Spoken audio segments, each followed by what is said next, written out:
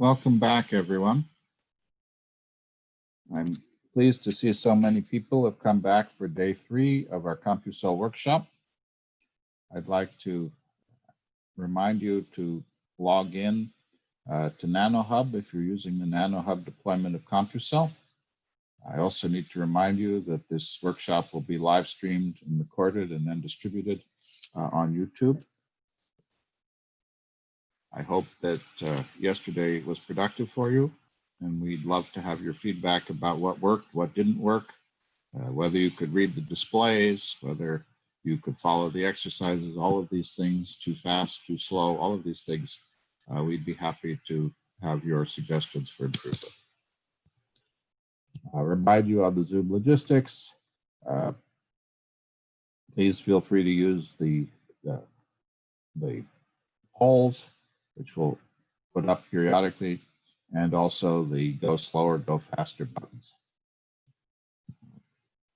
I'd like to ask people to let us know if you were able to find the recordings of the videos of the sessions, and also to let us know if you have trouble finding any of the exercise material or the slide decks.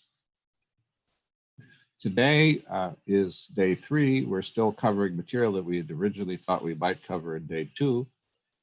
There's no set syllabus. This isn't a prerequisite for anything. And so you're certainly, we'd rather cover a smaller amount of material in more depth and make sure that people are able to follow. We're going to begin today by having Josh finish his example of how to create an epithelial cell layer, the idea of cell type transitions. And then we're going to move on to chemical fields, diffusion, modeling virus in the environment, and adding chemokines. And then we will begin to spatialize the immune cell model. And we'll talk about how motile cells work in CompuCell. At the moment, the cells you've been modeling are fixed in space. CompuCell is most useful when cells move. And when cells move, you have to control them in particular ways. We'll discuss how to do that. And we'll also discuss how to use CompuCell to emulate things like T cells that actively kill target cells.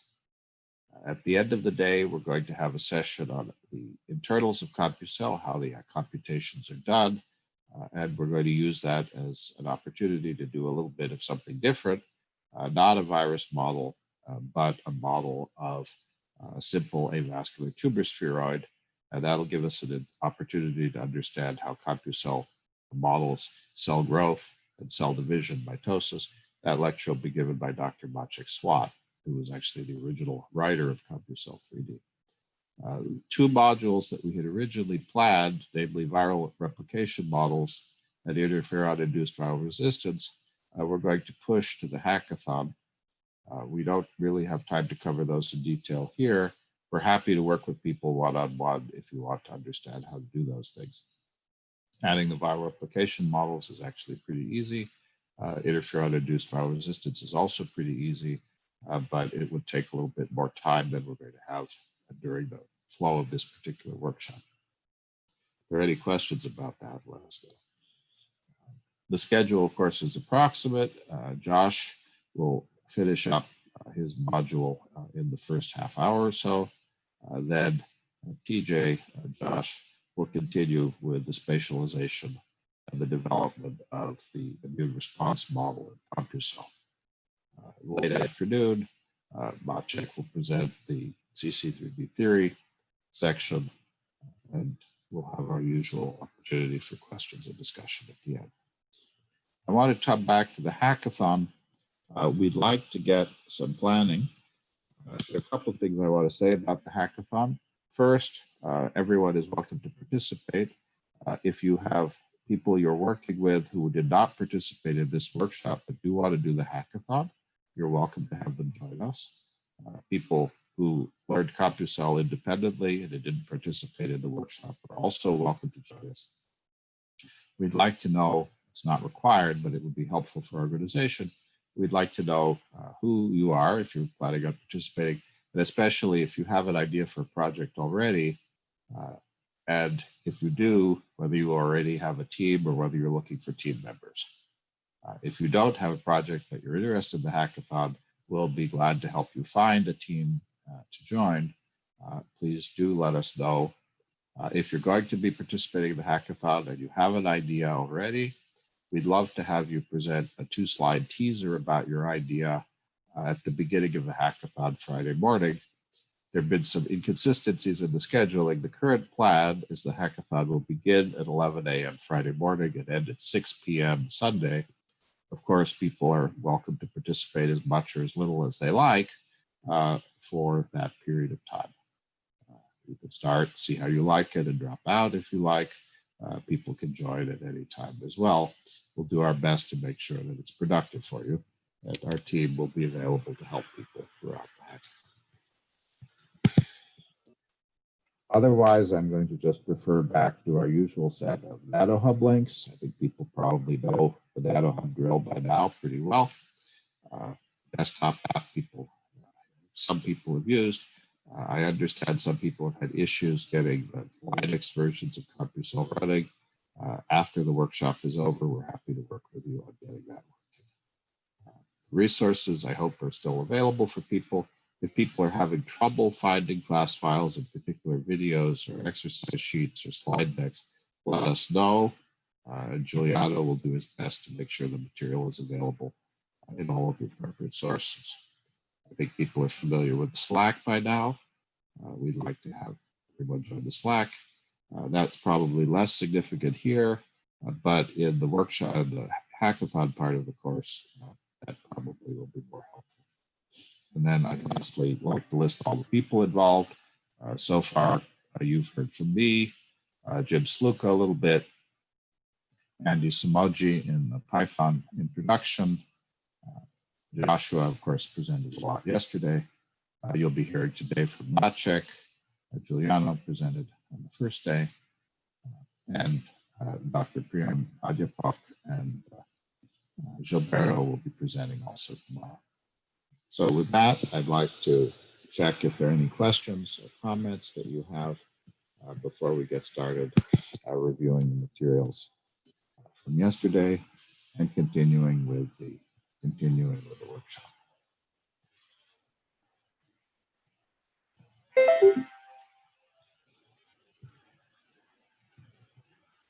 Okay, well then I will stop sharing and let us move on to the next section, which will be Joshua continuing the demonstrations of the cellularization of the immune model.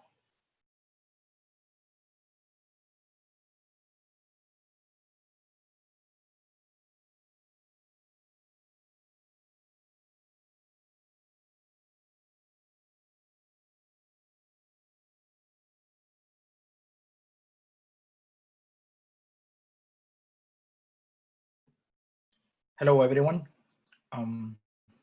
Thank you for joining back.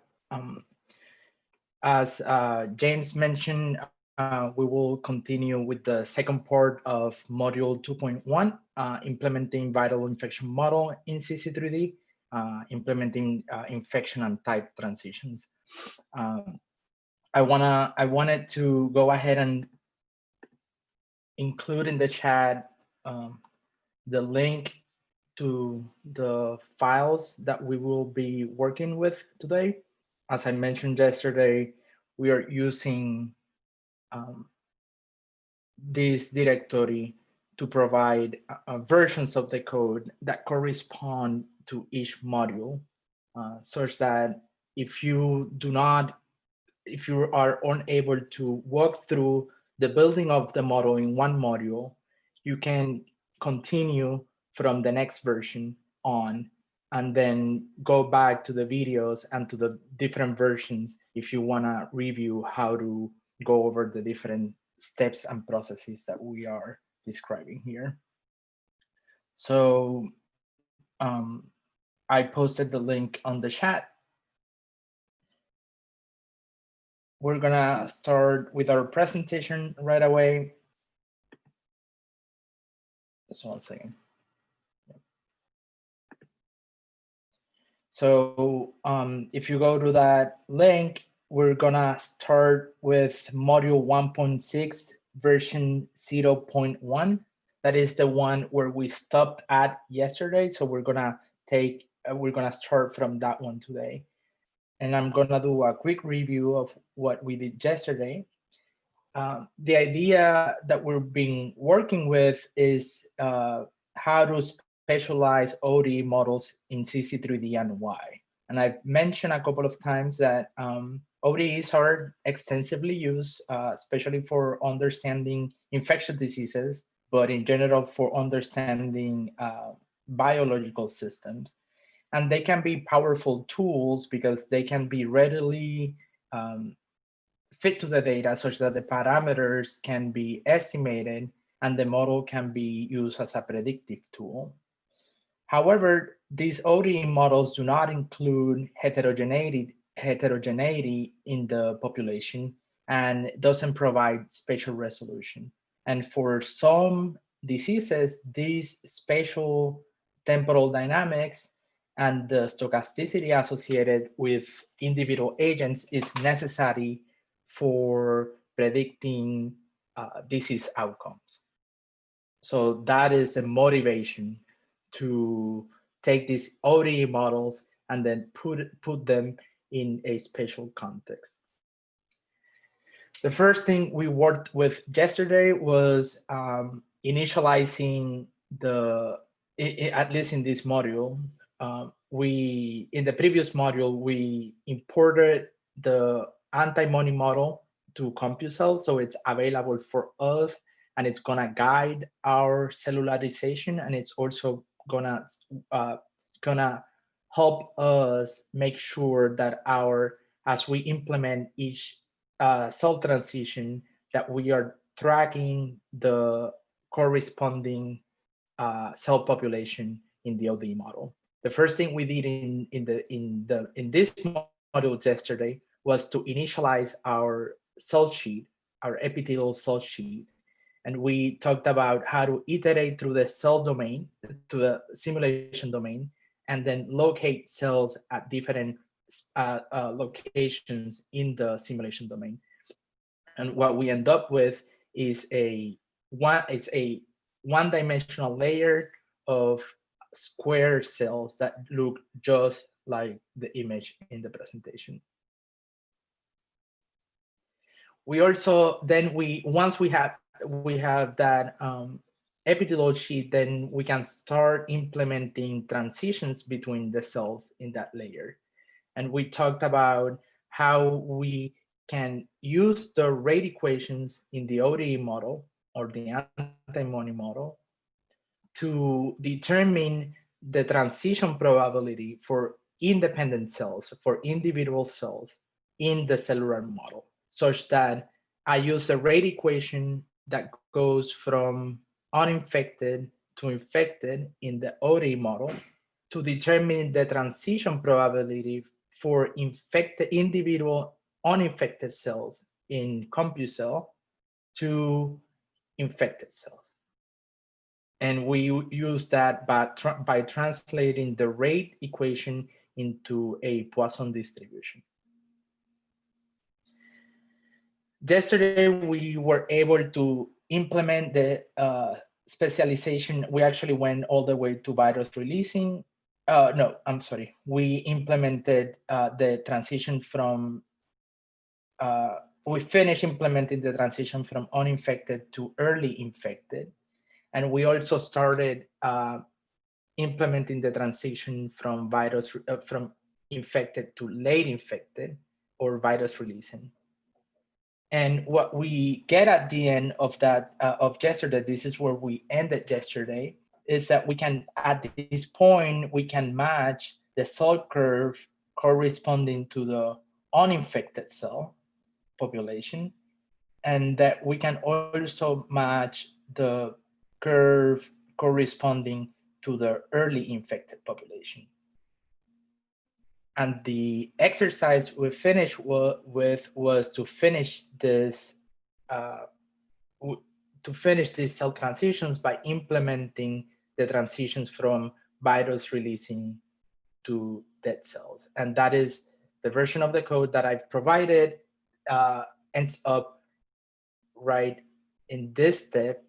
And now we're going to start working from that version to implement the next transition, which would be late infected to dead. This was the exercise, and we did it twice yesterday. I'm going to review what the idea of the workflow for implementing these type transitions is.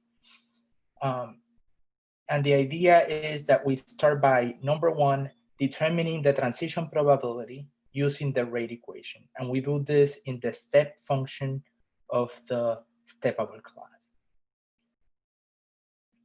In this particular case, the rate transition is given by D times the number of virus releasing cells or I2 cells.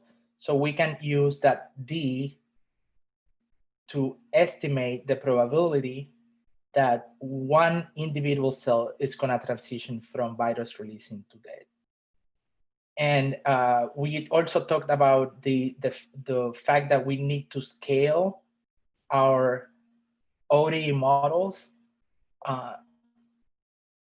with respect to the time scales and the spatial scales of our CC3D simulation. And I mentioned that we are not going to go into the details of when to use the scaling factors, but this is something that people that are interested in, and a couple of people did reach out to me yesterday. If people are interested in learning how to do this in a more systematic way, don't feel free to reach out. After determining this probability, then we have to iterate through our list or our group of virus releasing cells. And we do that by coupling the Python iterator with the list of virus releasing cell. And this is taken from the Compiso library. And once we are iterating through each of the individual virus releasing cells, then we roll a dice to determine whether the cell is gonna transition or not. And we did talk a little bit about what rolling this dice meant yesterday. If this condition is met, then we change the cell type of the cell. So the cell, that individual cell, it's gonna now become a dead cell. And then we reviewed the flow of the workflow for adding data cities to our existing plot windows, how to count the number of dead cells and virus releasing dead cells. And we do that by measuring the length of the list of virus releasing, because the list of virus releasing cells contain pointers to each of my virus releasing cells. So if I count the number of pointers that I have, then I know how many virus releasing cells I have in my simulation. And last, we add this, we add the data points to our existing window, such that we can compare now the ODEs to the cellular version.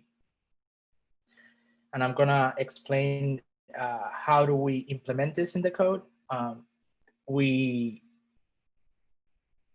basically, let's first launch, let's first open the version of the code that I sent you. So we launched NanoHub, we launched Compiso in NanoHub. Once we are in the Compiso tool, we open to edit by clicking File, Start to Edit. And just a reminder that we have to upload the files to NanoHub using the Jupyter tool. So that is the way we're going to have the files available to us.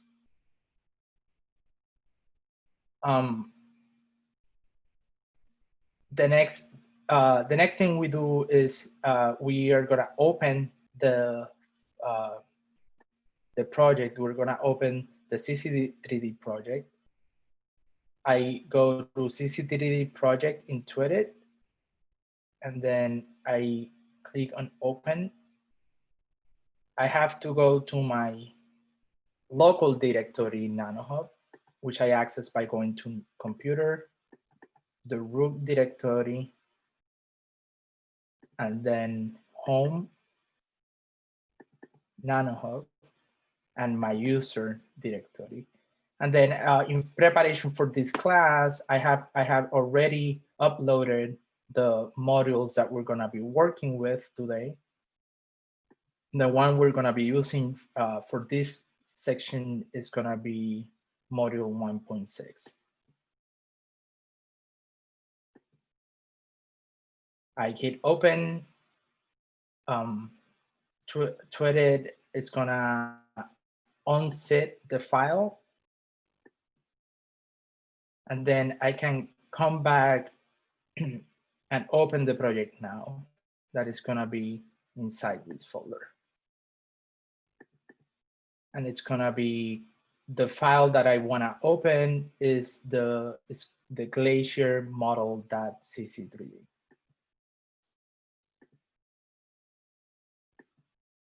And then yesterday we talked about the different, the file structure associated with CompuSol projects. We're gonna go, in this case, we're gonna go to the steppable file. And here is where we implemented all of the transitions. If I go to if I go back to CompuSol, I can launch this project by clicking File, Open Simulation File. Again, I have to go back to my home directory in NanoHub and locate the same Glazier model CC3D file inside the module _ 1.6 version 0.1. When I open that file, I can hit play, and this is gonna show the simulation where we stopped at yesterday.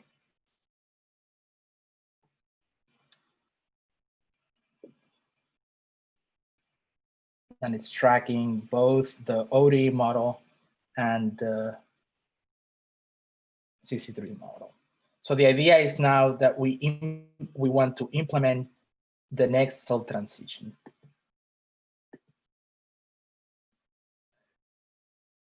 The first step, as I mentioned, is to determine the probability of infection.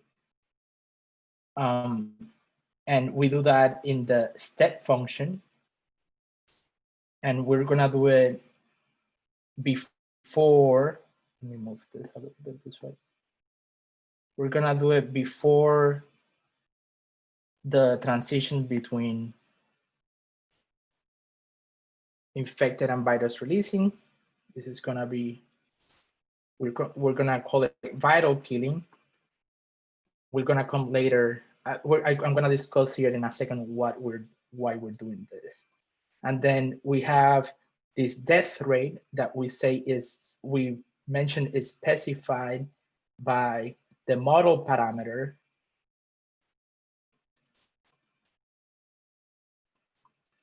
And we should remember from yesterday that this specific syntax allows me to access the dictionary associated with the anti-money model, such that I can access the values in that model. And the way I do it is by specifying the specific variable or parameter in that model that I am interested in. So scale by time. Again, we're not going to worry too much about when to scale the parameters. but it's definitely important. Then we can, once we have that rate, we can determine the transition probability, which is given by the Poisson distribution.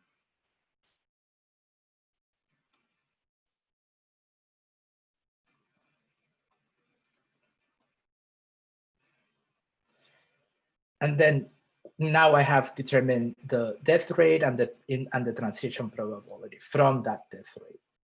Next thing I need to do is I need to iterate over my virus releasing cells, because those are the ones that are going to transition. And I do that by coupling the Python iterator for with my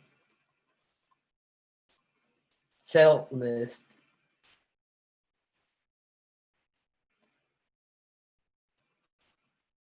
virus releasing.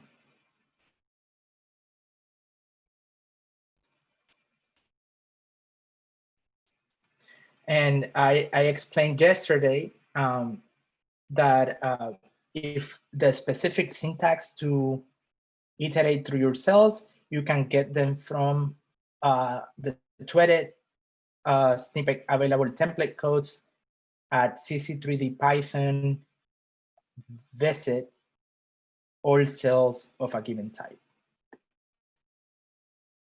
And it's going to provide a template that looks just like this, and we'll have to modify it such that we can iterate through the specific cell types that we're interested in. Once we're iterating through the virus releasing cells, now we can roll the dice and compare to the death probability.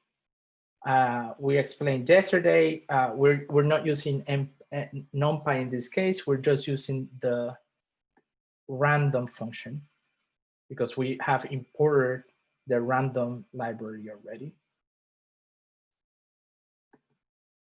And the way we compare numbers or condition, or the way we establish conditions in Python is by using the if operator, and then we compare the random number to the death probability, and the random number has to be smaller than the death probability for the transition to occur. If the transition occurs, then we can change the cell type of the cell, and we can access and manipulate attributes of cells by, we can get the templates to manipulate attributes of the cell by going to CC3D Python, cell attributes. And in this specific case, we are interested in cell type. And I did talk a little bit yesterday that this snippet code explains that we have both writing and reading access for these variables. So meaning that we can read off the value or we can change the value. And in this case, we want to change the value. So we change the type of the individual cell I am iterating over, which is denoted by this variable, to, and just a reminder as well that cell types in CompuCell are always specified in all caps. So that establishes the transition between my dead cells, between my virus releasing and my dead cells.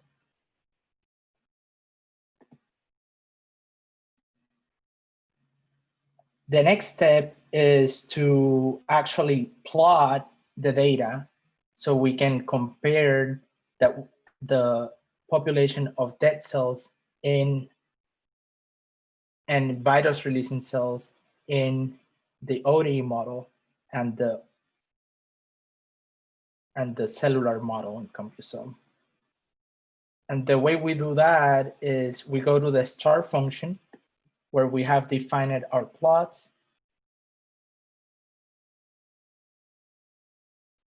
We have a specific window that contains the data, that displays the data of the cell population. And we already have a couple of data series associated with that plot. Specifically, we have the number of uninfected cells, and we have the number of, let's see if I can zoom out. Okay. And we have the number of infected cells. Now we want to add the number of virus releasing and the number of dead cells. And we can copy the snippets from yesterday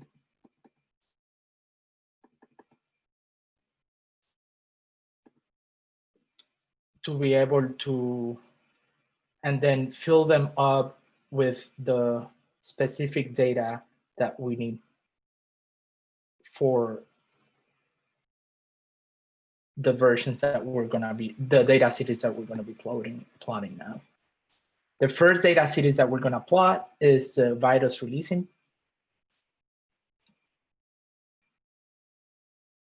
And just again, a quick reminder from yesterday, this part refers to the handle, to the plot window. It needs to be the same as the plot window I want to add that series to. The add plot function creates the data series that I want to add. Then I have to name the data series, and I have to choose a specific plotting style. It can be lines, it can be dots. There's other options as well. And we have to choose a specific color for it. In this case, we're going to plot them in green, and a size of the marker that I had already defined from yesterday. So now I have already added the virus releasing cells as a data series, but not yet any data points. I can add the next data series, which in this case is going to be the dead cells. And again, the styles is going to be dots. For convention, we're using lines for the ODE model and dots for the cellular model. So we're able to, that way we can distinguish which data corresponds to which model. Then we can modify the color. In this case, we're going to plot them as yellow. Then, and this is all we did yesterday for infected, uninfected, and infected. Now we're doing it for virus releasing and dead. So now I can come down and count. To add the data points, I need to count how many cells of each type I have at a particular simulation step. So I have to go to the step function, and then I can add the number of, I can count the number of virus releasing cells and the number of, I'll do it with down here with the same, with the group of what I'm counting the other group of cells. So I talked yesterday, as I mentioned before, the way I can count how many cells of each type I have in CompuCell is just by measuring the length of the particular cell list that contains those cells. So in this case, I'm interested in counting the virus releasing. So I'm going to be counting the virus releasing. I changed the name of the variable I'm storing that quantity in.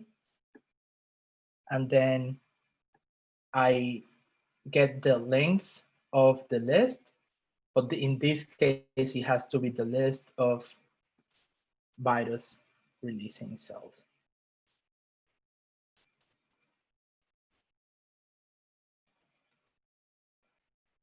Okay. And I will do the same for the number of dead cells.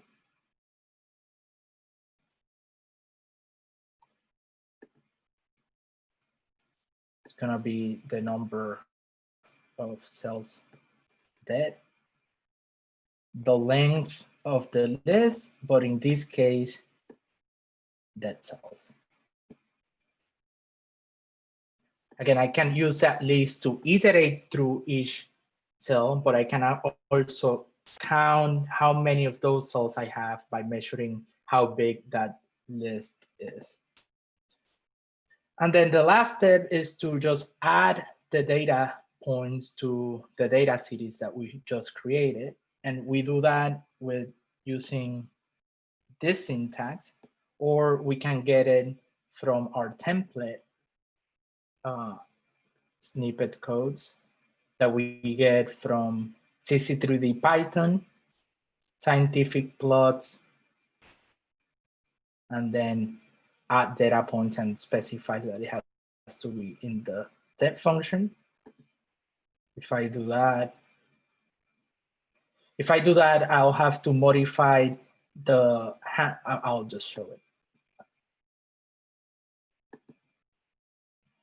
It provides a template for adding data points that we have to modify so we make it specific to our simulation. The first thing I need to modify is the handle, so I can add in the specific window that I want to add.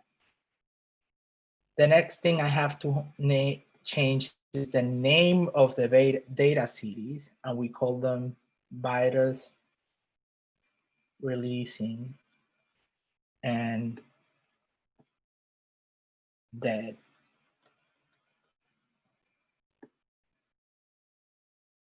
We mentioned yesterday that we are not interested in plotting in terms of the simulation step, but actually in terms of the model steps. And we have a conversion factor that allows us to translate from one to the other one, which is our conversion factors days to MCS.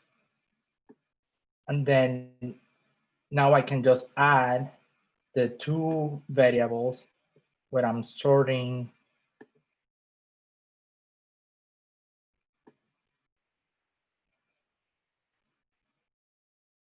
the number of dead cells and the virus releasing. Gonna be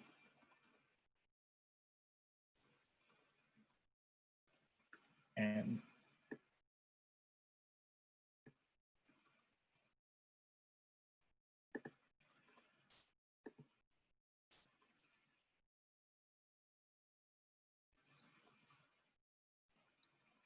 okay.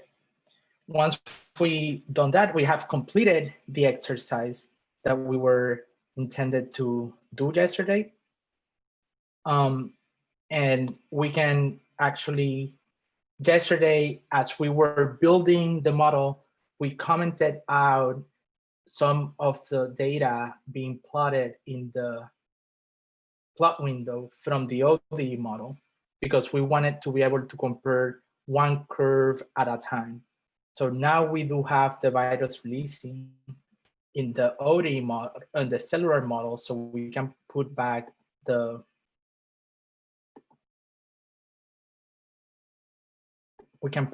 virus releasing and the dead. And the way I uncomment is I go to edit and I click block uncomment. So in principle, I should not now have the plots for the ODEs and the cellular version. Okay, so someone is asking for an explanation again. Oh, hold on, I just need to scroll to it. Right, an explanation of the line corresponding to the probability of cell death. This one, it's 144.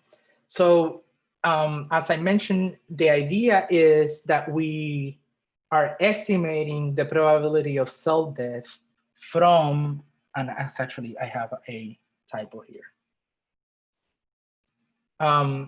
The probability of cell death from the rate in the ODE equations.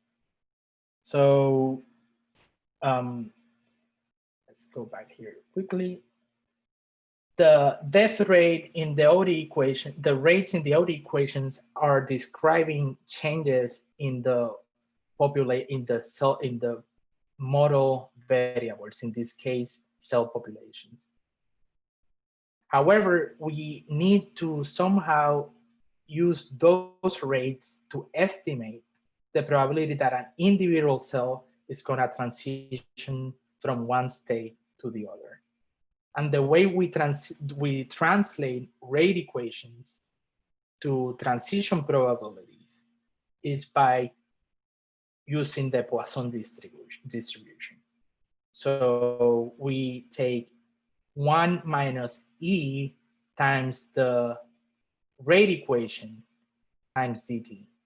So that's why what we're doing in line 144 is that we're estimating the death rate, the rate associated with cells dying in the ODE model, and we're turning that into a probability that we can apply to individual cells in our model. Okay, so the idea now, once we finish all of this, we can come back to our simulation, and if we don't have any syntax errors, which are totally common, and I always have. 1 second. We can read off the syntax errors from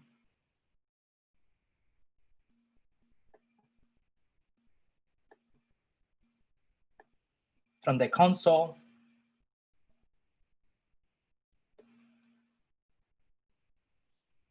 It's telling me, right, that I didn't save when I correct the typo the last typo that I had.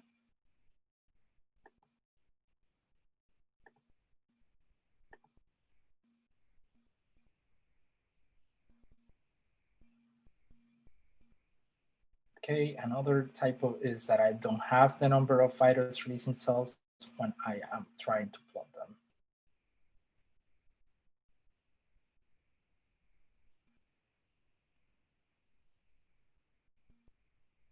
I'm not gonna get stuck in solving small syntax errors, because we have a final version of this code that works, and we can just go ahead and run it.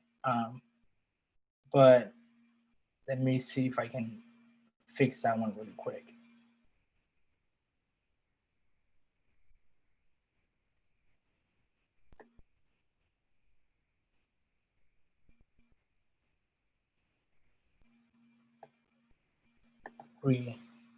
Yep, it was a typo.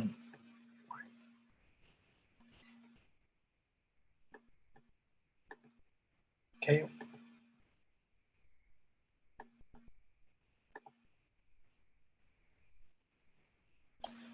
Good. So now we have all of our cell types implemented in CompuCell. All of the epithelial cell transitions implemented in CompuCell.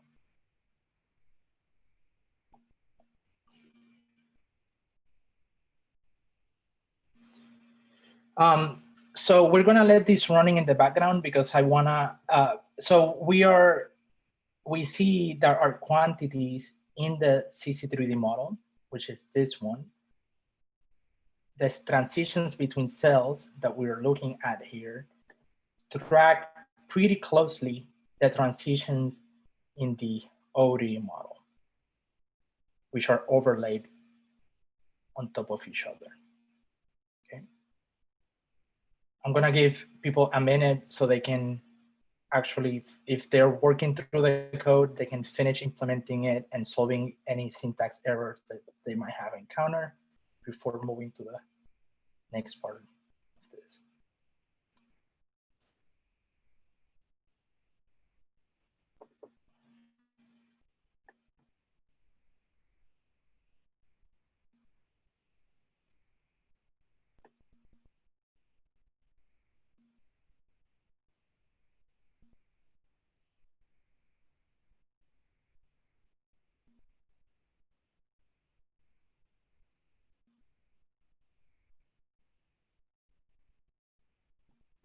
Let's see if there's any questions in the meantime.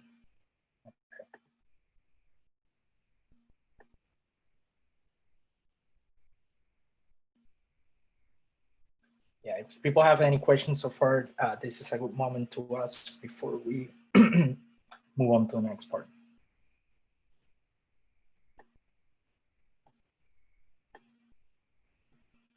Okay, so while that runs in the background, what's going to happen next is if we let the simulation run for some time, this particular simulation, at some point, the OD and the cellular model will not track anymore. I want to see if anyone has a guess of why is that happening? Why it stops tracking pretty much after day 4? If you have a guess, feel free to send it over on the chat.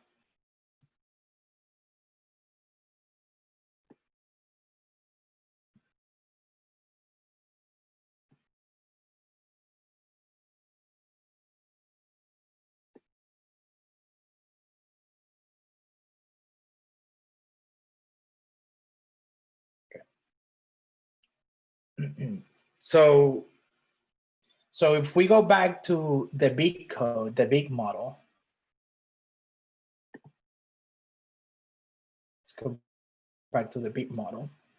In the big model, we have cells transitioning from uninfected to early infected, from infected to late infected, or what we're calling virus releasing, and then from infected to dead. But there, in the original model, there's actually 2 mechanisms by which cells transition from virus releasing to dead. One is just because of determined by the rate parameter D, which is associated, as James was describing in his module, is a representation of the activity of the innate immune response, either cells dying because they have too much virus inside or some immune response associated killing, innate immune response associated killing. But we haven't incorporated yet any adaptive immune response. And the difference that we're seeing in our model at the moment arises from the fact that we haven't yet included the killing by adaptive effector T cells. And what we see is that we in the cellular model, which is the dots here, we get less cell death than in the OD model. Okay. So what I'm not gonna actually I'm gonna explain how we can quantify the death mechanism, how much death you're getting by each mechanism. We're not gonna code it because it's just basically a little bit repetitive of what we've done so far, just counting and adding plot windows and data cities and data points. But the next version of the code, the version 2.1, it's gonna have that already implemented. What I'm gonna walk you through, guys. So then after class, if you feel like practicing implementing more code, you can come back to this slides and then try implementing what we will be walking through here. So again, as I mentioned, the difference that we are observing between our ODE model and the cell model arises from the fact that we haven't integrated the adaptive immune response yet. And TJ is gonna explain us how to do that later today. One way we can quantify what each mechanism, how the amount of that each mechanism is contributing in the model is to actually quantify, distinguish the cell, basically distinguishing how cells that are dying because of innate immune response and cells that are dying because of adaptive immune response. And we have already included in the OD code in the anti-money model, a additional piece of code that allows you to distinguish between those two, between cells that have died because of innate immune response and cells that have died because of adaptive immune response. And the idea is that we can also quantify that in our CC3D model. And the workflow is the same. We create a new plot window. In this case, it's going to be the death data plot window. CC3, the way we access this piece of code is CC3D Python, scientific plots, and the start function, we have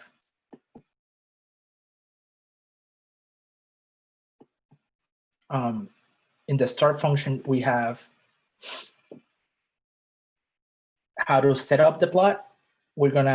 And then we specify that it's gonna be that data that we're gonna be adding 2 data series, how much cell death we're getting because of the innate immune response, which we're calling here vital ODE, and because of the adaptive immune response that we're calling contact ODE. Then we count from the ODE model how much cell death we're getting by each mechanism. We have conveniently included variables in the anti-money model that distinguish those two.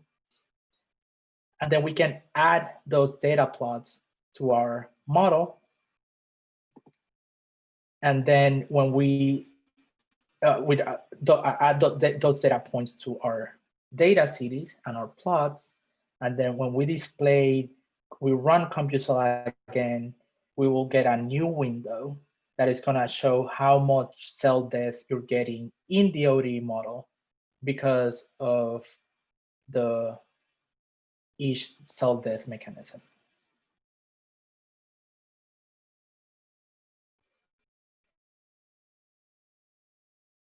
To do that in CompuCell, we created a new dictionary that we're going to use to store how cells are dying in CompuCell.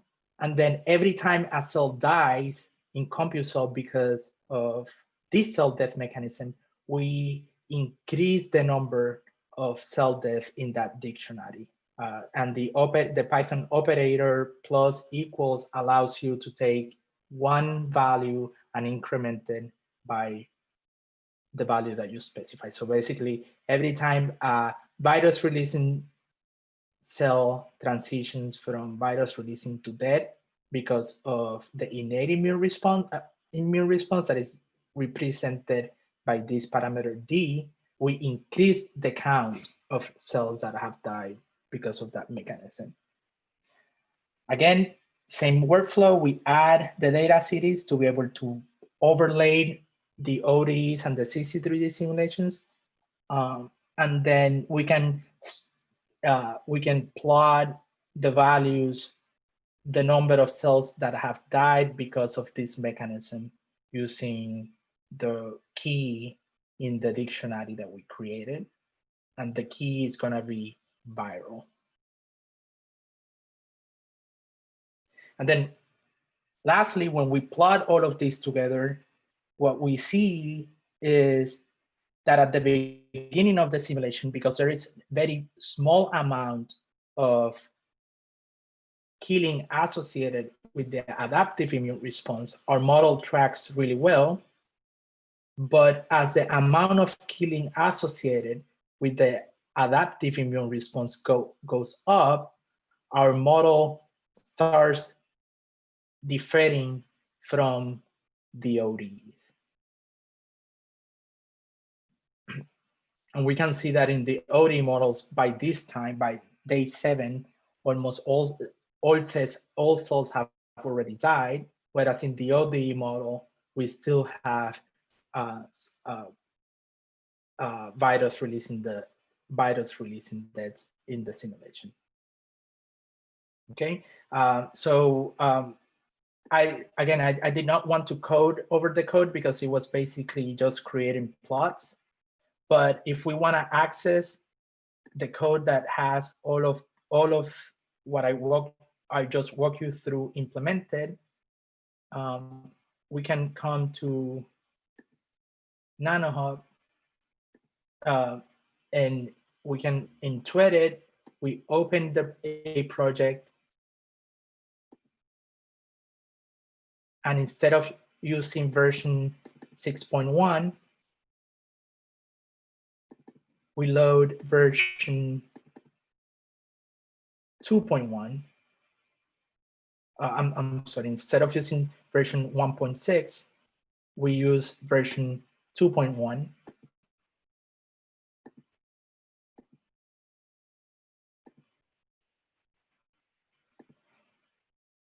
And version 2.1 should have the code that I just walked through implemented.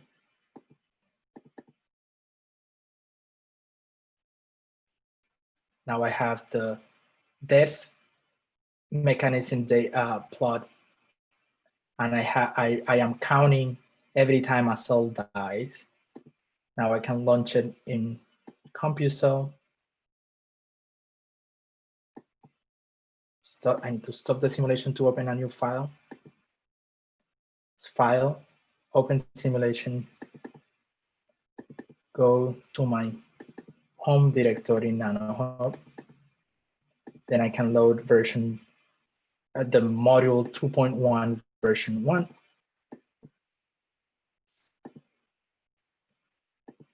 And when I execute that code, now I get all of the windows that I just explained in the simulation.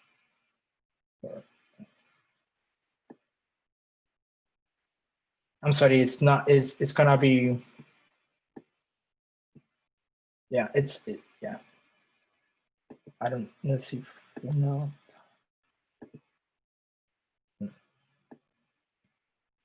Yeah, it's there, it's just hard to display it. Maybe it's displaying better in your computers, but the window should be available for you now. Okay, and if there's any questions related to this particular part, I was just walking through it quickly, again, because it was just a matter of implementing, of putting on, creating new plot windows, but it's a good exercise if you guys wanna work on how to, or refresh yourself how to implement plot windows and data cities.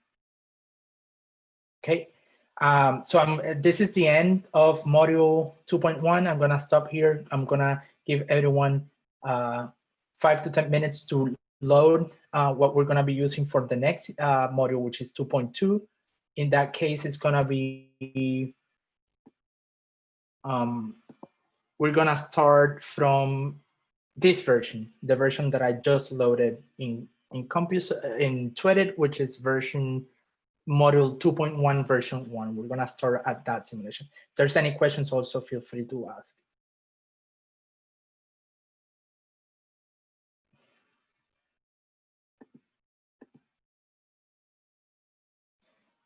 The zip version 2.1 is in the same folder.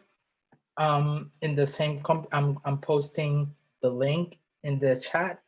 You can go there, and it's gonna be module 2.1 version 1. gonna stop sharing for a second, and I'm gonna take 5 minutes to load everything for the next module. And if there's any questions in the meantime, please feel free to reach out in the group chat.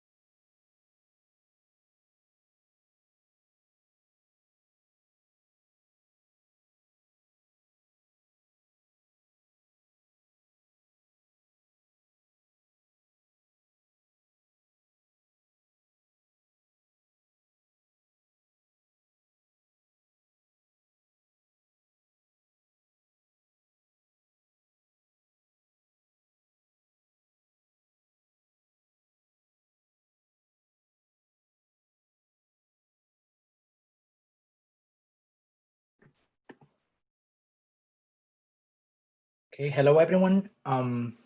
We are about to start the next section. Is in this case is module 2.2, implementing viral infection model in CC3D, creating virus field diffusion and diffusion solvers.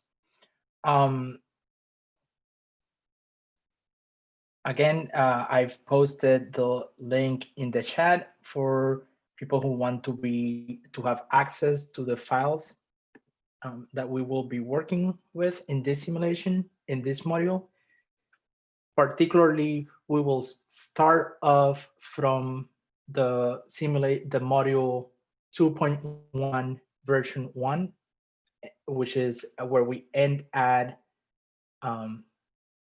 in the previous module, and we're gonna build off from that one to include virus field and putting our diffusion solvers into the simulation. So again, Giuliano is uploading zip versions of the folders. They should be up here in a second. So what I'll do is I'll just give a couple of minutes so people can get them and upload them. The first part of this section is gonna be rather explanatory in the sense that I'm gonna talk a little bit about what diffusion is. So in that time, while people listen in the background, please make sure that you can download the versions and upload them into NanoHub.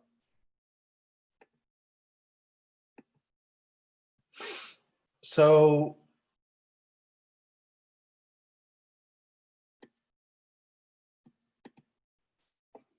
in the previous modules,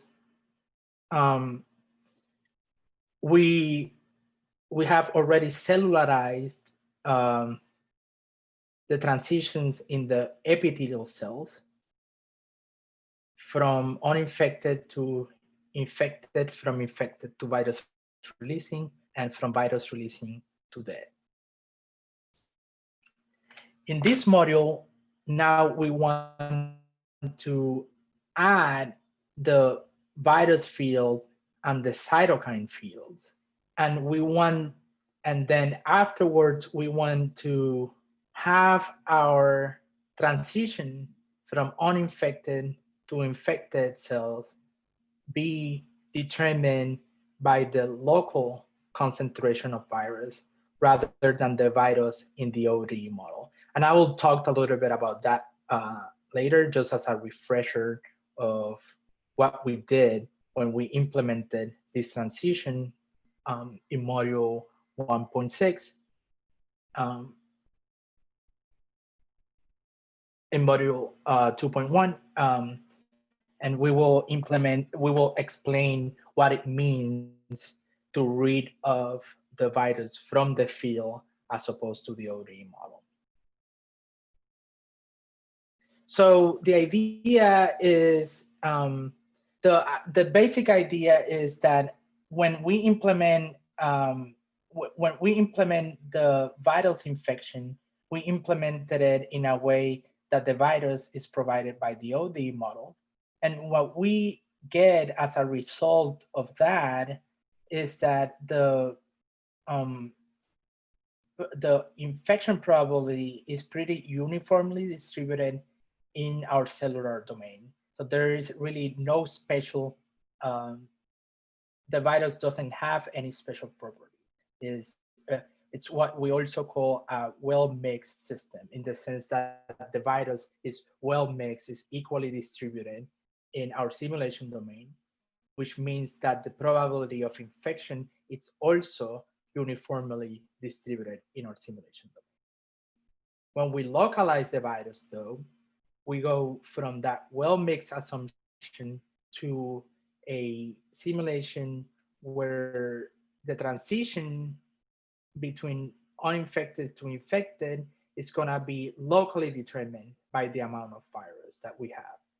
And what we get as a result of that is this plaque-like infections that actually infection spots that actually resemble what is observed in experiments when cells are infected in, let's say, a petri dish. So this is important because this transition is going to allow us to actually represent what happens in the experiments when cells are infected.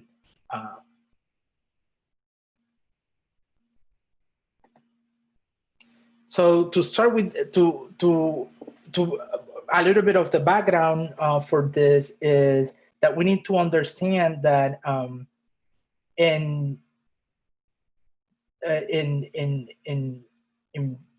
physical system, things move because of various different reasons. They can move because of advection. They can move, meaning that the things that have to move along. They can move because active transport.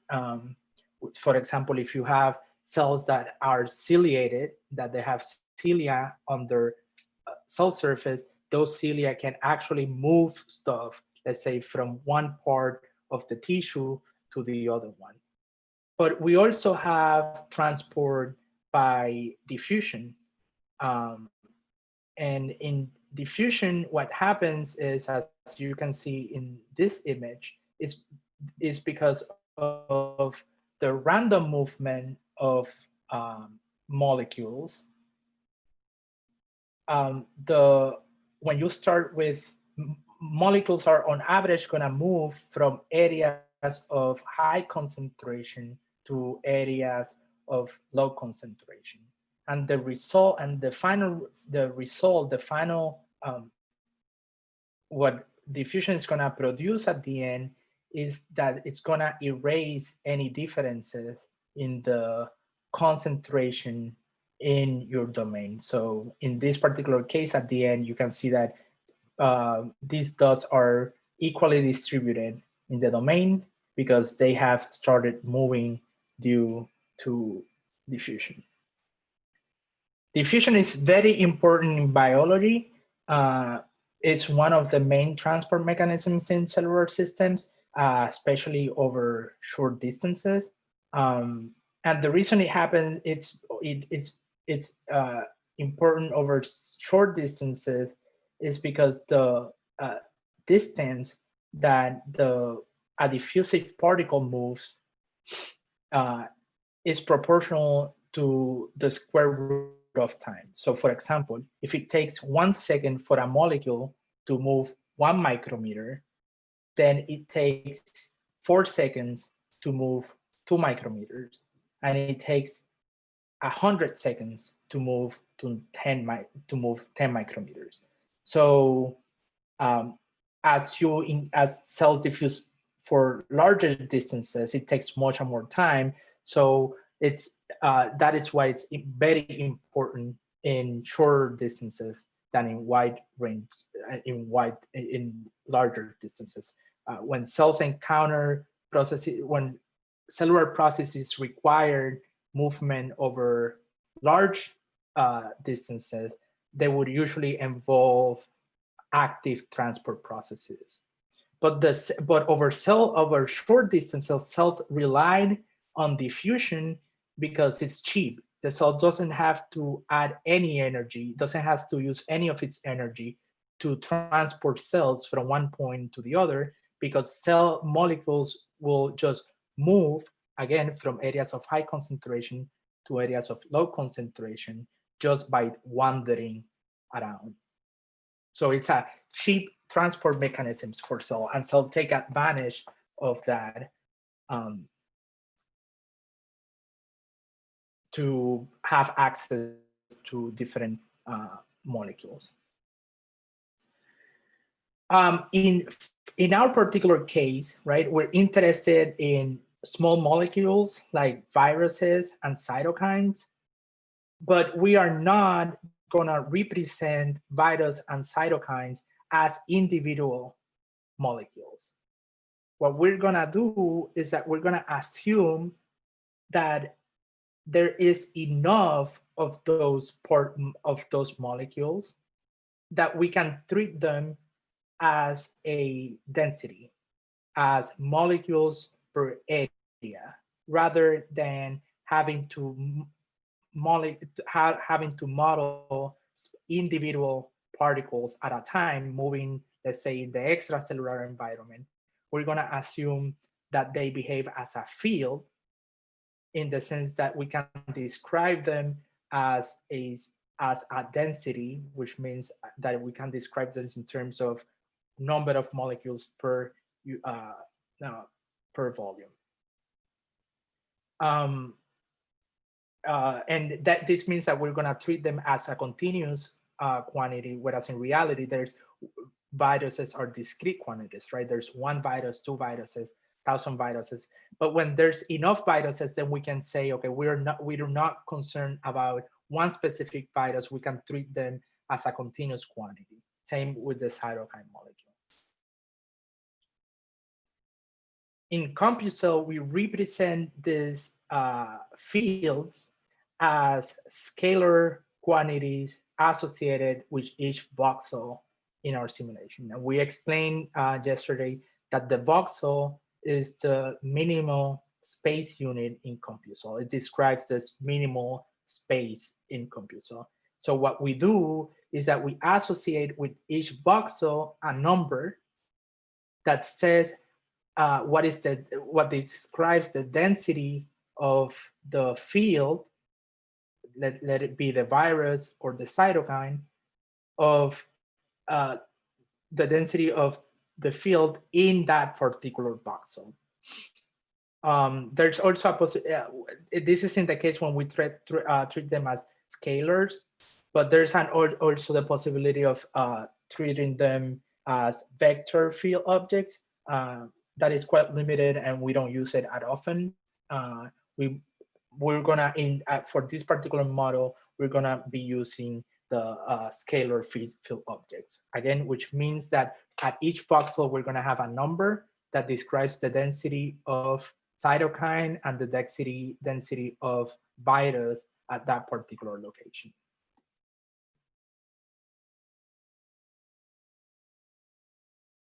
A good question. So whether does this account? The question is whether this accounts for varying vital load.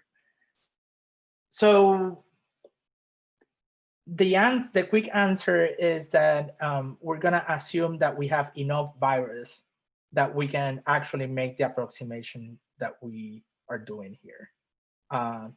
If there is very, very small amount of viruses, then we might not need to take a different approach in terms of how we represent viruses. But we're going to assume that there is enough of them that we can treat them as a continuous quantity. Good question.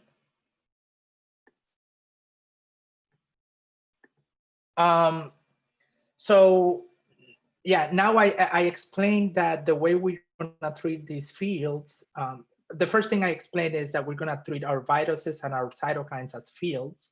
And I explained that the way we do that in CompuCell is that we associate with each voxel a number that describes the density at that particular voxel of the chemical field that I'm talking about.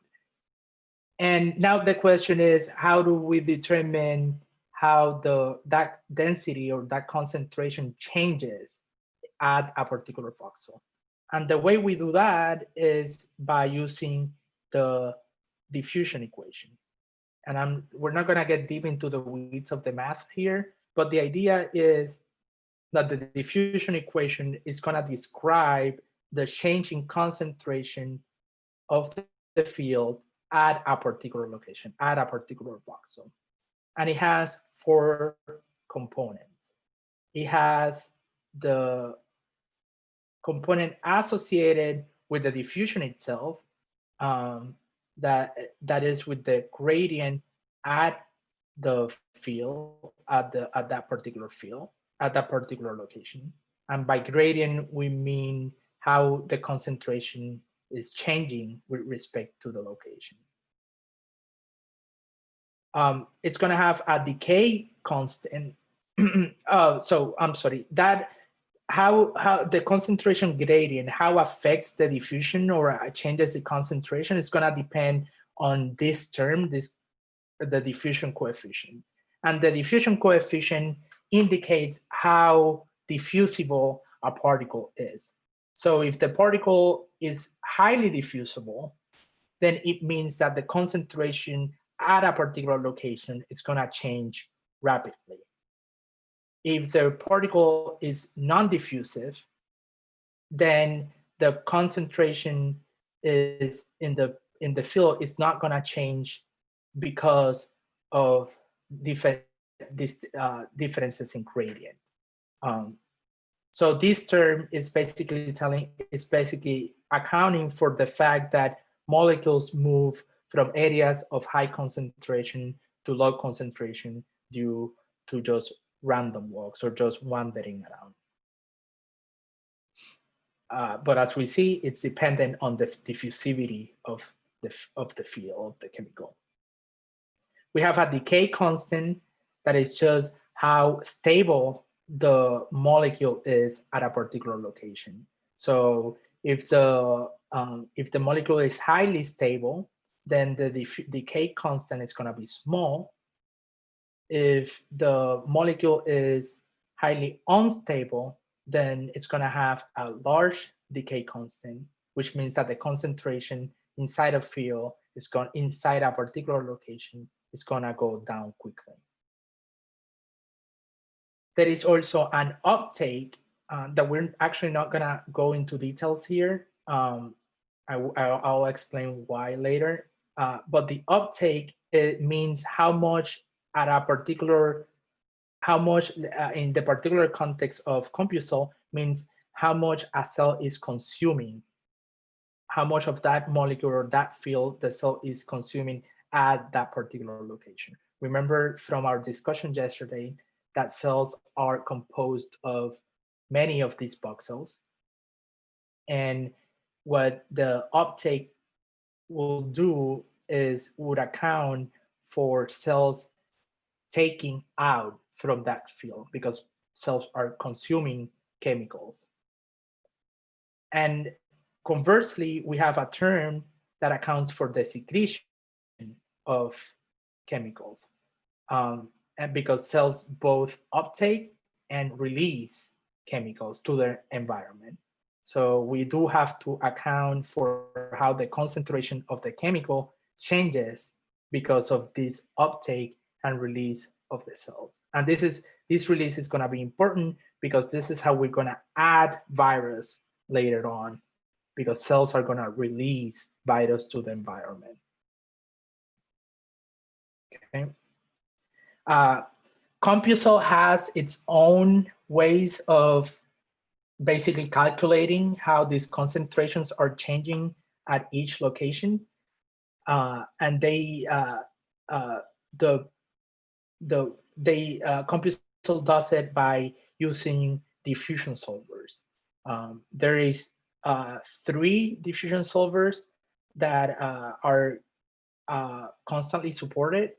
There's more of them available, but the ones that are mostly supported are the steady state diffusion solver, and these are used only in cases where that diffusion coefficient that I explained later is very high. That in cases where the diffusive molecule is, or the molecule is very highly diffusive. The reason we use that particular one is because otherwise computations of that diffusion equation can become very expensive computationally. Diffusion solver FE, which is the one that we mostly use, is used for transient diffusion, and it supports it supports specifying diffusion, and we'll see it later, specifying diffusion coefficients at different locations of the different diffusion coefficients at different locations of the simulation domain. And same for coefficients, decay constants. And the last one is the reaction diffusion solver FE. That one, it's just like the diffusion solver, but it adds reaction terms such that we can couple one field with another. So for example, let's suppose that we choose to include antibodies in our model. We would include these antibodies as another field. So we would have our virus field, our cytokine field, and our antibody field. And we know that in biology, in the biological system, antibodies bind to viruses, and that's how they disable them. So we can actually have a reaction happening in CompuSolve between the antibody field, and again, this is not, we're not going to walk through this, but it's just an example, and the virus field. And this is something that we could, if people are interested, we could also develop, talk a little bit more during the workshop, during the hackathon. This is a question that is more for other people in the lab than for me. I would pass it along. There is a question as to whether the ECM would be appropriate to represent as a field. I'm not going to go into details, but other people in the lab might be able to answer it in the chat question, in the chat section. So that was a quick and dirty explanation, quick and dirty walkthrough of diffusion in CompuSolve. Again, the main idea is that we're going to represent our virus and our cytokines as chemical fields, and then we're gonna decide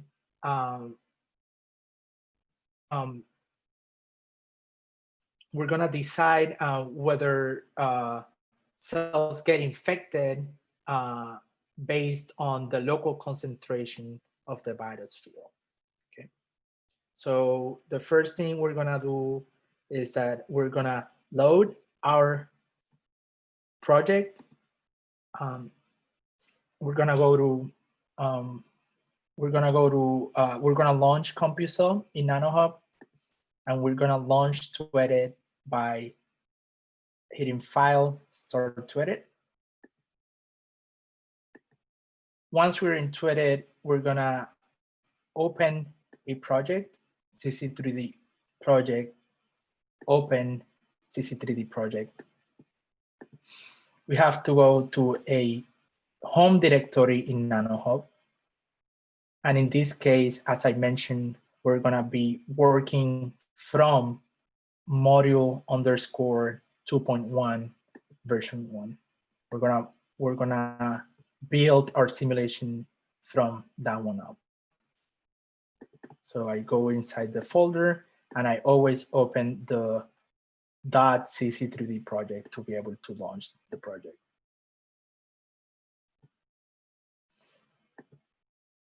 And again, that will load our project into CC3D. We can open all of our documents by double-clicking on the .cc3d file in the CC3D simulation tab here on the left. And this is basically the simulation that we ran at the end of the previous module. It has all of these plots, and we explained that we are tracking the number of uninfected cells, the number of early infected, or the number of virus releasing, and the number of dead cells. And we explained that at the moment there is a difference arising from the fact that we are not accounting for the innate immune response, which is fine. We will add that later on, but we know we can explain where the difference is coming from. So we're gonna walk through adding more complexity to the model, and then we'll come back to this later on. Okay, so the first idea is that chemical field specifications are done in CompuSolve, are done in the XML file. we can access this XML file here.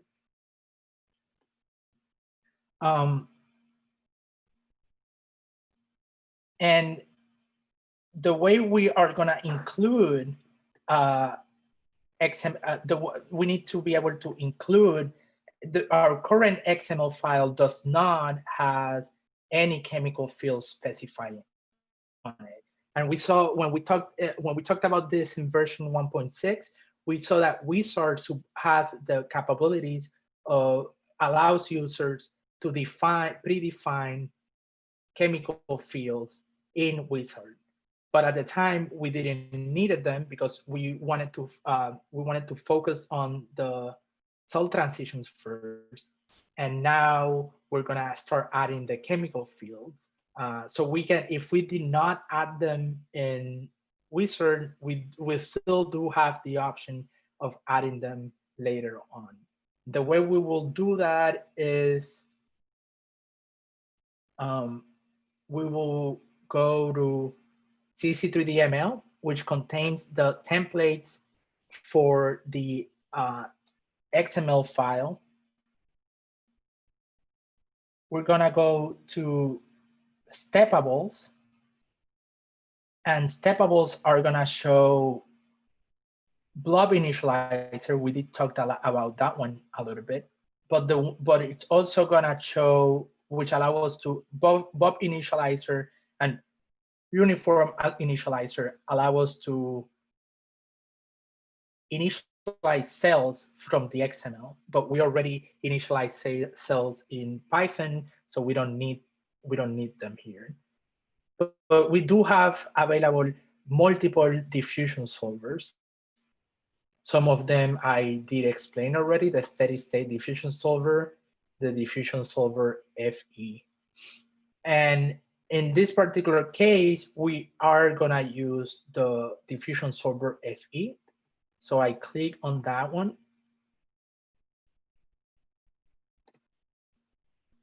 And the default code that gets imported into XML is actually quite elaborate. It has a lot of options for users. Some of them we will not need. I will walk you through how to do model specifications, chemical field specifications here. But it's important to know that it gives you the default code gives you the option of initializing two fields. What is called field name 2, field name 1 here, and field name 2. What we're gonna do is that we're gonna start working with the first chemical field, which is gonna be the virus. And then as an exercise, you guys will follow the same workflow that I'm gonna be explaining now to implement the cytokine on your own, okay? So that's important. If you guys can follow through what I'm gonna be doing here, that's gonna come handy later when you implement the cytokine by yourself.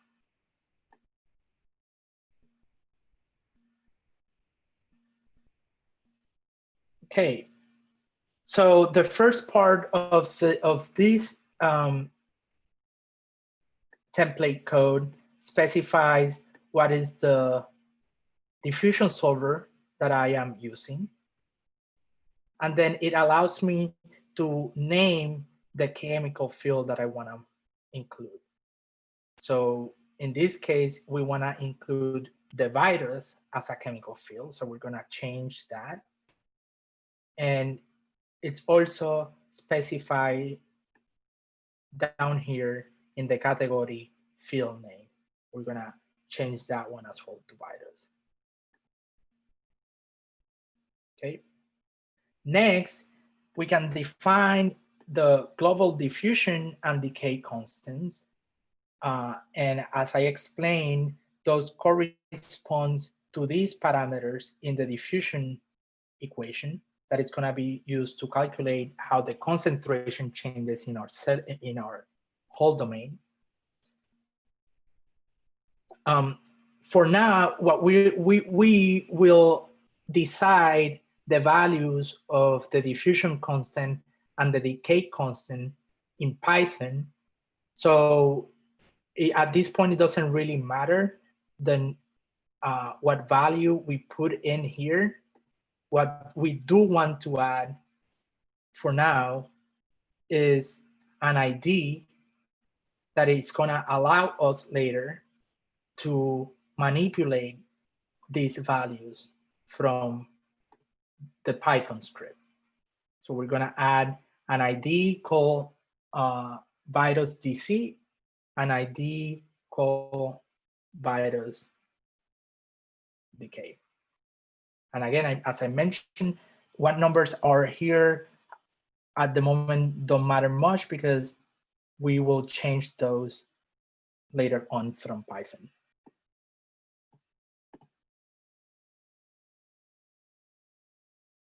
Besides this global diffusion constant and global decay constant, the diffusion solver also, as I explained later, it gives us the options of defining different diffusion coefficient and decay constant by cell type. And what does this mean?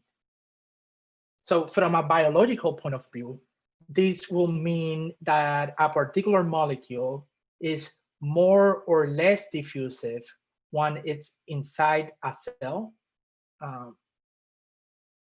So let's say the cell is much more crowded, the molecule will be less diffusible.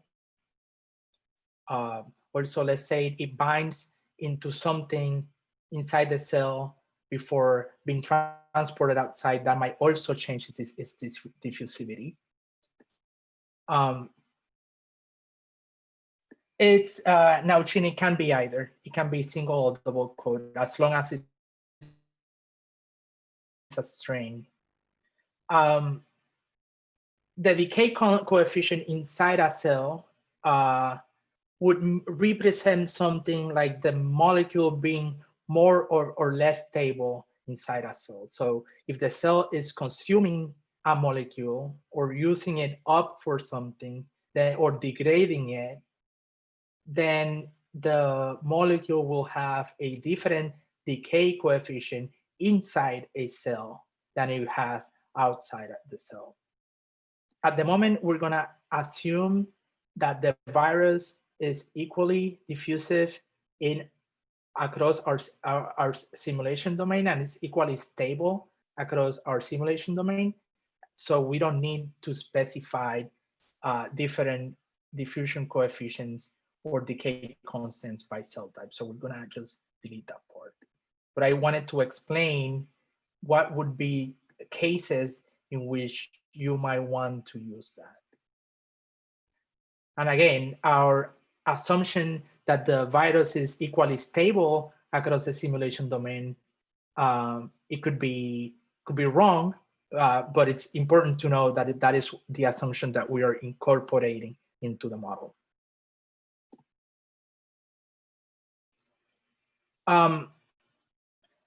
The XML, the XML specification also of the chemical field also allow us to predefine an initial concentration of the field. Let's say that at the beginning of our simulation, we want to have some field in some amount of the field of the chemical in our simulation domain.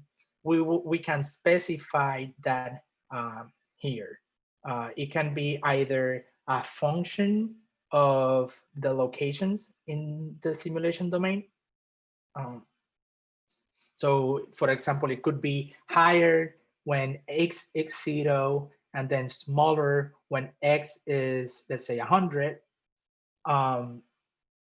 Or we could also import a file that specifies for each location in our simulation domain what is the concentration of the field at that location. And in that case, the file will look like something like this, where we specified how much of the virus or the chemical field in general, but in this case, the virus is at each particular location of our simulation domain.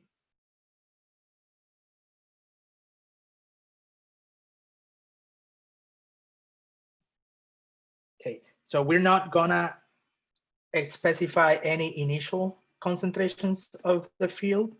So we can also delete this part. It's actually commented out. I'm just gonna leave it because it's already commented out.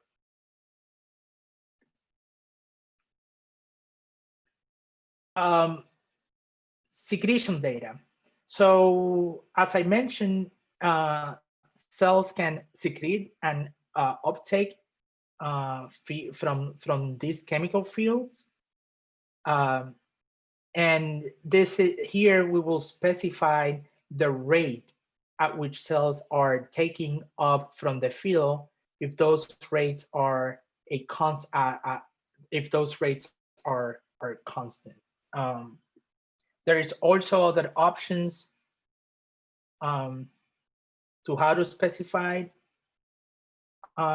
secretion. In this case, secretion can be uniform, or secretion can also be on contact, which means that cells will secrete or uptake only when they are in contact with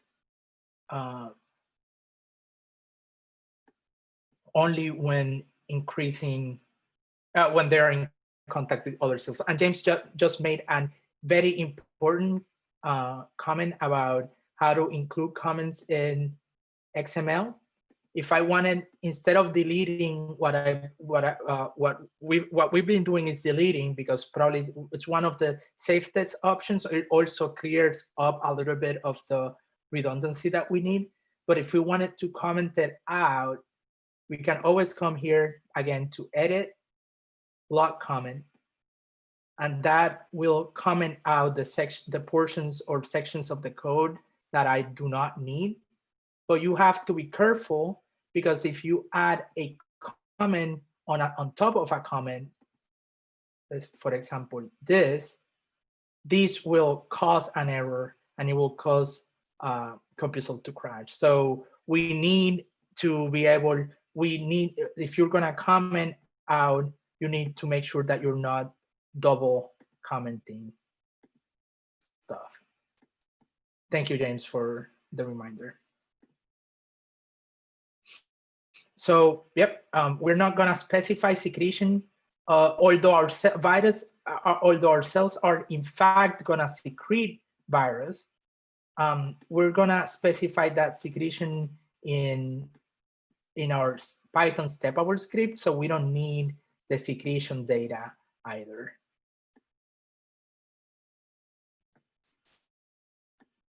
Just gonna delete it. Just so I'm just you can comment out, but I'm deleting just to make the code more compact. Next, we need to specify boundary conditions. And by boundary conditions, we means what happens to the chemical field at the edge of the simulation. And there is at least 3 boundary conditions that we can specify. We can specify constant value, like this one. And in that case, what we mean is that at the edge of the simulation, the value of the field is gonna be always the same. So in this case, we have to, and also we have to specify boundary conditions in every one of our dimensions, right? So what happens when the field reaches the edge of the X dimension? What happens to the field at the edge of the Y dimension? What happens in the Z dimension? So, and then we have the same, we can vary or combine these options depending on what we want to represent. Let's say we have a source that we want to represent at the edge of our domain, let's say because we want to represent a blood vessel that is going parallel to our simulation. We could represent that as a constant value or as a constant derivative, in which case it's either it's always the same value at the edge, or the edge is actually producing or secreting into my simulation. In that case, I would use the constant derivative. Depending on the specific biology, you can choose one over the other. For a particular simulation, or you can have periodic boundary conditions. In the periodic boundary conditions, we are making the assumption that our simulation represents just a portion of a bigger space, but that every other space in that bigger space is just a reflection of what's happening in my simulation domain. So if one molecule, let's say it's going out in, let's say, this direction, then the same molecule or another molecule of the same type will come into my domain on this direction. So it's reflected. So if this molecule goes up this way in this dimension, then this one will also come up. So basically what goes out in one end comes in at the opposite end of my simulation. What we're gonna do for our simulation is that we wanna, because we are assuming that we're representing a patch of tissue, right? Our patch of tissue is, we can assume that is periodic in the X and Y dimensions, which would represent that we're just looking at a small fraction of a bigger epithelial sheet.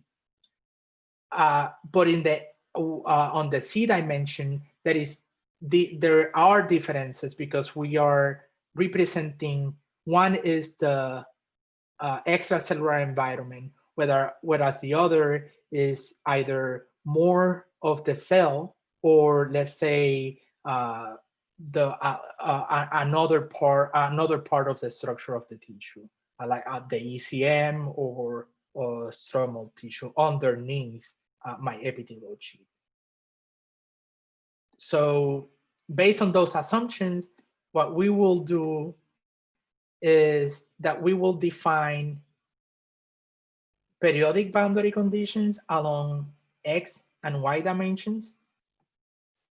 So we have to delete the options included with the template code and uncomment the periodic boundary. In both the X and Y dimensions.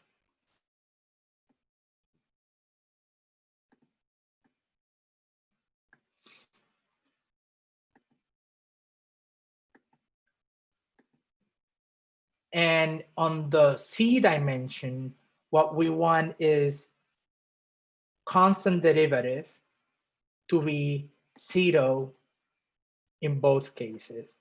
What that means is it's also known as no flux because nothing crosses the boundary. So basically everything that goes against the boundary bounces off and comes back to the simulation. So we don't want any flux going up and down the simulation. So we're gonna set it to a constant derivative of 0. So basically in the C dimension, everything is enclosed, but in the X and Y dimension, whatever goes out comes out the other way. And that finishes our field specification in XML. Just a quick recap. We have the name of the field, which is the virus field. We have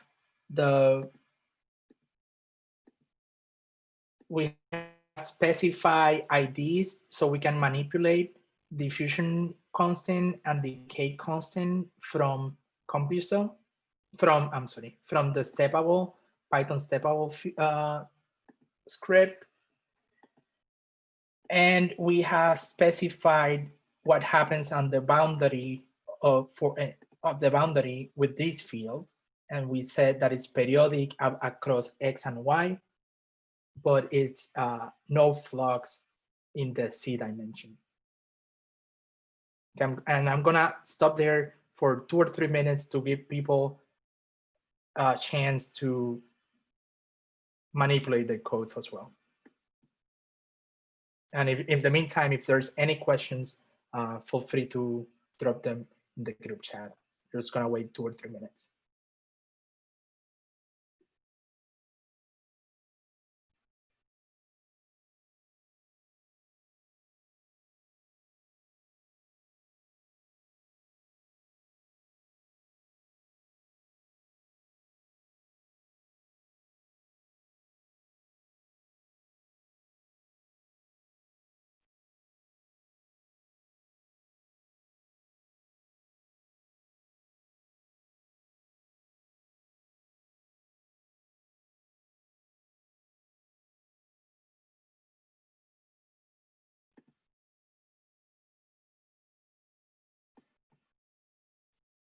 So in the C dimension, the code already has, the template code already had the constant derivative as an option.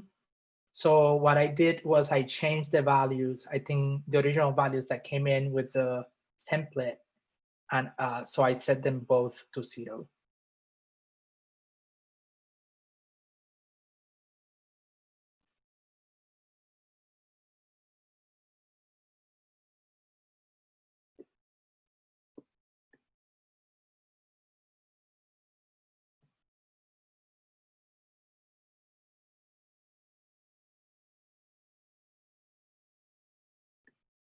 Okay, so seems like most people have been able to work on the exercise or follow through. So now that we have specified the field, actually, if we come back to CompuCell and save, we saved, and we come back to CompuCell and relaunch the same simulation that we're working on, file, open simulation, and a hub directory. We've added the field, but we haven't done anything with it. There's nothing happening with it, but we can see in our graphic window, if we choose the pull down menu,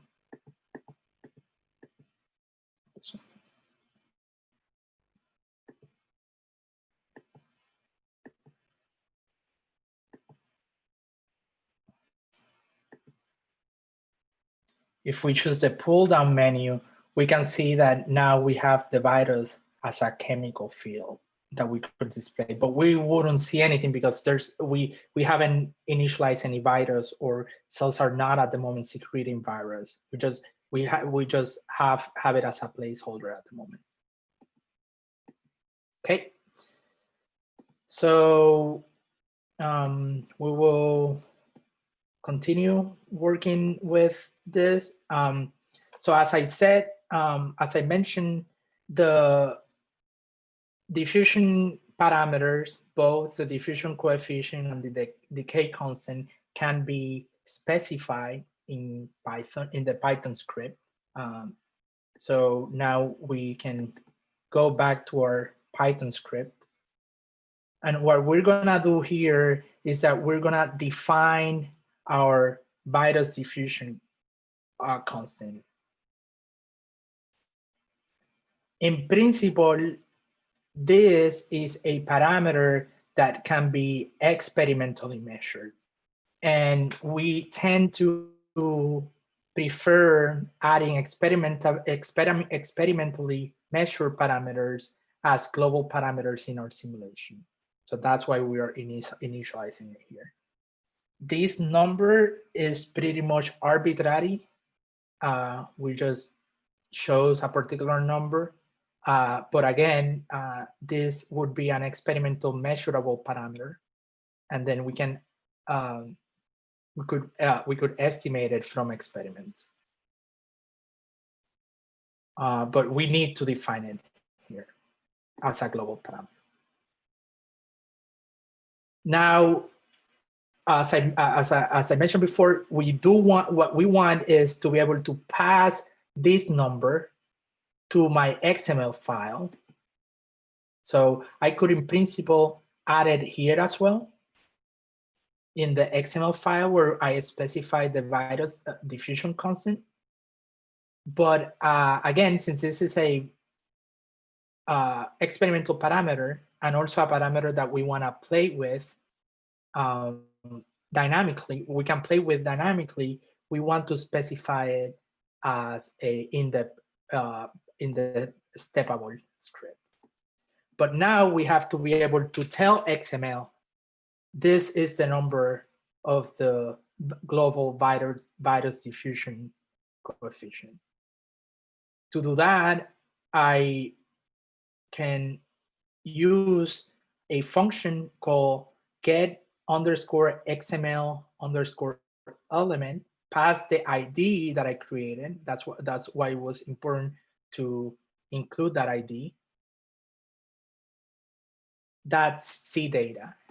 That function is not currently available in any of the scripts of the template scripts, but it can be accessed in the documentation if you look at how to pass information from the steppable script to the XML file, because that's what we are doing here. We want to pass information from the steppable file to the XML.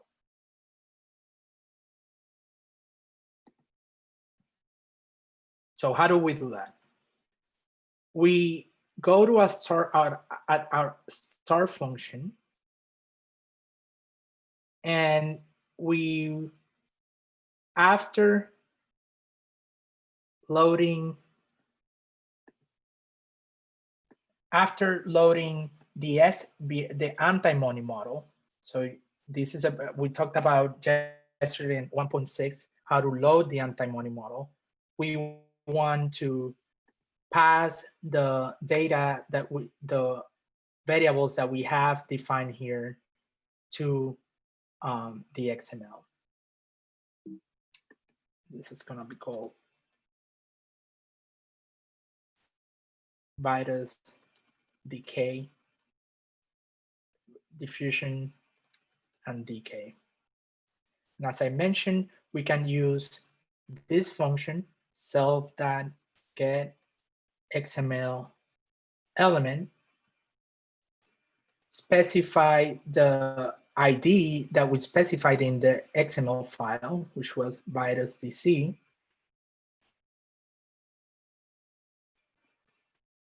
CData, and then the variable that we store the diffusion coefficient value as a global parameter. That is gonna, this line is gonna tell XML, okay, this is the value that I wanna use for my global diffusion coefficient. The next parameter that I need is the decay constant. The decay constant is given by the ODE model, because the ODE model, when we go back to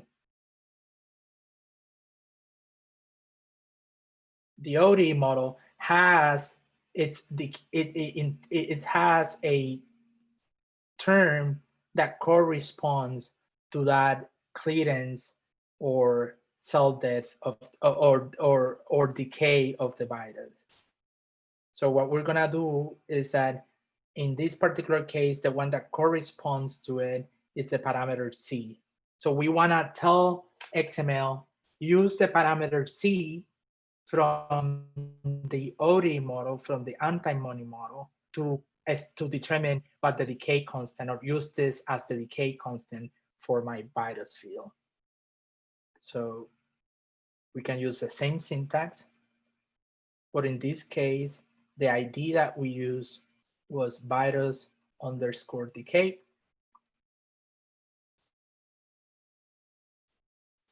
And as we discussed yesterday, the way we access values from the anti-money model is by using this syntax, self.svml, the name of the model, the way I loaded it.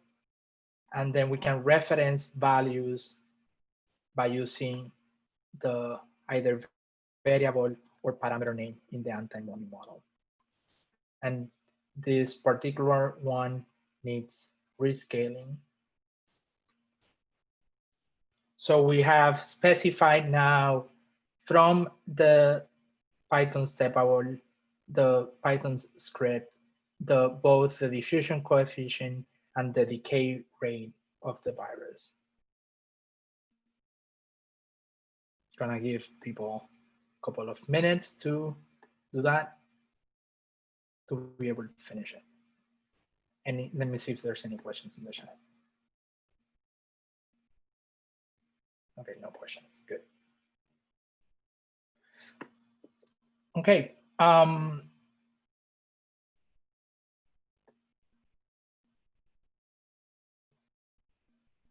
Just giving people just a couple of minutes to catch up.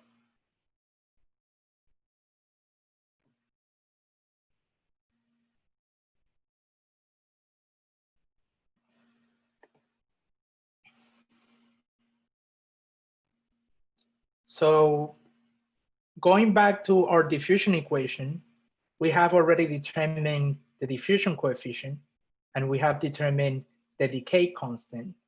But now we have to define the secretion terms, right? Because what happens, cells have the capability of both taking up chemicals from their cellular, from the extracellular environment, and they also secrete chemicals to the extracellular environment. And they do that by different mechanisms, either by passive transporter or active uptake and secretion. Those kind of things, we are agnostics in terms of what is the specific cellular mechanism that is being used to uptake and secrete, but we can represent the secretion and absorption of chemicals by the cells. So, and that is going to account in our diffusion equation for this secretion term.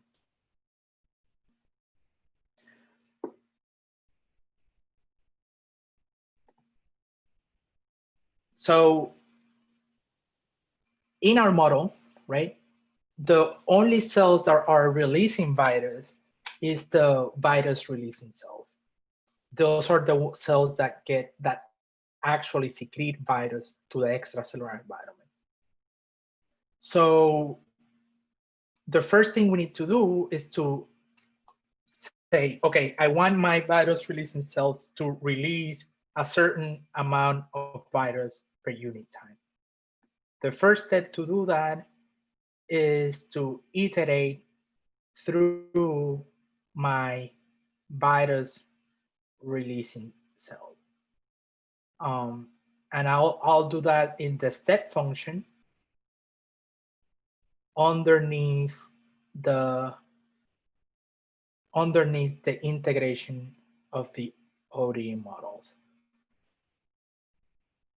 Okay, the first thing I need to do is to iterate through my list of virus releasing cells, and then once I'm iterating, then each cell is gonna secrete a certain amount of virus. Just as a refresher from yesterday, a reminder from yesterday, we can iterate cells by going to Python, CC3D Python visit, and then we can iterate through all cells or cells of a given type. We're gonna iterate through cells of a given type, and the type is gonna be virus releasing. Again, reminder, cell types are always specified as in all caps in Compusome. So basically, I'm iterating. Now I have to do, now here, my cells are gonna secrete inside the loop.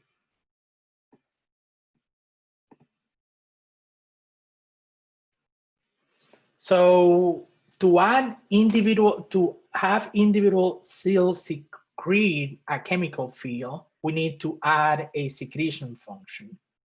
And conveniently, the secretion function is something we can access in our templates, in our code snippets. If we go to CC3D Python, there is an option for secretion and uptake. So although we are in this module, we're focusing on secretion, we could actually uptake from the environment as well.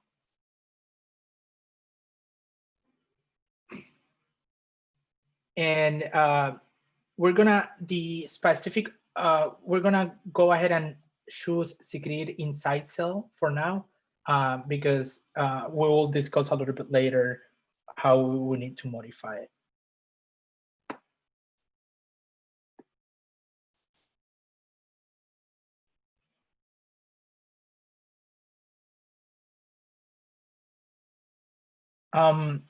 So the first thing this template code reminds us is to make sure that the secretion plugin is loaded. And the way CC3D plugins are functionalities that extend model capabilities. So extends the behavior of objects and simulation objects, including cells, allowing users to specify more complex behaviors. The way we load plugins is that we do it in the XML files. So to meet this requirement, we need to go to the XML, and we can see that we have already loaded one plugin, which was the diffusion solver. We're gonna need another plugin.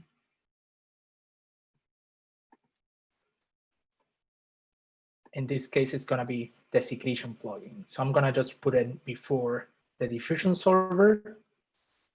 The template to include the secretion plugin can also be accessed in our code snippets, in our templates.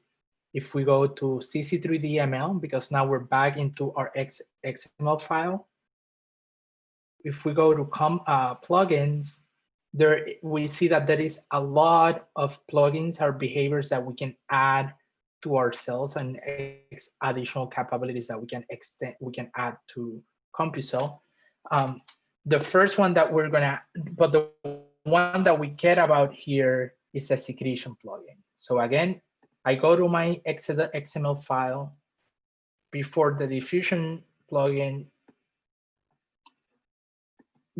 I'm sorry, it has to be after, because this is the center of mass plugin. It might or might not be loaded in your simulation depending on what code you're using. But we're gonna add another plugin that is gonna be the secretion plugin. CC3DML plugins secretion. The default template includes also basic information of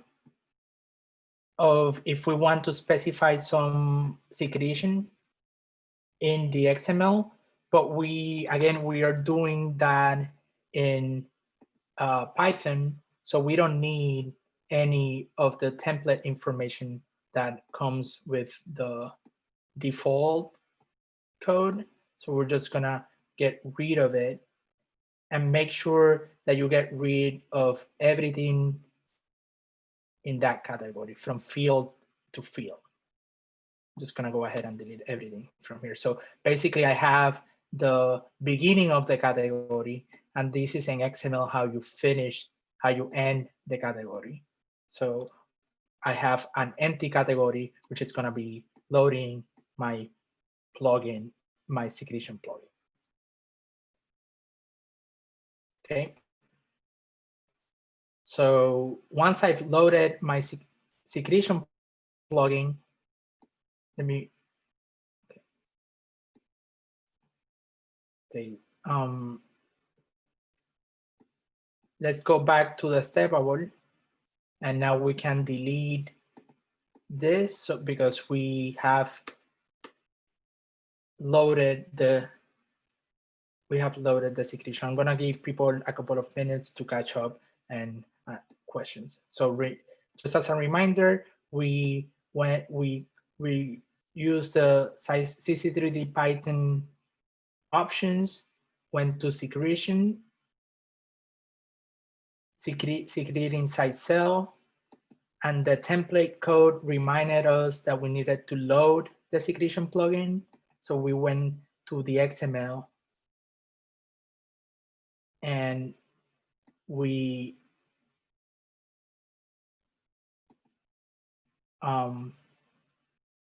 in the XML, we shows from the template codes at CC3D ML, we shows the secretion plugin. Okay, there's still people working, significant amount of people working on it, so I'm just gonna give people a couple of minutes to finish it.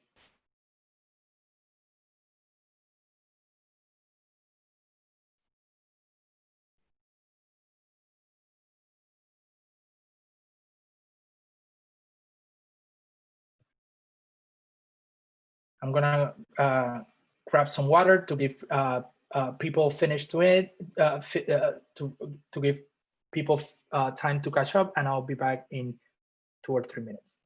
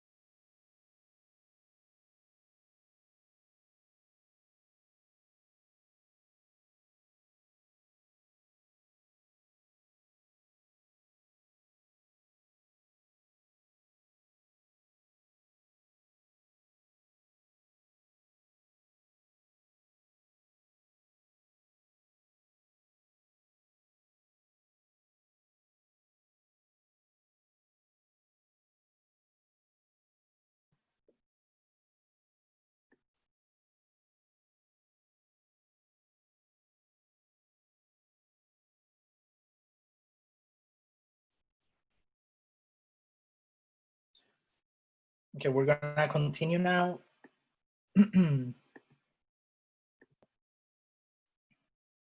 So if we go to our steppable files, we now have a secretor loaded. That is our secretor functions, secretion function.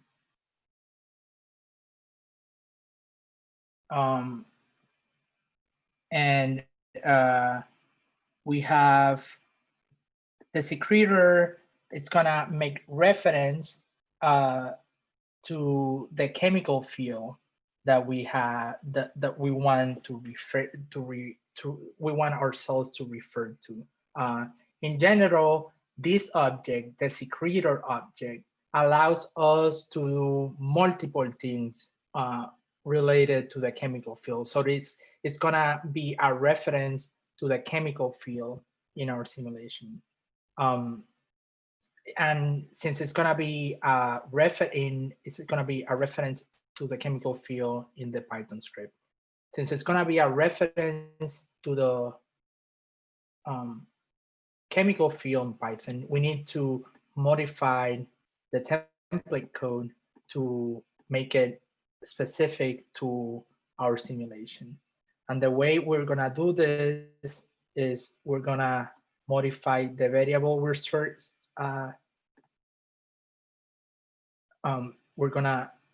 modified the variable, and we're gonna modify the variable the object is being attributed to, and we're gonna reference the field as we define it in the XML, which was virus, was with a capital V.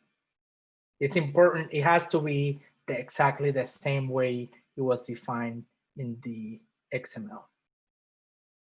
So now we have our secretor virus object, virus secretor. Our virus secretor object that is a reference to the field, the virus field.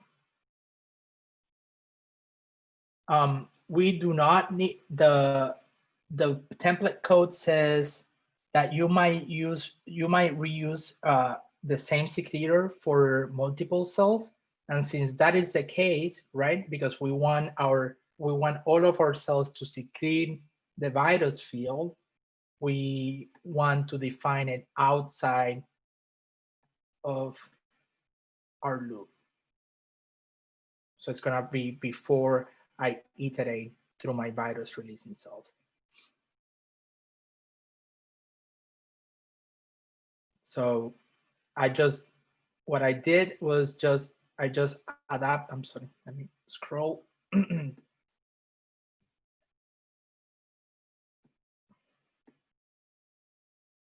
I just adapted the secretor so it corresponds, it references the virus field that I created in the simulation, in the XML. Okay.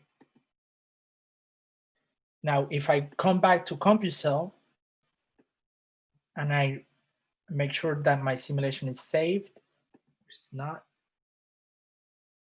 and I go back to CompuCell and I relaunch my simulation.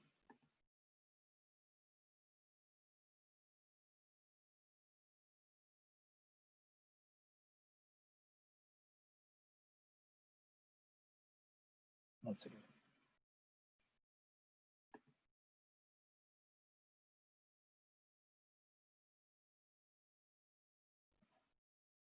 I have a syntax error. The syntax errors might arise from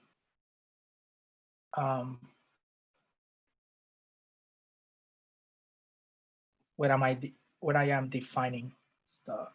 So the problem is that this variable, the scale by time variable, I actually calculate later.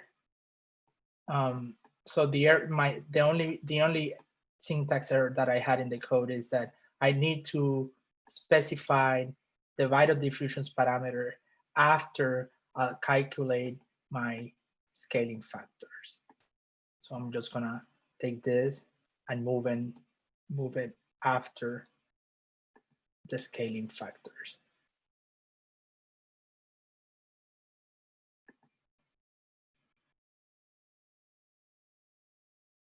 Can save my simulation, go back, play. So let's pause for a second. So now, by default, the simulation is opening just one graphic window with the cell field at level 1. The first thing I want to do is to go to level 0 so I can actually see my epithelial cells. And I want to open another graphic window so I can actually see the virus field. The way I do that is I click in this icon to open a second graphic window. And then in the pull down menu, where it says cell field, I can now choose the virus. And it's gonna show in color 0 because there is no virus at the beginning of the simulation. And as I play and my cells get infected, what I should expect is that they start releasing virus to the extracellular environment.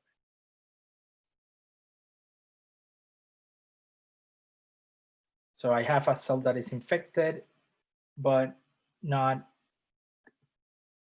it's not releasing yet. And there's another error because I changed the secretor reference when I was grabbing the secretor, but then I did not change it in the actual secretion function, which is secrete inside cell. So it's gonna be virus secretor. I can relaunch the simulation.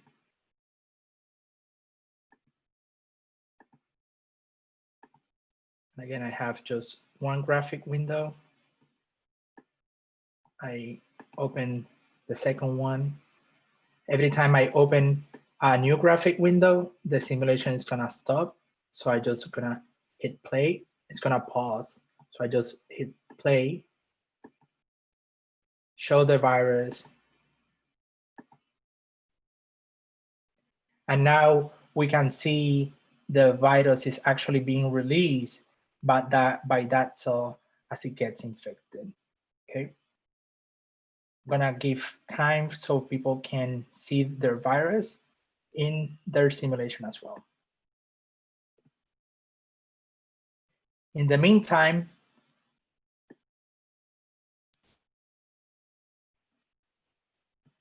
the first thing we wanna do is we wanna be able to control the display options of the virus. The way we do that is we come to configuration in player. And the configurations in player allow me to define the colors of my different cell types. But it also allows me to have display options for my virus, for my fields. At the moment, the default for this particular simulation is, if I choose this pull-down menu, I can choose what field the configurations are gonna be, I'm gonna be modifying. In this case, it's gonna be the virus. And this first part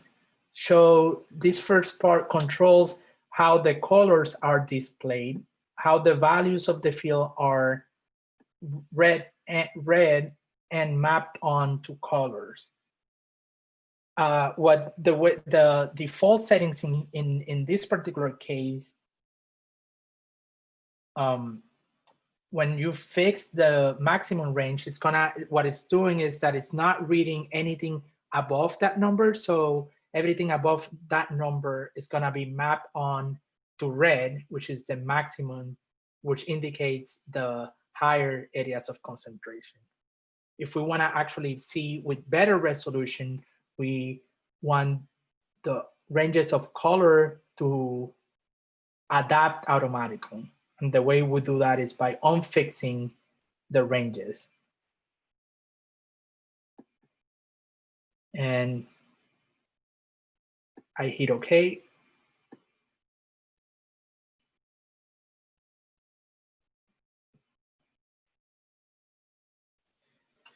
So at the moment, the cells that produce virus are only the virus releasing cells. So what determines whether a cell is releasing virus or not, the spatial distribution, is where the virus releasing cells are located at.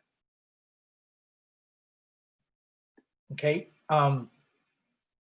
But as I explained at the beginning of this demo, which cells are infected and which not have no special structure at the moment. So they're gonna be randomly infected in this particular simulation. We're gonna change that later on. We can see that as we change the configurations of the field, now it doesn't look like a big red spot. It's actually rescaling by the areas of the field that have higher concentrations of virus. And that we can see that as more and more cells get transition to the virus releasing cell, we get more and more virus being released into the environment.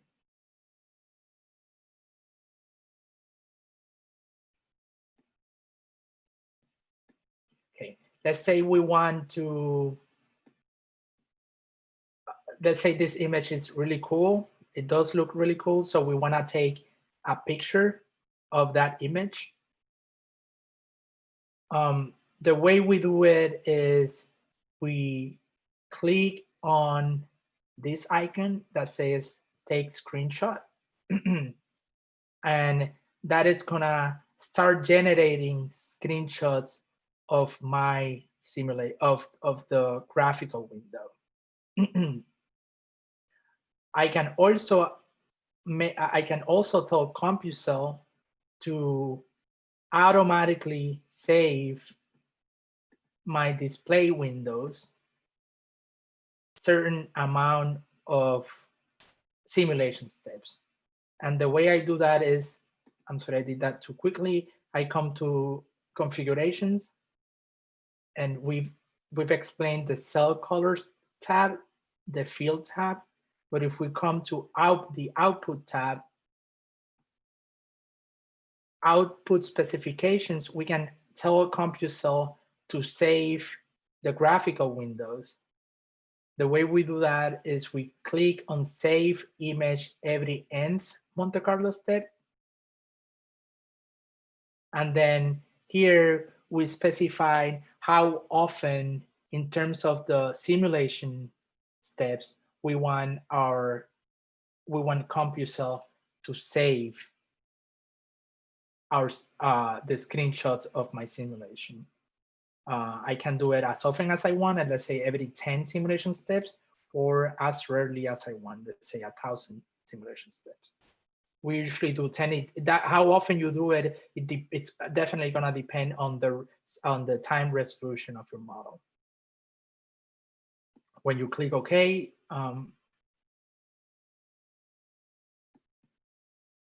that is going to tell CompuCell to save simulations every 10 Monte Carlo steps, every 10 simulation steps. Okay, so yep. So now it's not gonna save images of the plots. These plots are not being saved, but it's saving is images of my graphic windows where my cells and my fields are being displayed. To ensure that I am actually saving the images for these two, I always click on the camera icon just to make sure that the files are being saved. Okay, they are being saved at the default folder. They are saved at is in your home directory. Just now, you have to click on the camera to tell CompuCell which windows you want to save. And once you hit the camera, CompuCell is gonna automatically save the graphic windows that you click the camera on. If we come to our home directory, either your local computer or NanoHub, we're gonna have this CC3D workspace folder. If we go in there,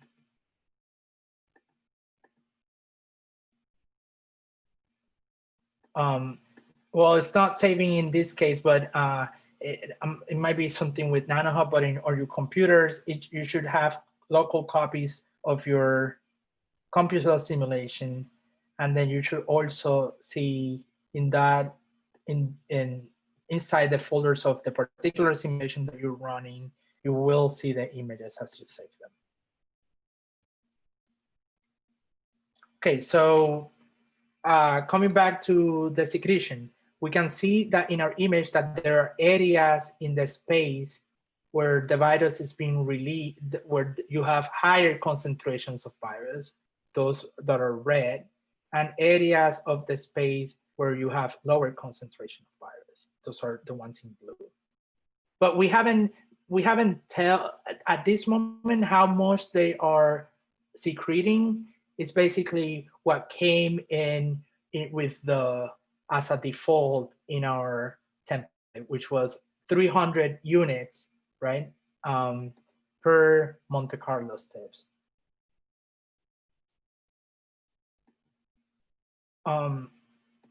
What we will do is now is that we need this 300, it comes as a template, but we do have from our model a parameter that specifies how much virus each virus releasing cell is going to release per unit time. And that is specified in the anti-money model by the parameter P. So what we need to do that now is to substitute this P by the amount of virus that I want my cells to actually release. Okay. The first thing I do is that I will define a variable called secretion amount that is going to tell me how much my cell is going to release per unit time. And that is going to be a reference. It's going to be determined by the model parameter P. And again, this one needs to be rescaled. It can be one single double quotation. This needs to be rescaled to our simulation units. Okay. So now we know that this is the amount that I want my cell to release each step.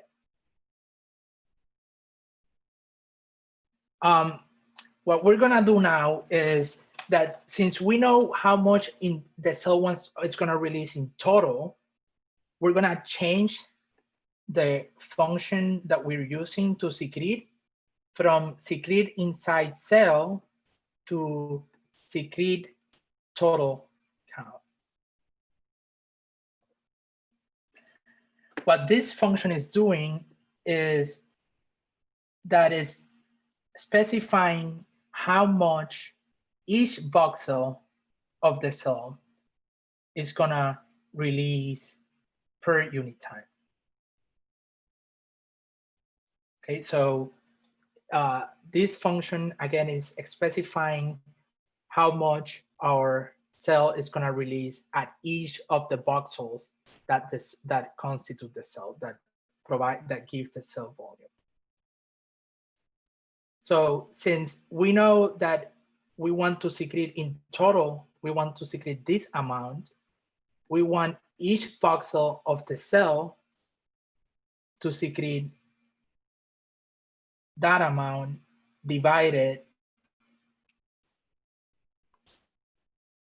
by the total of voxels in a cell that I can get from how many voxels a cell has. I can get from CC3D Python, CC3D attributes, cell attributes, volume. And this variable, cell volume, tells me how many voxels the cell has. And we can see that that one only has read access, which means that we cannot manipulate it. We can just read it as a variable. So just to explain this again really quickly, the virus, I'm sorry, it has to be cell, the inputs for the function are cell and then the amount that I want to release. When I wanted to substitute 300, I chose the wrong input. What I want to modify is the second input. The first input is telling this is a cell that is going to secrete in this particular moment. And again, just to explain this, the total amount that the cell is going to release at this time step is going to be P, but the function secrete inside cell total count tells how much the cell is secreting per voxel. So I have to divide P by the total number of voxels that the cell has. So in total, the cell will be secreting P over cell volume times the cell volume of the cell, which is, again, P. It's a little bit elaborate. It doesn't matter. I'm not going to get into the details, but just take in mind that this secrete inside cell total count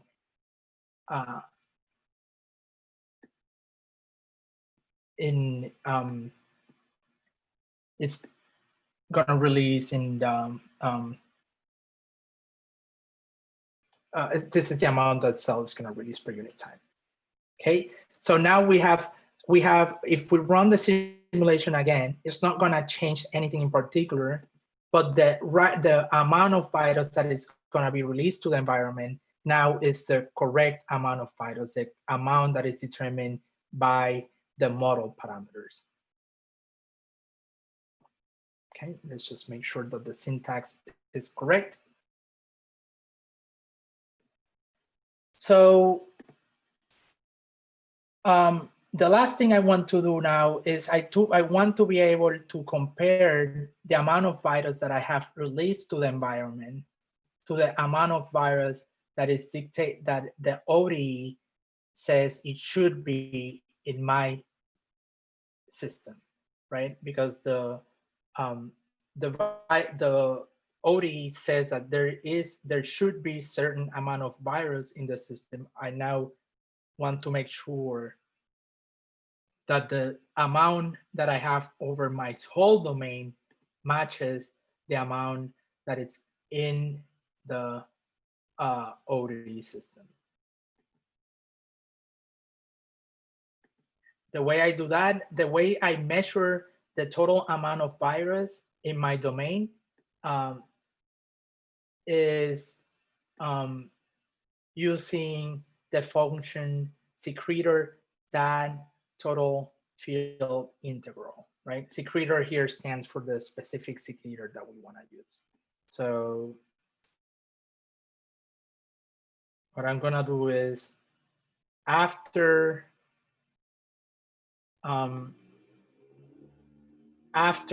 secreting, I'm going to define a variable called med vital total, which means medium vital total. I need my virus secretor. And then again, I can use this function total field integral to calculate the amount of virus that I have over my whole cellular domain. This function is new, so it is still not available in the snippets, but it can be accessed in the documentation. So now this is telling me that this quantity is going to tell me how much virus I have in my simulation domain, which is basically going over each voxel and adding up the amount of virus that I have at each voxel. That quantity should match the ODE model if I divide by the number of layers that I have.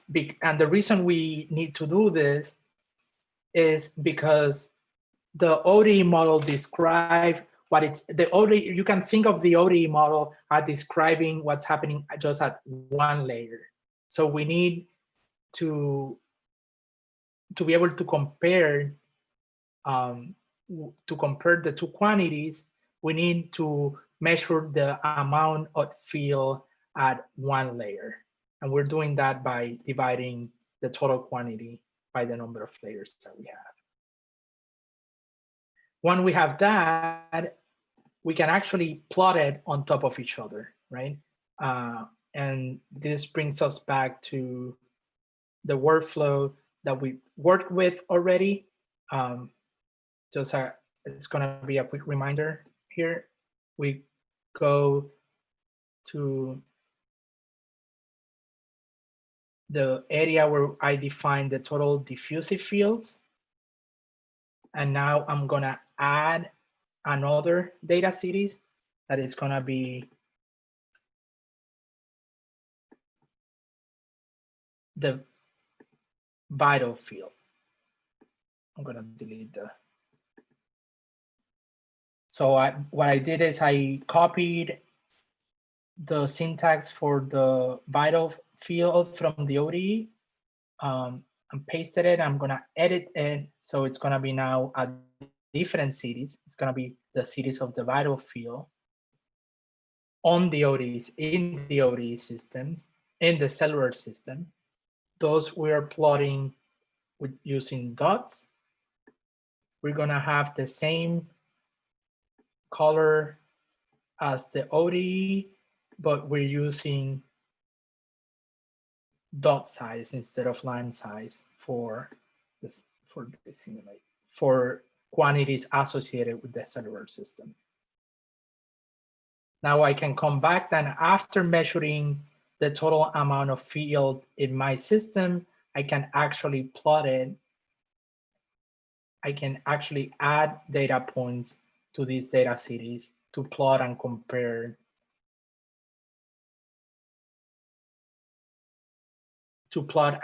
compare the vitals in the ODE system with the vitals in the vitals in the ODE system with the vitals in the cellular model.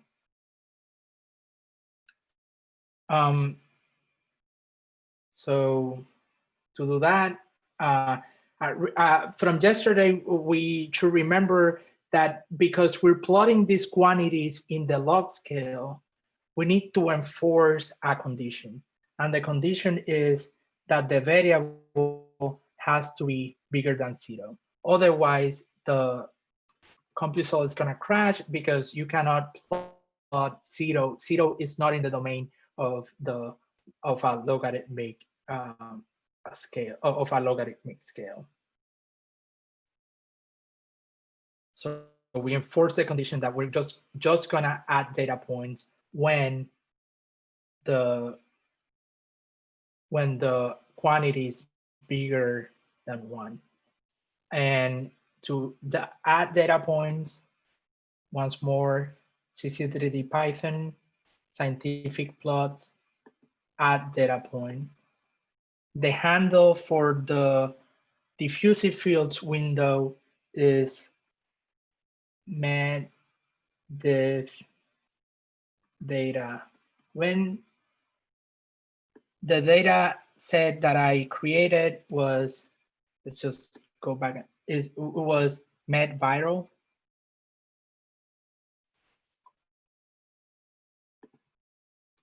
I always rescale my simulation step so that I can display in real-time units and days to Monte Carlo steps. So it's gonna be plotted in terms of days. And then the quantity that I wanna plot is the total amount of virus in one of the layers of my system, which is this quantity.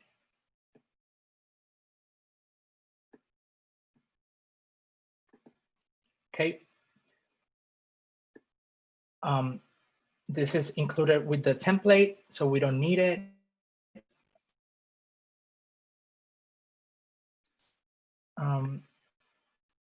And let me just make sure that I refer to it the right way.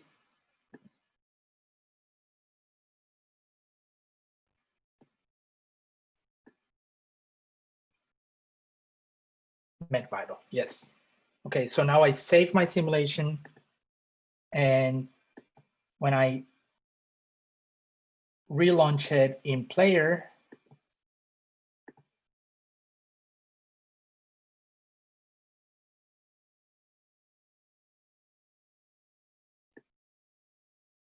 now, if I look at the window with my total diffusive fields, once my cells start releasing virus, I should start getting some virus in my total diffusive fields.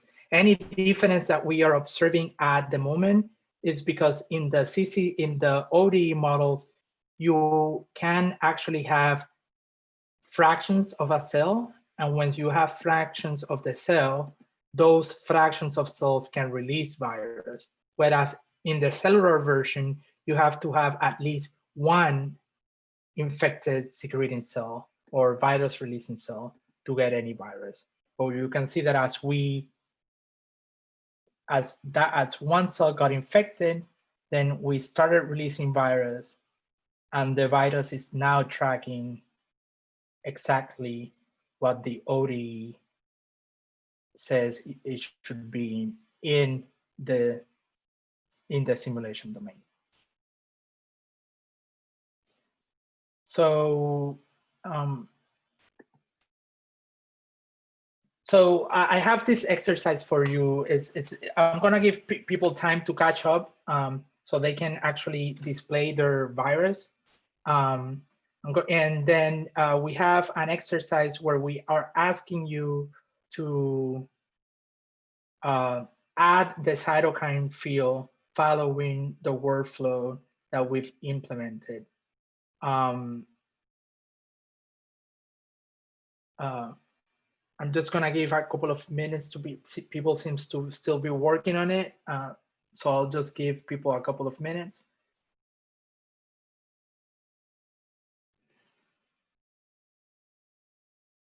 To at least finish up to the point where they have the virus running. And then we can talk about the exercise.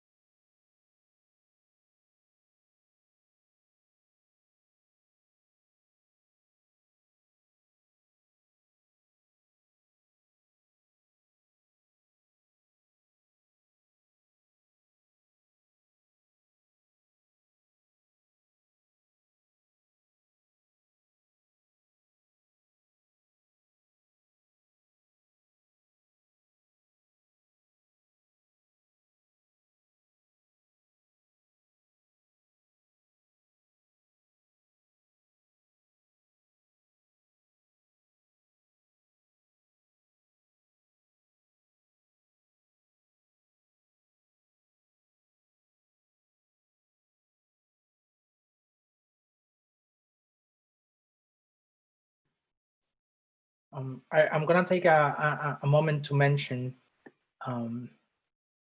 that we have created different versions of the code of this module, such that each steps adds another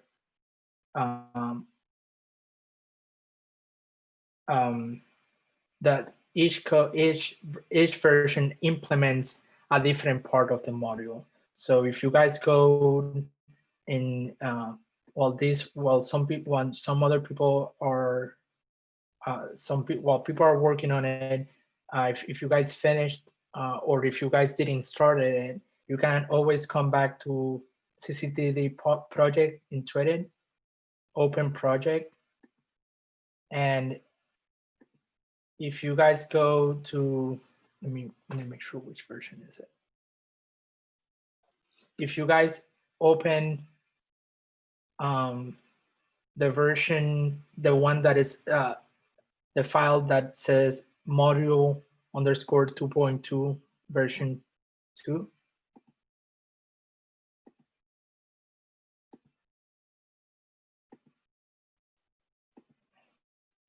In that file, we have 3 different folders. In the first folder, virus, that is the simulation that we're just running right now, where we implemented the virus. The next one, we add on top of the virus, we added the cytokine. And the last version of the code is the one where we're gonna talk about what the loop means here. But this is just in case people are experiencing problems that we can follow through the module, and people then can come back and revise their codes against the different versions that we're providing.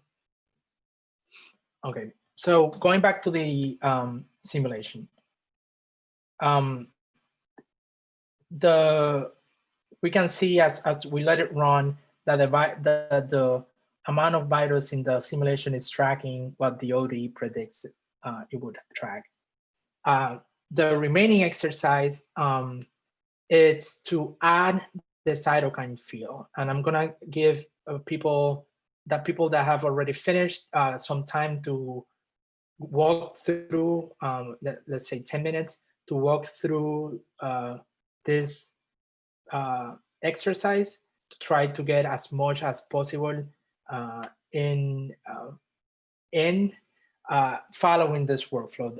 And the workflow is in the XML file, you already have as a placeholder when we imported the diffusion solver, you have the option of adding a second field. So what I want you guys to do is to adapt this code following the workflow that we did to add a cytokine field. Add IDs that would allow you to steer the diffusion coefficient and the decay constant of the cytokine from Python stepable. Remove or comment out any other diffusion parameters or specifications from the field specification. Remove the secretion data, and then specify the periodic boundary. The boundary conditions are going to be periodic in the X and Y domain, and constant derivative in the C domain. And that would finish. That would be the last. That would allow you to specify the cytokine as a field in CompuZone. The next part would be to come to define the diffusion parameters in the Python stepable. We define the diffusion parameters as a global parameter. In this case will be the cytokine diffusion coefficient. And then use the self get that XML element underscore element, the self that get underscore XML underscore element function to pass the data from the stepable to CompuZone from the Python script to the XML, both for the diffusion constant and for the decay constant. And just remember, as I showed, these have to be defined after you load the model and after you specify the scaling factors because we're using those scaling factors. And lastly, we have our cells secrete the cytokine, but in this case, the secretion is not, it's going to happen. If we look at the model, in the model, secretion happens, which cells, if we look at the model, the cells that secrete virus, that secrete cytokine, are both the early infected and the virus releasing.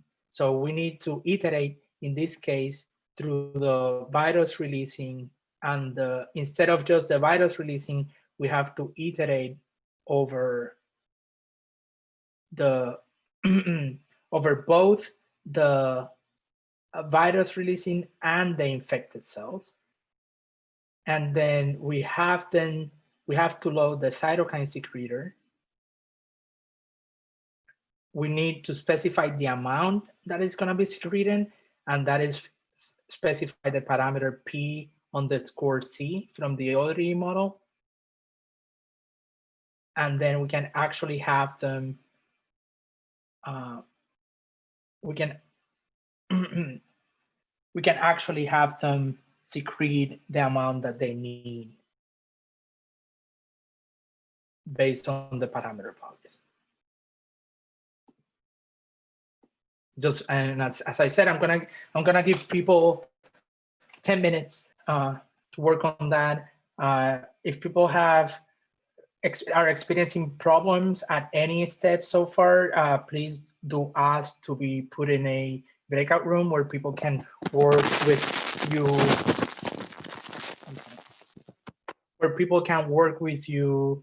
on a one-on-one basis to be able to fix any problems that you might be encountering so far. So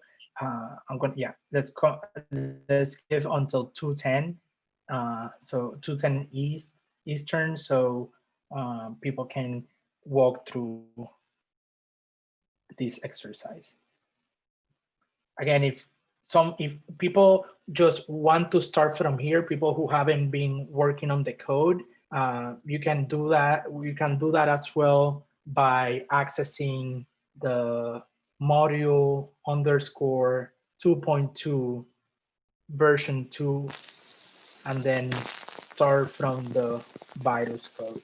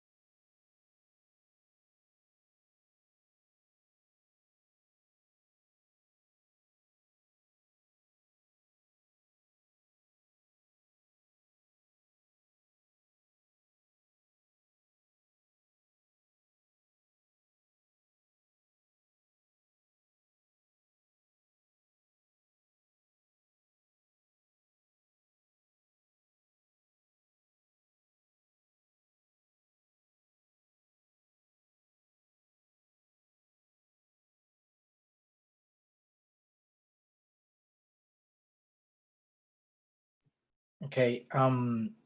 So we're gonna create a poll here in a second, asking people whether they prefer to get a little bit more time to work on this, or keep going and then coming back later, because we have a version of the code that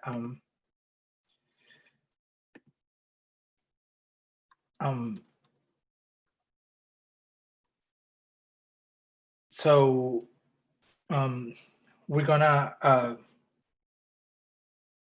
right, because you can save the simulation as is right now, and then we can start over from the next part, from the next version, and then you can come back by yourself later on to continue working on this exercise.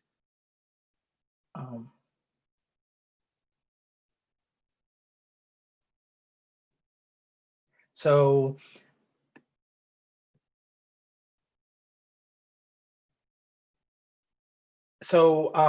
and in the current poll, please answer done if you want to move on. Answer need more time if you want more time to continue to finish this one working, to continue working on this one.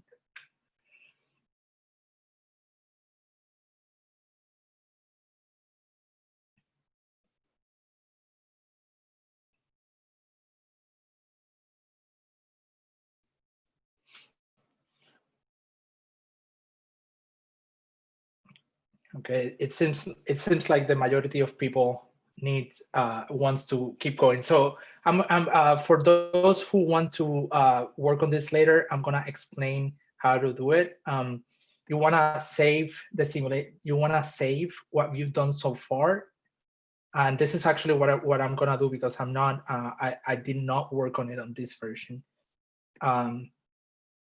Just make sure that you remember what is the version that you're working on. You can close the project, go to CC3D, open project, and then we're gonna go into the folder that contains the module underscore 2.2 version 2. And inside that you have three options. Virus is the version that takes you up to where we created the virus. Cytokine is the version that takes you up to the version where we added the cytokine. So this is the one that we're gonna start up from here. So everyone who wants to continue working with us in building the code, please do use this version, the module underscore 2.2 version 2, the cytokine version. Oh, I'm sorry, I forgot. I thought I was sharing my whole screen. Do you guys see my whole screen now? I'm sorry about that. Good. So in the NanoHub directory, we are on module underscore 2.2, that version 2. And again, virus is the version where we added the virus. Cytokine is the version where we added the cytokine. And then we're gonna work we're gonna go from cytokine to loop now. So we're gonna start from cytokine here. And then people who wants to work on their version later, they can come back to the version that we're working on and finish this exercise. But to continue the module, we're gonna start from this one.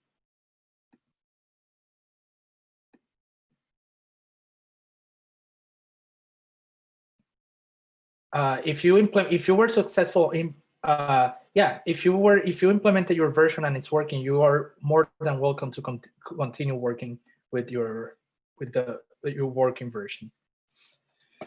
So so the way we solve this again is in the XML file. We specify, I'm gonna walk through it. I'm not gonna code it. I'm gonna walk through it really quick. We specify the cytokine field We specify the field name. We added these IDs in the global diffusion constant and the decay constant, so we can steer them from our Python script. We specified the periodic conditions along the X and Y dimensions and the constant derivative plane value 0 for in the C dimension, the no flux boundary conditions. That's all that we needed to do in the XML file. Next, we needed to add the specifications of the diffusion parameters. we added the cytokine diffusion parameter, the diffusion constant. And after specifying the and inside the start function, we use the this function that get underscore XML underscore element to pass on both the diffusion constant and the decay constant of the cytokine. The particular values of that cytokine diffusion constant are, again, arbitrary at this point, but those are also measurable experimental quantities.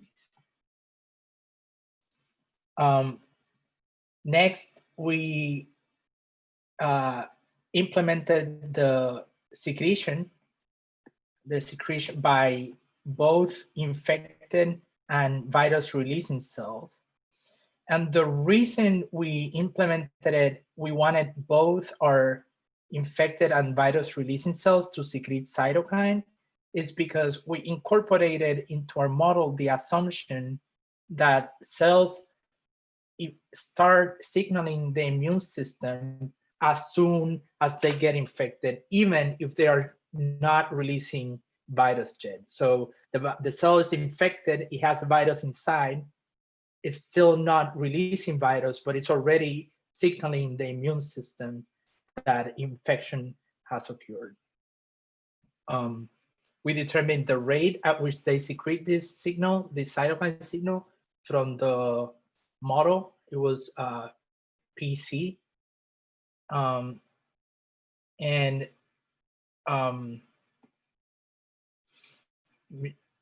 then we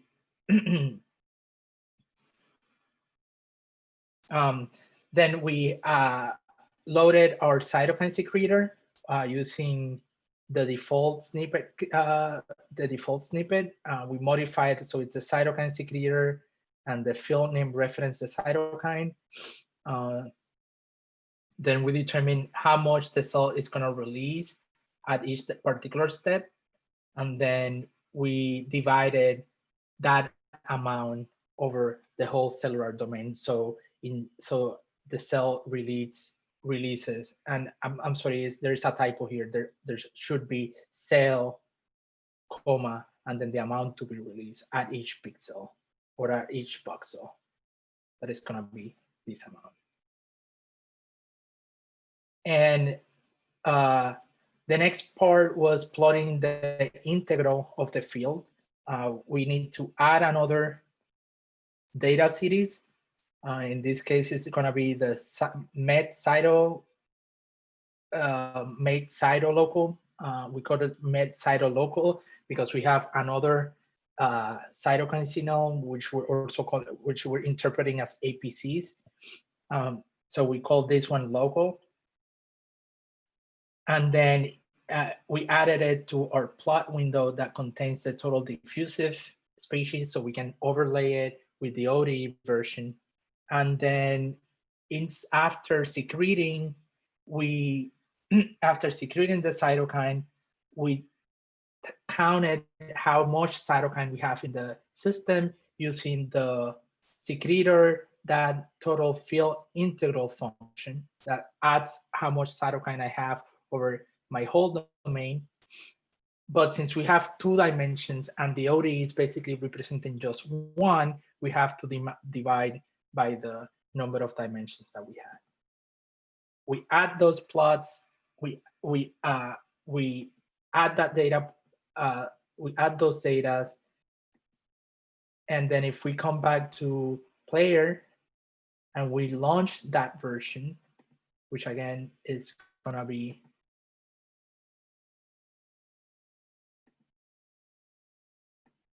the one that contains the cytokine,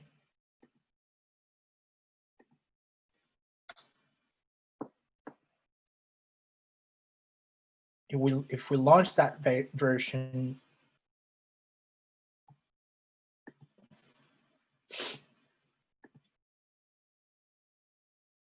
as soon as I get one cell infected, I should start seeing some cytokine being released.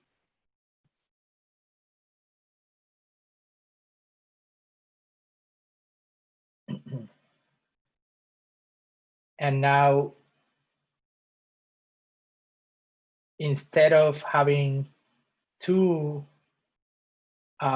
instead of, I can actually visualize both the virus and the cytokine if I open a new graphical window, and in the pull-down menu, I choose the cytokine, and I'm gonna have another one to show the virus.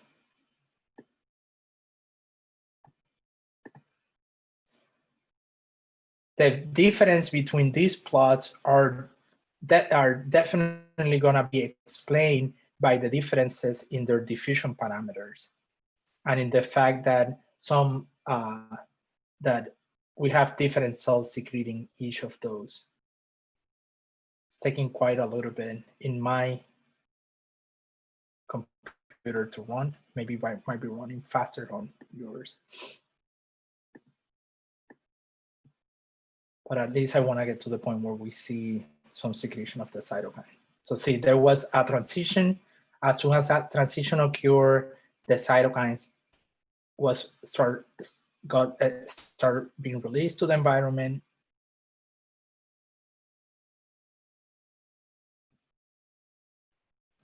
So there might be, I do not see the cytokine being plotted. There might be a small error in that code. I'll promise that I will.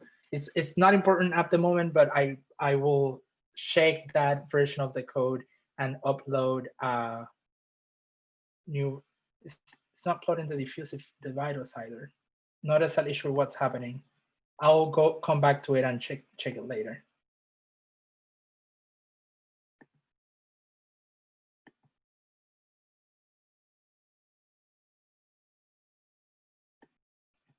So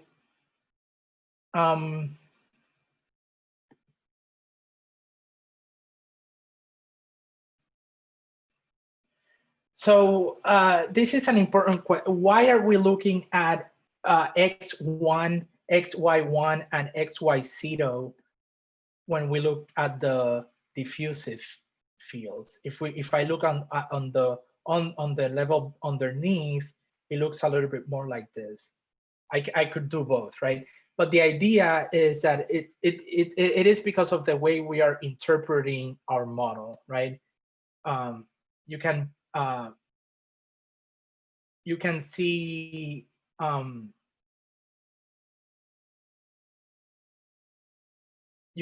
that we are interpreting the model as secreting the cells are secreting virus and cytokine to the extracellular domain, and that extracellular domain is the space that we created on top of the cells, that second layer. And that's why we're looking at layer 1 instead of 0, because we're assuming that they are being released into the extracellular domain that corresponds to their layer 1. Okay. So, okay, this next section so the idea is that we have already implemented the secretion of C and the secretion of virus. But now we want to connect all this together by having our cells, the transition between uninfected to infected, be determined by the local concentration of virus rather by the ODEs.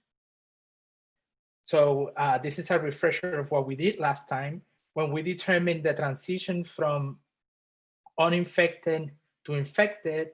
We slaved the cellular model to the ODE by reading of the virus V from the ODE model here.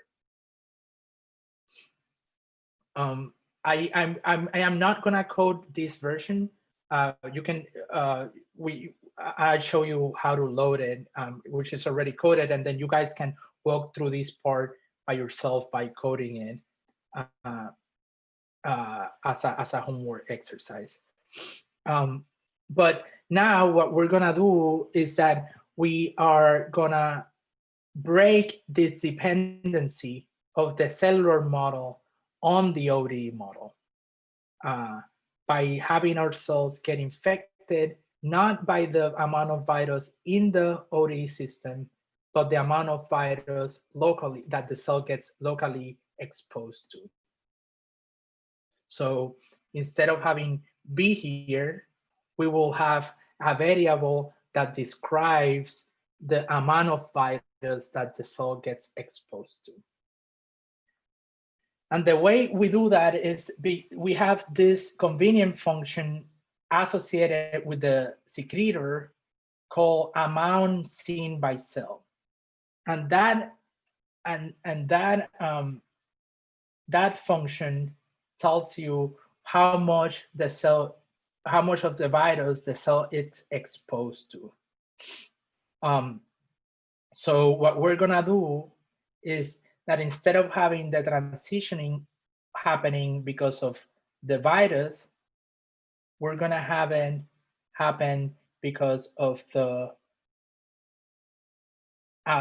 amount that the cell gets exposed to, which we're calling here seen amount. Okay, so we're changing we're breaking the dependency of the model on the ODE. Okay.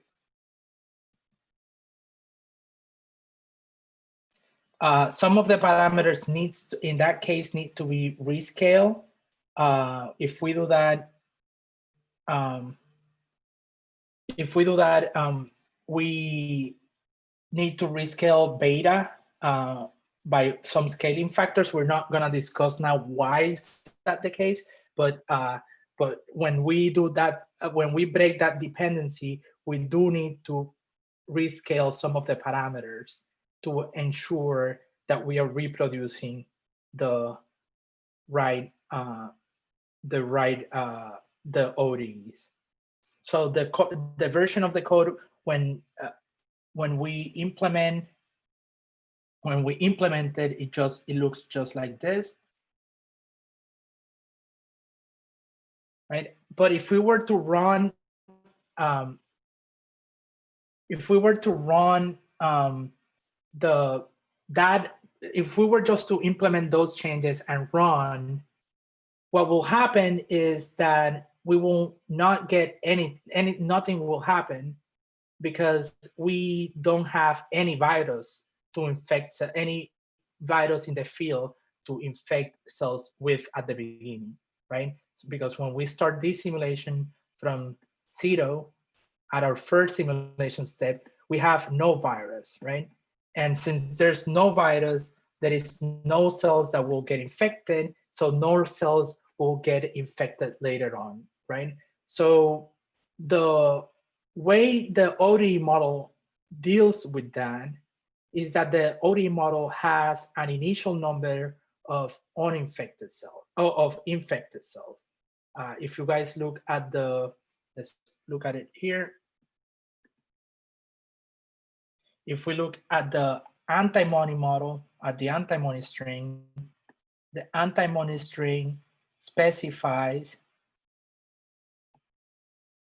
that at the beginning of the simulation, we have P0 or 10 million infected cells, uninfected cells, and 75 infected cells. That means that in the original ODE model, 0.00075% of the cells are infected, right? We do have a problem there because if we were to start with the same number of infected cells in our model that we have 1,600 infected cells, we would need 0.12 cells infected to get the same number. But we cannot, the minimum number of infected cells that we can have in CompuCell is 1.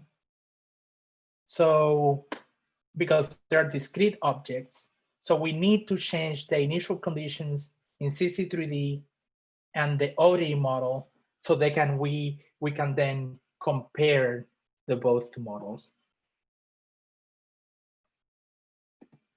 The way we do that is that we determine an initial fraction of infected cells. And what this is gonna do is that once we have initialized our cells, we're gonna randomly choose 5% of our cells and we are gonna infect them. The way we do that is we randomly iterate through our cells. We pick a 5% of them and we infect them. In this particular case, when we start with 1,600 cells, we are gonna infect the 5% of them. It's gonna be 80. So we're gonna start with 80 infected cells. Now once we have decided that, we can actually update the ODE model at the beginning of the simulation so that we change the actual number in the ODE model as well. So we also gonna start with 5% of the cells infected in the ODE model, and in that case, that is gonna be 500,000.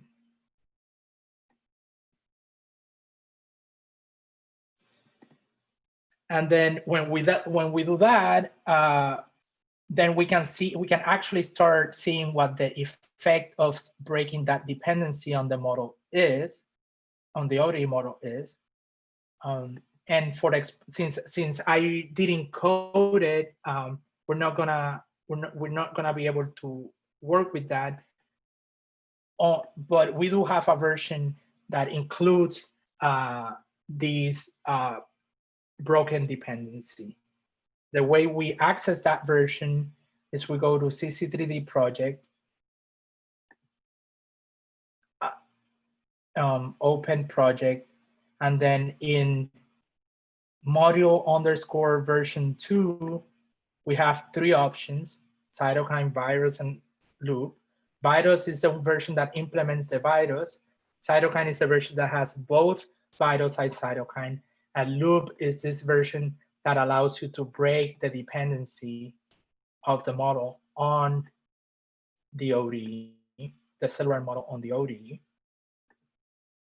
When we open that version, we see that it contains what I just walked you through. It contains an initial number of infected cells. It also contains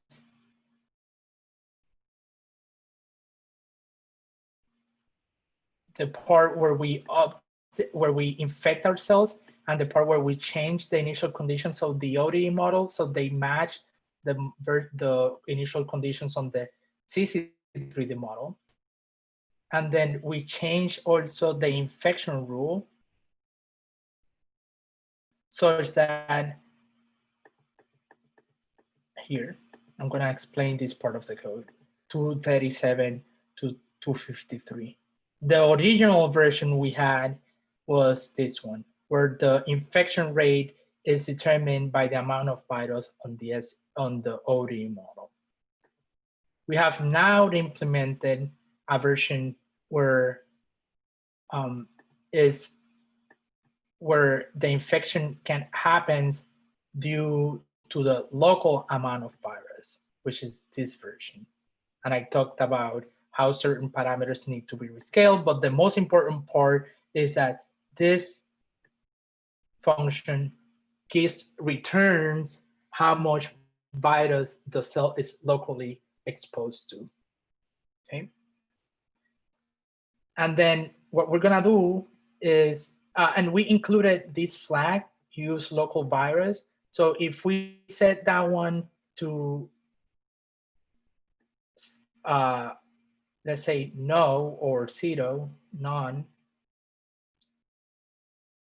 If we set that one to 0 or false, then we are back to the original simulation where we have the cytokine and the virus, but the infection rate is determined from the ODEs. Open simulation, loop.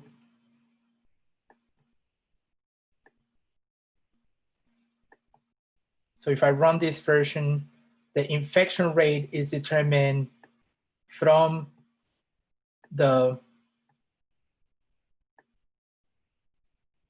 infection rate is determined from the, we can see that there is virus already. The infection rate is determined from the ODEs. They look a little bit different because we have changed the initial conditions.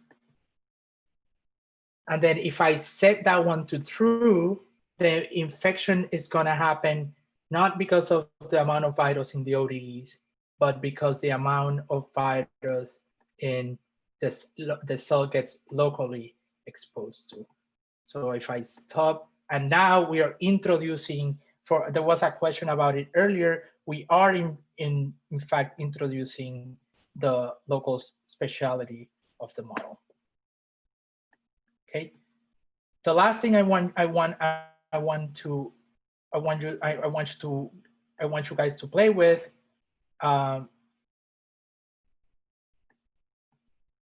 is to change that diffusion coefficient of the virus. Let's multiply it by 0.01. So we're making the virus less diffusible. And what we can see in that particular simulation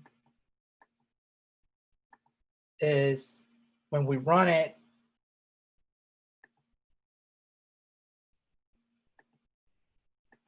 is that the infection happens locally instead of happening globally. Instead of each cell being equally probable of getting infected, now the cells are getting infected by their local concentration of virus. The only problem, if I tell my Windows, so because I'm not using, I'm gonna do this. I'm not using this is because this part is important, right? So now we can see that the virus is much more local rather than being equally distributed, and that the infection is also much more local. That is happening, cells, instead of every cell having the same probability of getting infected, cells are getting infected by neighborhoods, if you want. The effect, introducing the speciality has the effect of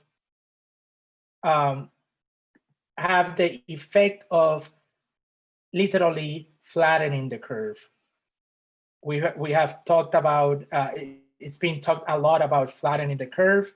So introducing this special component into the model has the effect of flattening the infection curve, because instead of cells getting, let's say, the virus of one cell being in contact with every other cell, the virus is just, cells are just infecting cells in their close,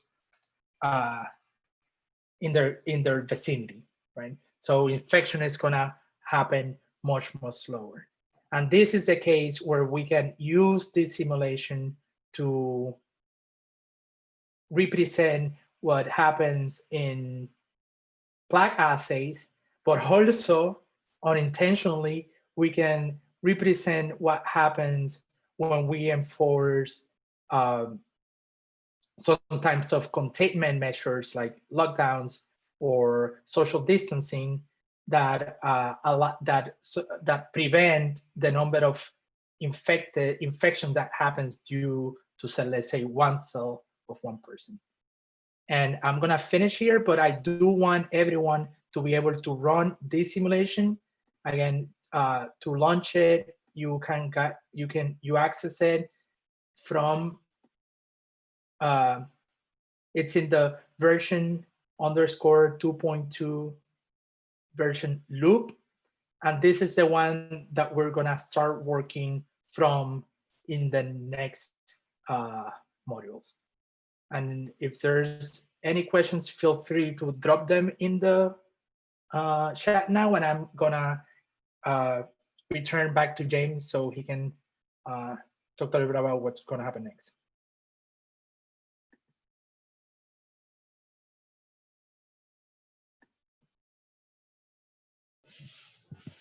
Well, I wasn't expecting to have to say what's going to happen next. What's going to happen next is I think we'll take a brief lunch break, and then we'll return with TJ presenting the cellularization of the immune cells. All right, TJ? That sounds great.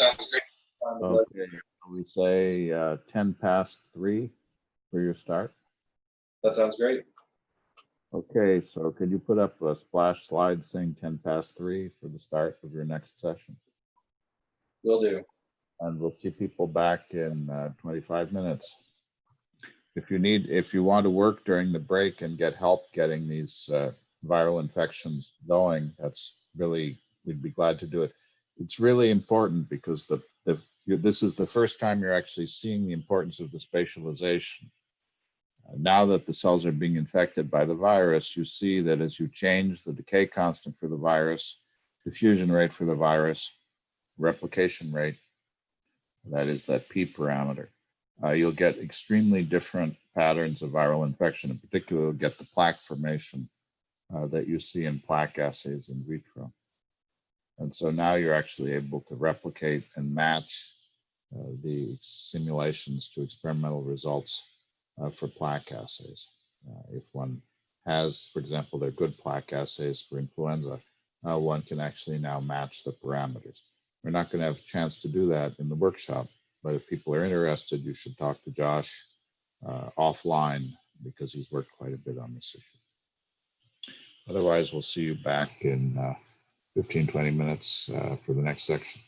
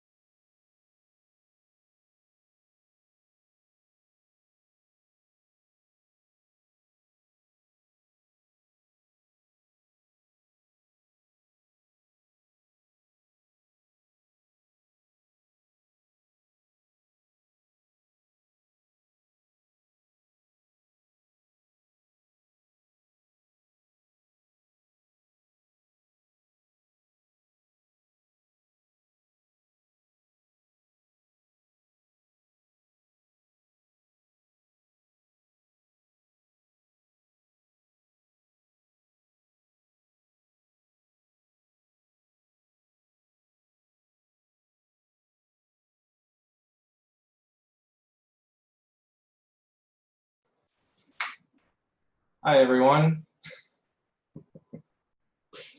Oh, the funny thing about Zoom, you can talk for minutes before you notice that you're muted. So I'm TJ. Glad to be back with you. We're going to start back again here. We're just about on time at 3:10, 3:11 Eastern Standard.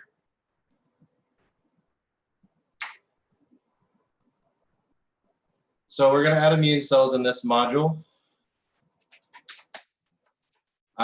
We're going to have cells crawling around, so on and so forth. We're going to blast through quite a bit. Our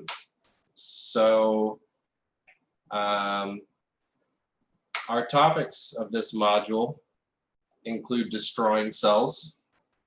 Earlier with Josh, you went through the process of creating cells and seeding them in the lattice. Now we're dealing with immune cells that do killing and so on and so forth. They appear and disappear in our domain. We're going to learn how to destroy them. On the topic of cells that move around, we're going to go through the process of imposing things like volume constraints as well as contact modeling for type-specific, neighborhood-specific contact modeling and adhesion. We're going to do some compartmental modeling, introducing the lymph node aspects of the ODE model into our spatial model. So we're actually going to do a little bit of free-floating ODE modeling and instantiation.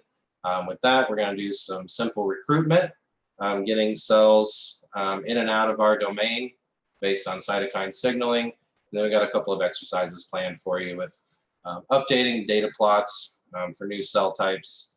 Then we're going to do some interesting things with preferential attachment using contact modeling. So I'll warn you now that we're going to pick up the pace a little bit. We have a lot to blast through in this module. We're going to do quite a bit. As Josh mentioned in the previous module, and I'll remind you now, you can start with a fresh version of each module going into starting the exercises and following along. So if you happen to accomplish everything and in the previous module and it looked like what Josh shared in his slides, then by all means continue with your code. Otherwise, the files are available at the link that I've dropped into the chat shown here.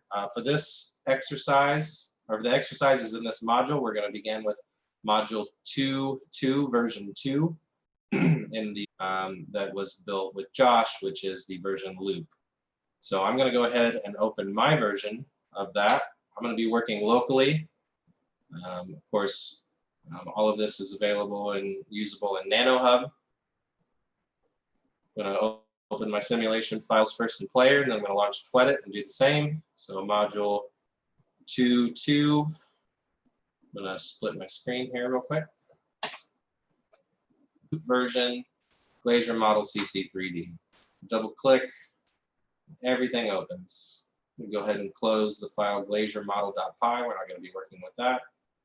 We will be working in both the XML and the steppable scripts. You can go ahead and leave both of those open. So if everyone's there, we'll proceed. And while everyone's getting things loaded, let's recap very quickly. So we have our epithelial sheet. This is the ODE model as we've spatialized so far. We've got an epithelial sheet experiencing the viral life cycle. So uninfected cells, infected cells, virus-releasing cells, and dead cells. We go through the process of internalization, viral replication, viral release, and virally induced apoptosis. And then we have our, from the last module, the extracellular virus and cytokine fields. And so they're spatialized versions of these ODE expressions, and then now discrete spatialized versions of the epithelial sheet. Of course, the cytokine signaling that is performed by infected and virus-releasing cells, that cytokine signaling that's happening in the extracellular space. Now we're going to map that to figure out how to get immune cells into our domain to go about killing some virus-releasing cells to fight infection. Now, I took a screenshot during the lunch break, and this is what our current module that we're working from. This is what this module looks like currently at about day 6.5. And in particular, you'll notice that we don't have immune cells at all in our population data plot. You notice in the total diffusive species plot, there's nothing for the lymph node. For the spatial results, there's the green line from the ODEs. We're going to generate the spatial version of that. And maybe most notably, in the population data, you'll see with the yellow line that after a while, due to the lack of contact killing, the spatial model diverges from the ODE model. And that's most apparent in the population or the death data window on the right.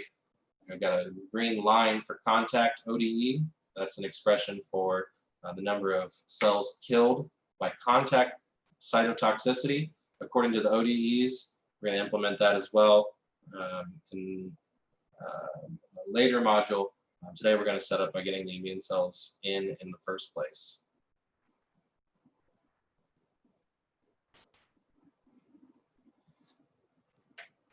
And I don't want to spend very much time on this, but in general, T-cell recruitment is quite complicated, as we went through quite a bit more in day 1 with immune cell or immune system signaling and recruitment. The basics that we're particularly interested in for this model is that cells at a site of infection, particularly infected cells, virus-releasing cells, and immune cells that we don't represent, they will signal, in our case, cytokine field.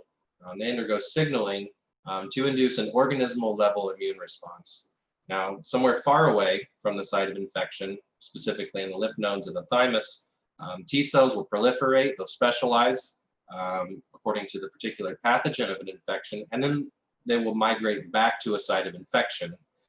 Now, those programmed T cells, when they arrive at the site of infection, they've been programmed to recognize antigen-presenting cells that have been infected, in which case they will latch to those cells and through surface interactions will induce apoptosis.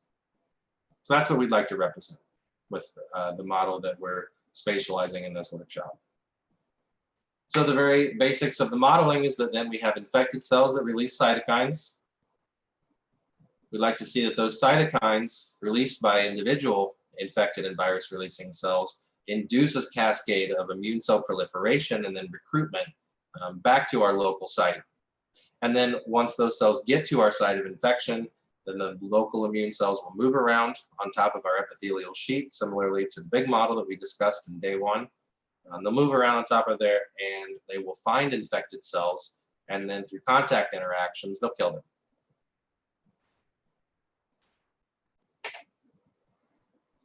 So to do that in this specific module, pardon my phone, for this specific module, we're going to go through introducing a volume constraint, as well as contact modeling aspects. Probably most interestingly, in the spatial domain, we'll have cells that actually move around, those being our immune cells. And we're going to implement a sort of multi-scale scheme to do compartmental modeling of something like a lymph node, which is where cytokine signaling communicates information to T-cell proliferation occurs there, and then consequentially there's an arrival of immune cells to our spatial domain thereafter. And so part of our activities for today is that we're going to generate a separate ODE model specifically for what we'll just call our lymph node. It's going to be a compartmental model with some ordinary differential equations, and we'll just refer to that very simply for the ease of communication. We'll just call that the lymph node.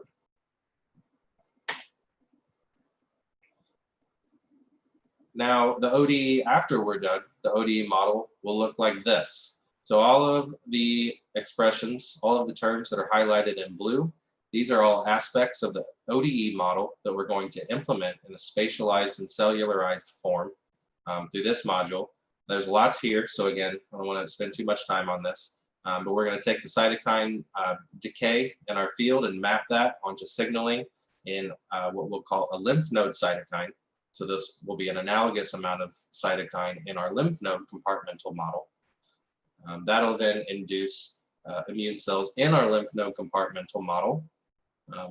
And we will take some of the terms from that ordinary differential equation, which we will simulate in our compartmental model. And we'll take that and we'll map that back onto a rate of immune cells being added into our spatial domain.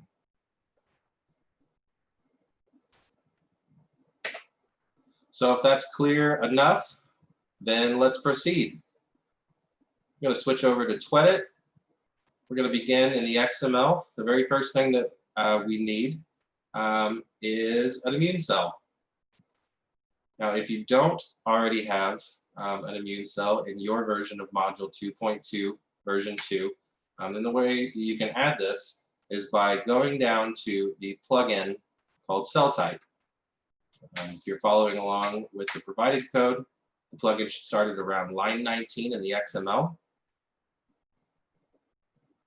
And you should find, if you don't have an entry here already for the cell type, then after the dead cells, let's go through the exercise. After the entry for the dead cell type, you'll add another one, and that will look like what's shown here on the left. Be an entry for cell type. You'll notice that we are not freezing these cells, so we will not include freeze equals, but instead we'll just go right to type ID. We will give that an ID of 5. It needs to be in quotation marks. And we'll give it a type name in quotation marks. We'll call them CD8 local. This is a specific type of immune cell. Just call them CD8 local. So if everyone's there, we now have another cell type, our CD8 local. These will be the immune cells in our spatial domain. Now, while we're here in the XML, again, this is where plugins are defined and can be instantiated for simulation. We're going to add another one that's built in specifically to control adhesion modeling. Now, what this plugin does is that it assigns coefficients to various type interfaces. So adhesion is modeled by the interface by type, so not two particular cells, but two particular cell types. And the convention is that when we assign lower adhesion coefficients, the corresponding adhesion between the two cell types is stronger. What this looks like in a very simple case for two generic types in the medium, shown here in the table on the bottom. And what you'll notice here is that when following this table, this describes the adhesion coefficients for different type interfaces. And you'll notice here that for a type 1 interface, shown in the middle, this coefficient is set to 5. Whereas moving down to the bottom left, for a contact interface between the type 2 cell and the medium, this coefficient is set to 25. So by this convention with these parameters, then the most adhesive contact interfaces are type 1 contacts, and the least adhesive are type 2 medium.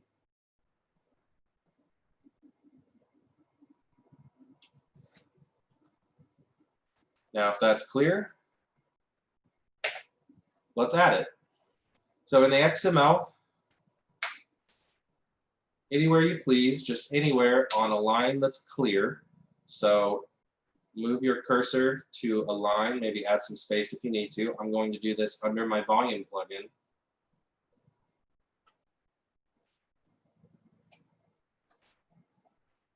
Now, when your cursor is placed on a line with some empty space, then you can add the contact plugin in the menu bar in Twedit by going to CC3D ML, and then plugins, contact.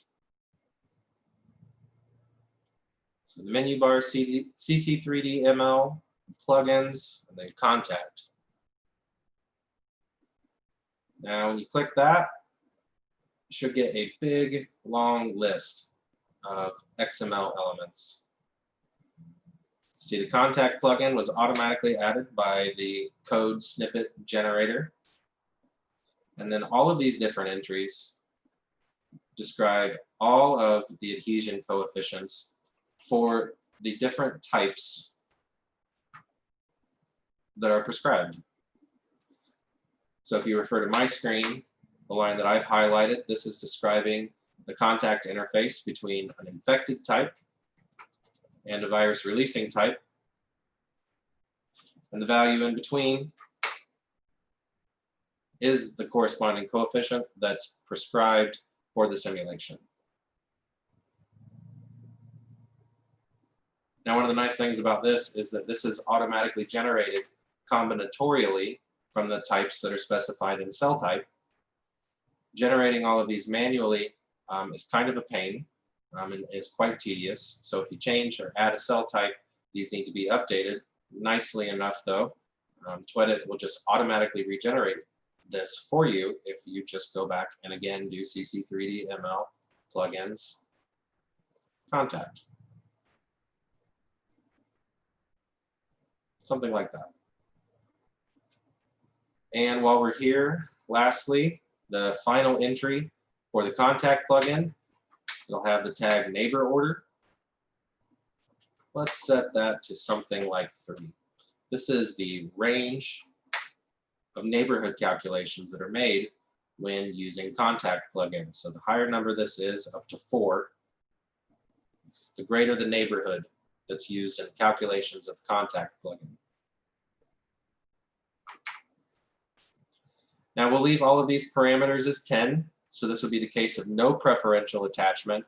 Later we'll do lots of interesting things. Well, I'll send you off to do some interesting things by varying some of these and seeing how that affects the corresponding emergent dynamics due to instabilities with differential adhesion.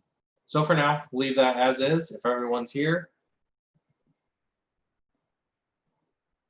then we'll proceed. Giuliano points out in the chat that if also regenerating this code snippet using CC3D ML, that will also automatically reset all of your coefficients to 10. So if you happen to have them set to something, you may want to write them down before regenerating that, otherwise they will be lost. Thank you, Giuliano. Okay, let's continue. Next is cell volume control. So most importantly here is that we model cells that occupy discrete locations. And through the dynamics of the cellular POTS model, that is the cellular dynamics behind CompuCell, the cellular POTS model relies on deformation of cells for them to be able to move, to translocate, so on and so forth.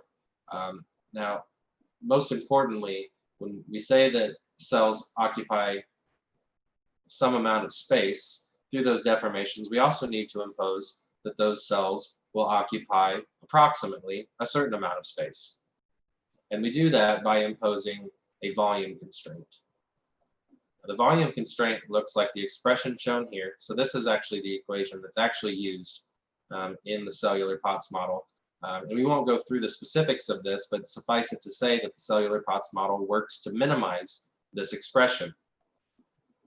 Now, when you look at the terms here, in parentheses here, in this squared term, you have the current cell volume, and the difference between the current cell volume and a target cell volume, that being a volume constraint. And you'll notice that when the current cell volume deviates from the target volume, whether below or above, then this term will increase. And this is effectively what imposes a volume constraint onto cells using the cellular POTS model in CC3D. The strength of that constraint is governed by this coefficient that we tend to just call lambda volume, or lambda V. So the higher this value is, the less deformable a cell type will be. Now we can prescribe these in Python, setting specific attributes on each cell object for the target cell volume, or the volume constraint. This can be accessed and written to using cell.targetVolume. And then the lambda volume constraint strength can be accessed with cell.lambdaVolume. Now, when we create cells, we need to set these if we're going to manage them in Python, and that's exactly what we're going to do. And as simple as it is, to kill a cell and to remove it, to just set the target volume equal to 0. In a couple of simulation steps, then the result will be that the cell disappears from the lattice. CompuCell takes care of that for us. We don't have to do anything after that, and that cell is then effectively annihilated.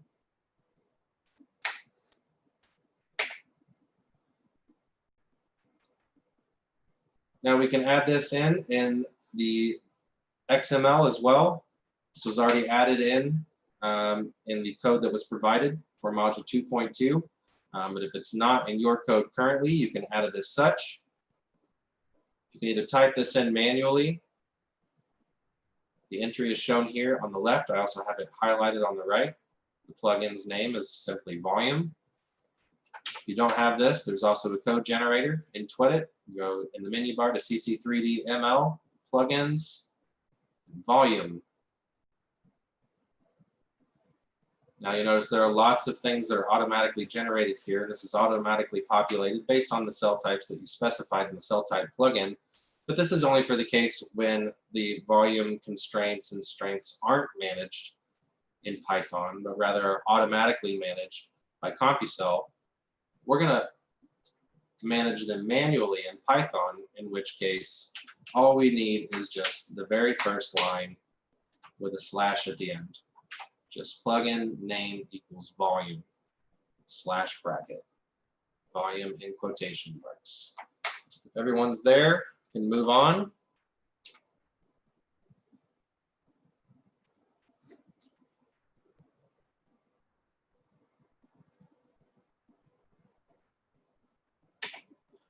Okay, let's move over to the steppable script. So Glazier model steppables.py. If you're not at the very top of the script, let's move all the way up to the top. In Windows, you can do that with Control Home.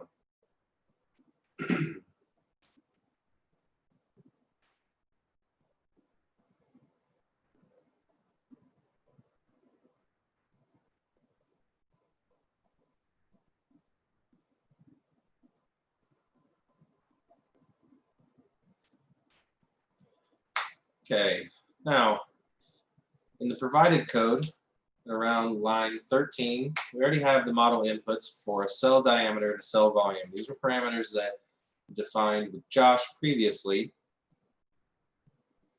We're going to add to this with our missing parameter for our volume constraint. Now, you've already done the calculation here at line 14 in the provided code for cell volume. Cell volume is what we'll use as our volume constraint. So we're just going to say in the simplest case that our immune cells will approximately be the same size as the epithelial cells. This is not necessary by any means, but it's a simple case. Now, after that, let's go to the end of line 14 and add a new line. We're going to add a new model input for the strength of our volume constraint. We're just going to call that parameter volume_LM. And we're going to set that equal to 9. Volume LM equals 9. Again, higher values of this parameter will make cells stiffer. Lower values make cells much more easily deformed.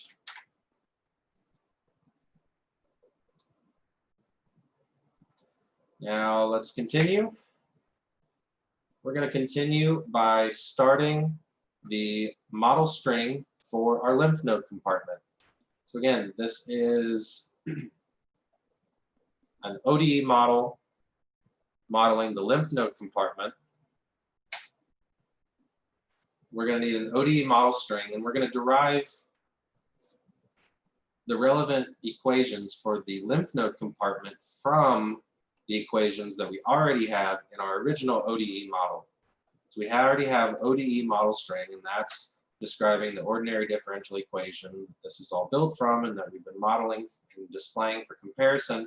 We're going to take relevant aspects of this, and we're going to build another ordinary differential equation model string.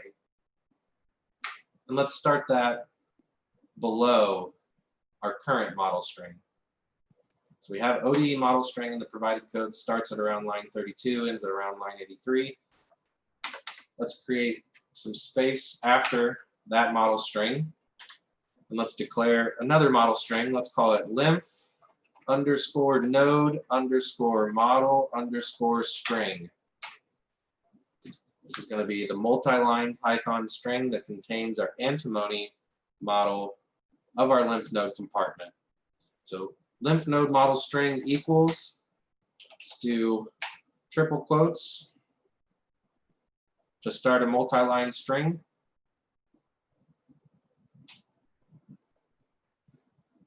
And to start our antimony model, let's enter model, lowercase, and space.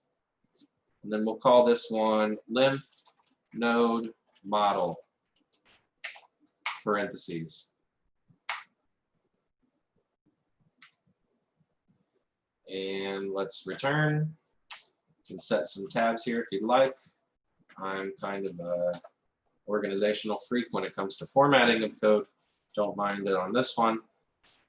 And let's just terminate our model and terminate our model string. So triple quote, model, lymph node model, parentheses, and then the next line just add end, and then triple quote. To edit, that should just show up as 2 lines of orange. And this is the string we're going to use to build our model. So let's continue from there. Next thing we're going to do before we start building this, let's go ahead and get the process out of the way of initializing our free-floating model in CompuCell. So let's go down to the start method of our steppable. The provided code, it should now start at around line 109. We're going to scroll down to an entry, there's a comment that says apply initial conditions. This is when the initial conditions of the full ODE model are set based on the simulation conditions in the spatial model below that section. So at around line 150, this is where we're going to add the code snippet that you see on the left of my screen.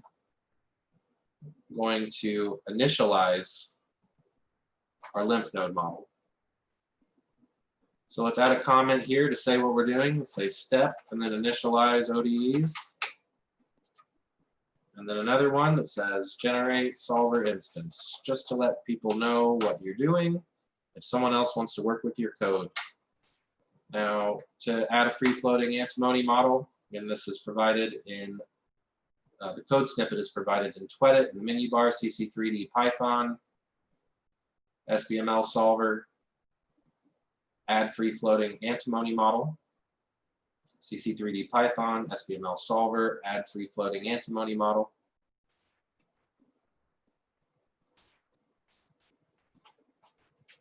Can get rid of the informative comments since we've already reviewed this feature. Now the first keyword argument is model file. Again, that's to import a model from a file. We're not going to use that, so we can just delete that. So model file equals model file comment. That can be deleted. We're going to use model string since we're defining our model in a string. We're going to say model, excuse me, model string equals lymph node model string, the string that contains our lymph node model. So model string equals lymph node model string. You can clean this up a little bit by returning before the next argument and aligning it with the previous one shown on my screen and also in the code snippet on the left. Next one, we'll declare the model name, and we'll just give it the same name as declared in the string. So model name equals quote lymph node model.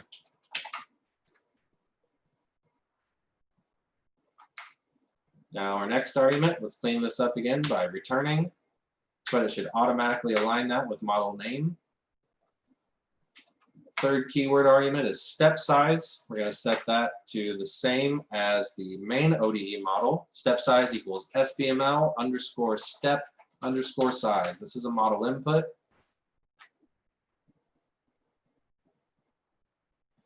And then our fourth keyword argument that's provided by the code generator is initial conditions. In antimony, we can do this in the antimony model string, so we don't need to do it here. So we can just delete that already.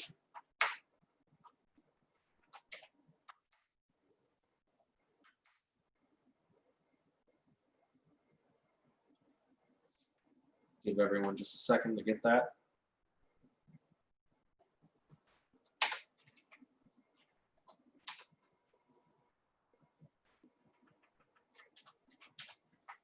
All right, let's continue. So now whatever we put in our lymph node model string will show up as self.spml.lymph node model, as thoroughly described by Josh. We will use that quite a few times in this as well. Next step, let's start building our lymph node compartment model. So let's go back up to the top and go to the model string that we started for our lymph node. Then we're going to treat this like something like a black box, which is that there will be information that we pass from the spatial model to our lymph node model. And then our lymph node model will do some calculations based on the equations that we prescribe. And then that lymph node model is going to pass information back to us for the spatial model. In particular, the spatial model is going to pass the total amount of local cytokine. So we're going to do a volume integral of our cytokine field. And we're going to pass the volume integral of the cytokine field to the lymph node model. And then after it's done doing its calculations, we'll then ask the lymph node model, what is the amount of lymph node immune cells? The lymph node model will give us that information, and then we'll use that to calculate the probability of adding immune cells into the domain. So with that paradigm, let's start first by just declaring some inputs and outputs. So let's make a little space on our model string, and let's first add a comment, inputs, so that other people know what you're doing when they go to work with your model as well. They'll know that this is an input. And we use the same symbols as used in the main model string, in which case the local amount of cytokine is C, and we'll just initialize that as 0. We initialize the local cytokine field in the spatial domain as all 0, so we'll initialize the value in the lymph node model as 0 as well.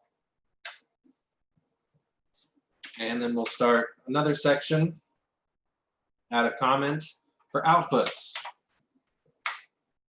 Just a comment with /outputs, and our output from our lymph node model is going to be the lymph node total number of immune cells. In the ODE model, the symbol was EL.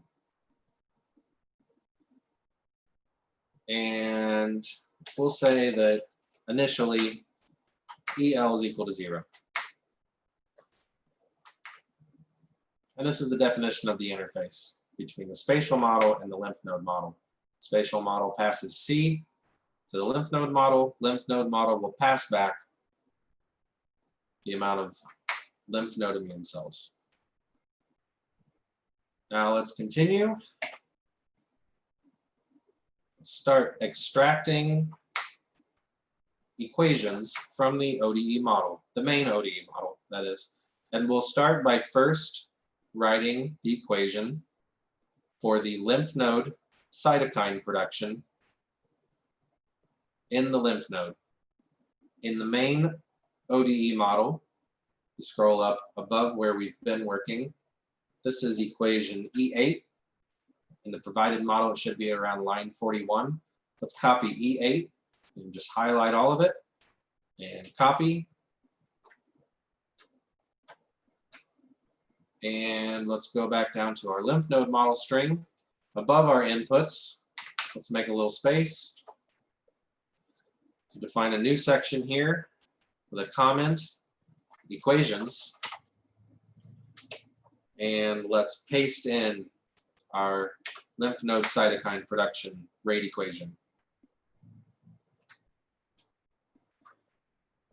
Now from here, the one modification to make, and this is due to that we're modeling the local cytokine in our spatial domain, is that from E8 that we've copied from the ODE model, we will remove in the rate equation definition in our lymph node model, not the main ODE model, but in the lymph node model, we'll just remove this entry C.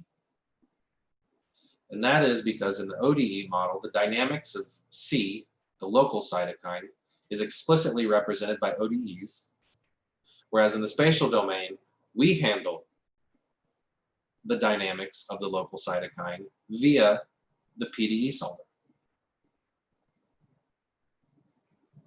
Now we're going to pass that information to the ODE model, in which case all we need for E8 is arrow CL. So this is a source term for the lymph node cytokine.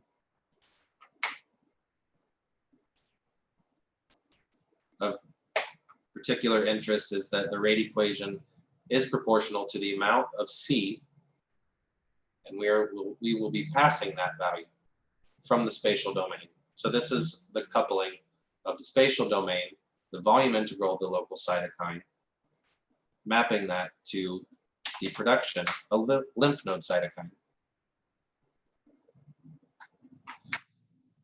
Now to use this, we need this parameter KC. Let's just go back up to the original ODE model. In the provided code, KC is defined at line 57. Let's do the same as before. Let's just highlight that and copy it. And go back down to our lymph node model. Make a little space after equations. Let's define a new section. The comment parameters. And we'll just paste parameters into that section. The copied line KC.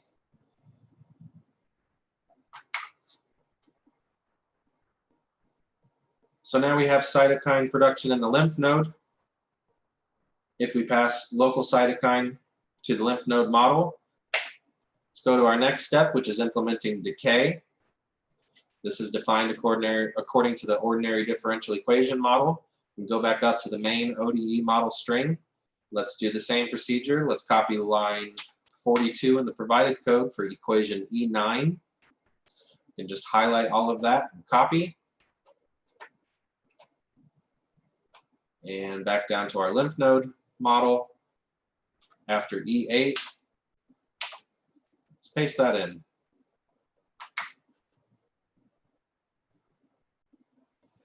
And to use this equation, we need the parameter CCL in the ODE model. That's defined in the provided code at line 58. CCL equals 0.5 in units per day. Let's highlight that and copy it. Same procedure. Go down back to our lymph node model and paste that into the parameters section.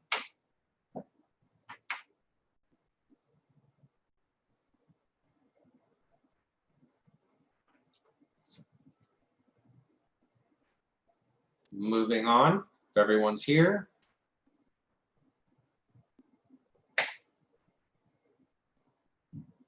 Let's do our coupling, passing the information from the spatial domain to the lymph node model.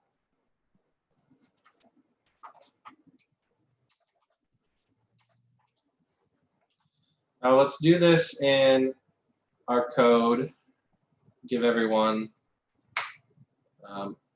chance to provide some feedback on if they're keeping up.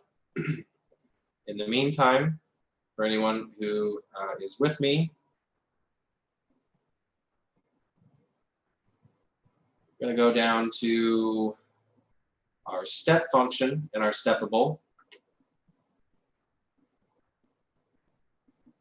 And we're going to start a new section for immune cell recruitment.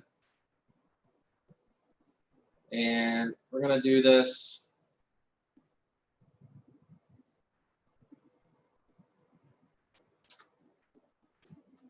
at around line 284 in the provided code.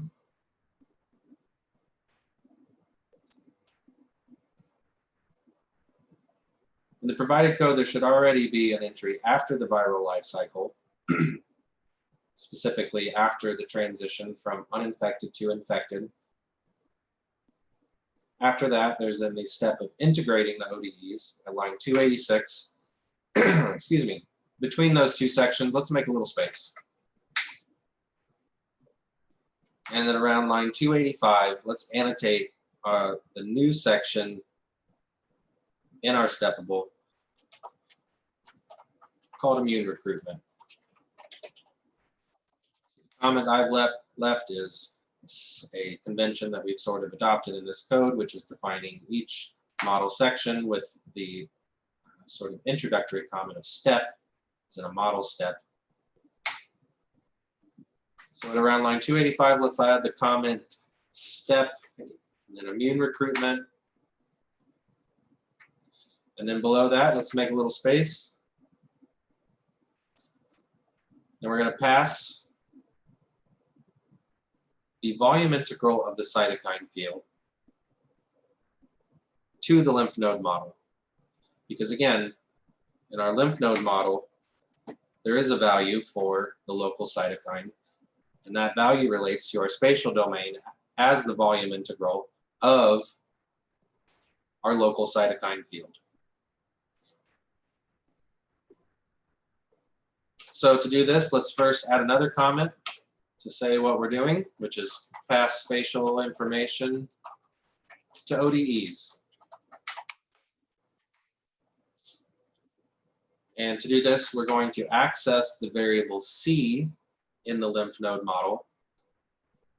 We can do that by typing self.sbml dot, and then the name of our lymph node model, which is lymph node model. And again, to access the variable C, you can start some brackets. And then in parentheses, enter C. So this is a reference to the variable C, the local cytokine amount in the lymph node model. Now to that, we're going to pass the volume integral of the cytokine field.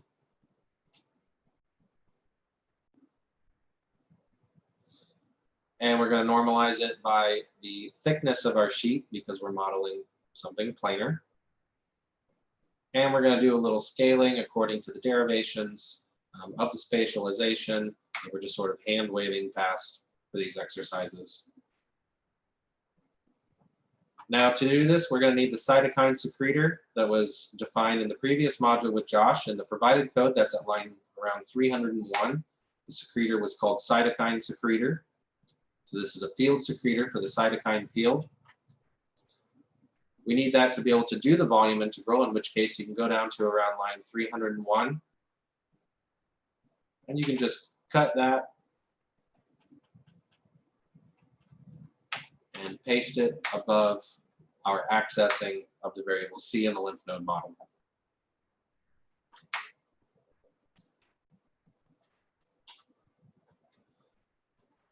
Now, let's do our volume integral calculation and pass that to the lymph node model. So self.sbml.lymphNode model, the variable C equals cytokine secretor dot total field integral, parentheses.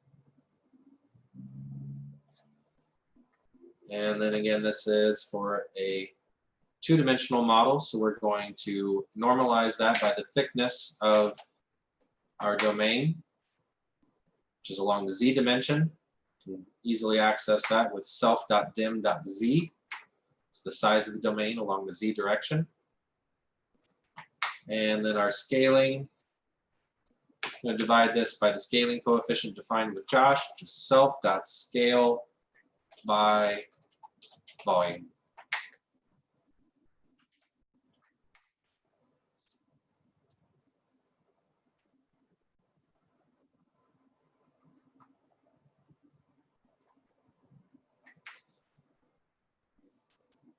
Again, don't forget to move the cytokine secretor. It's not shown in the code snippet on the left. You can reference it on my screen on the right. Cytokine secretor was defined below this section of our code in secretion. You can just cut that and paste it right up here above where we're working now.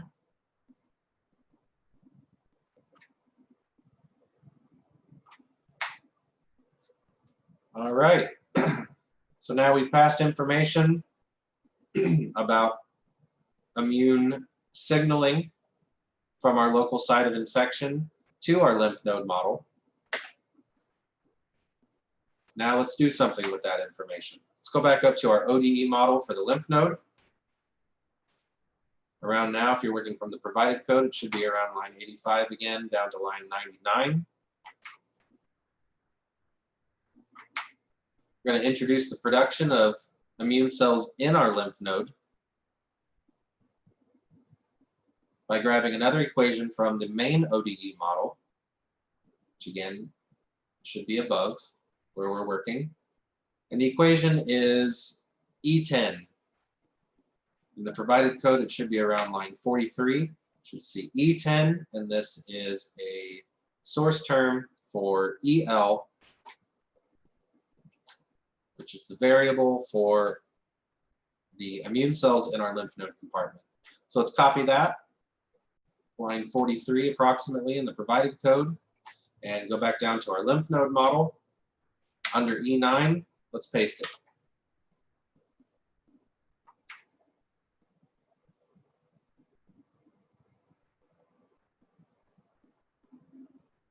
Now, no modifications required to this, but this does have 3 different coefficients that are defined in the main ODE model: PEL, REL, and KEL. You can grab those from the ODE model as well. So let's go back up in the provided code. It starts at around line 60. PEL, REL, and KEL. Highlight all 3 of those and copy those.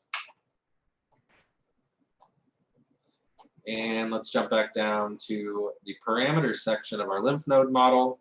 After CCL, let's return and then paste those values into our parameter section.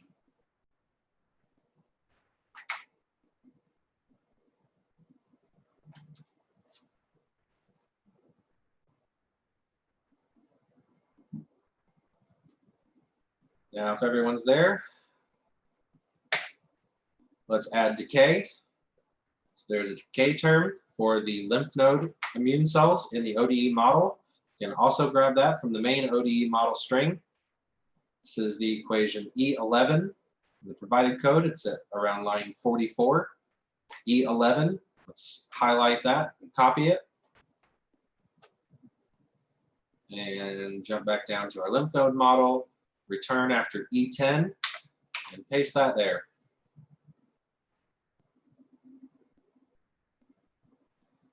Now, with the same logic as with E8, E11, you'll notice here, this is a reaction term for the conversion of EL, the lymph node immune cells, to E, the local immune cells.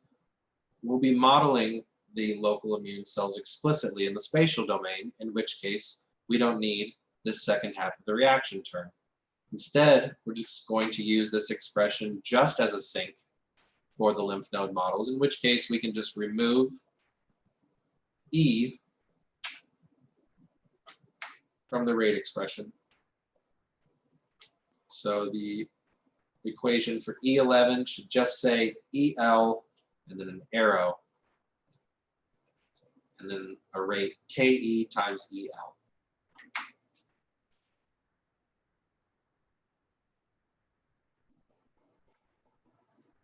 Now, to use this equation, we need one more model parameter from the main ODE model, and that's the parameter KE.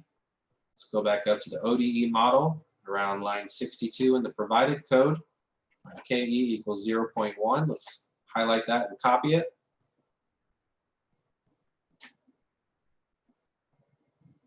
And jump back down to the parameter section of our lymph node model. After KEL, let's return and paste it.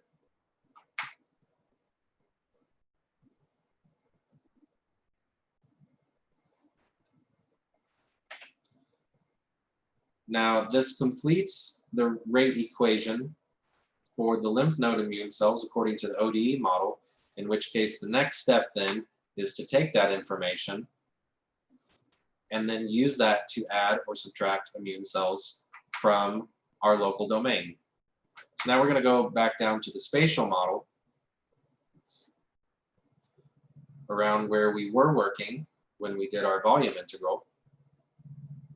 And our step function, this is around line 298. Now we're going to do some calculations after integration of the ODE. So self.timestep at around line 298 in the provided code. This does integration in time of all ODE models that have been defined. Now, after that, let's return and make a little space. We're going to do calculations based on the integrated ODE model for adding and subtracting immune cells. Now, the basic algorithm here is that we're first going to calculate outflow of immune cells, which is immune cells that are in the domain leaving. Then we're going to do inflow, where according to the lymph node model, we will do seeding of immune cells into our spatial domain. And we'll calculate the number of cells that will be added for this step in our inflow calculations, and then according to that amount, we'll then go through and one by one seed those immune cells into our spatial domain. So let's start this by first just outlining the 3 steps of our algorithm here.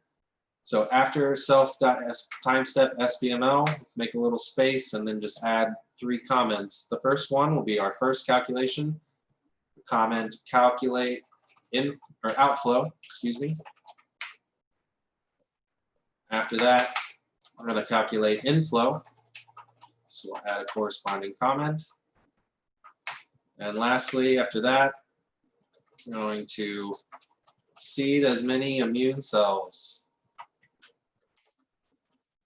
calculated for inflow. Of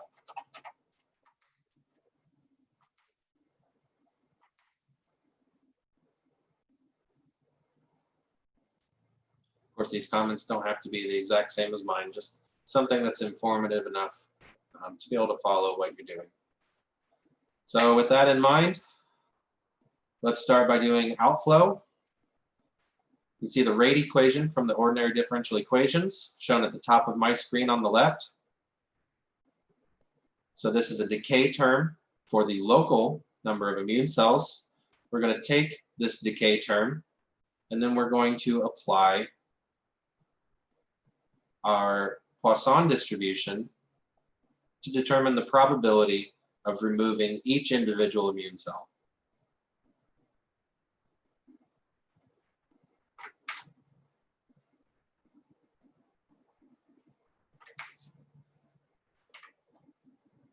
So for each immune cell that's currently in our domain,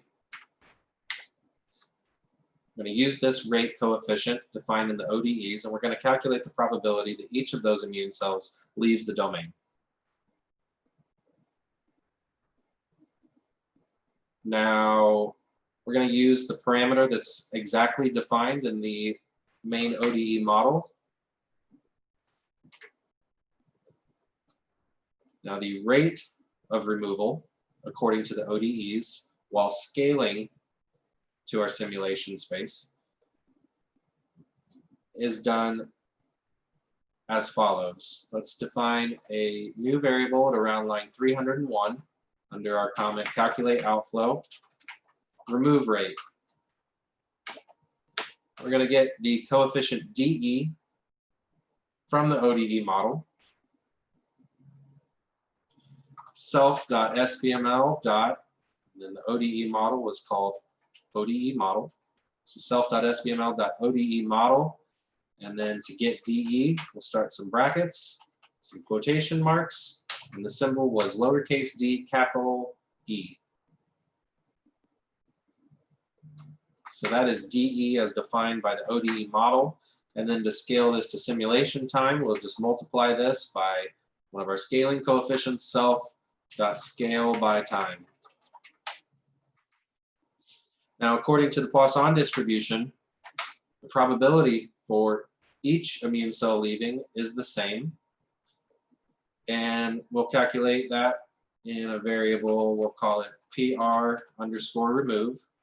So let's declare that variable PR_remove. This is the probability of removal equals, and then just our Poisson distribution, 1 minus math.exp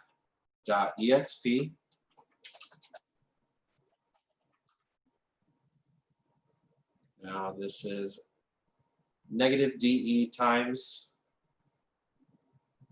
or I'm sorry, negative remove rate.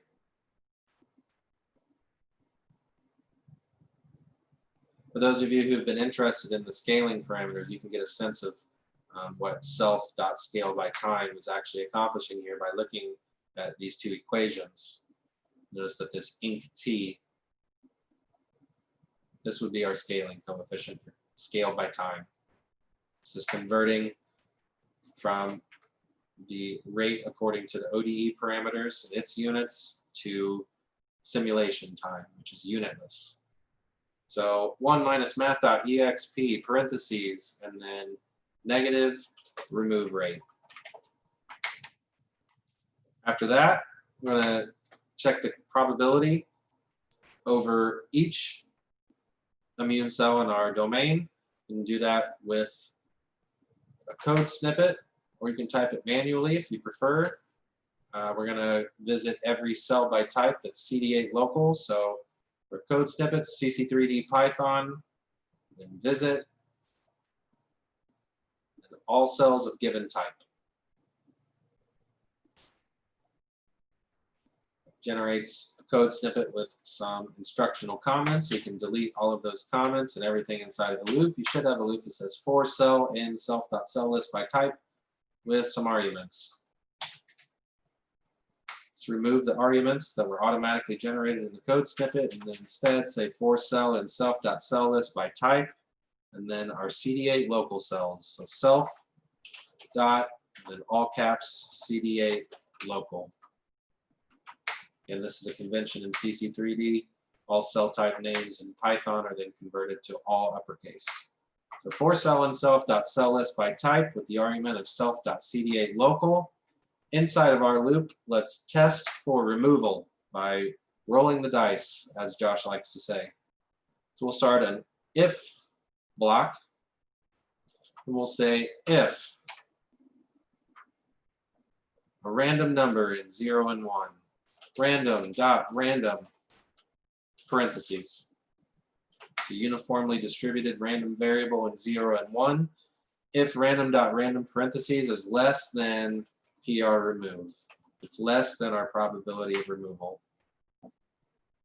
And this block will be executed. You can return, and in our block, make sure you have an indentation in the next line. If our cell is removed, cell.target volume equals 0.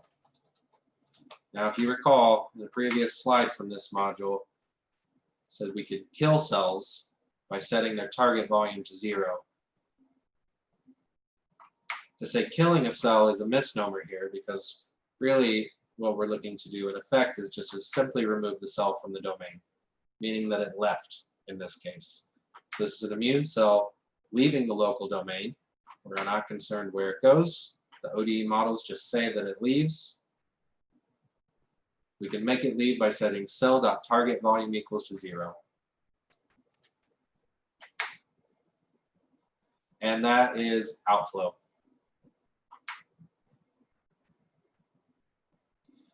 Now, if everyone's here, we're going to blast through inflow.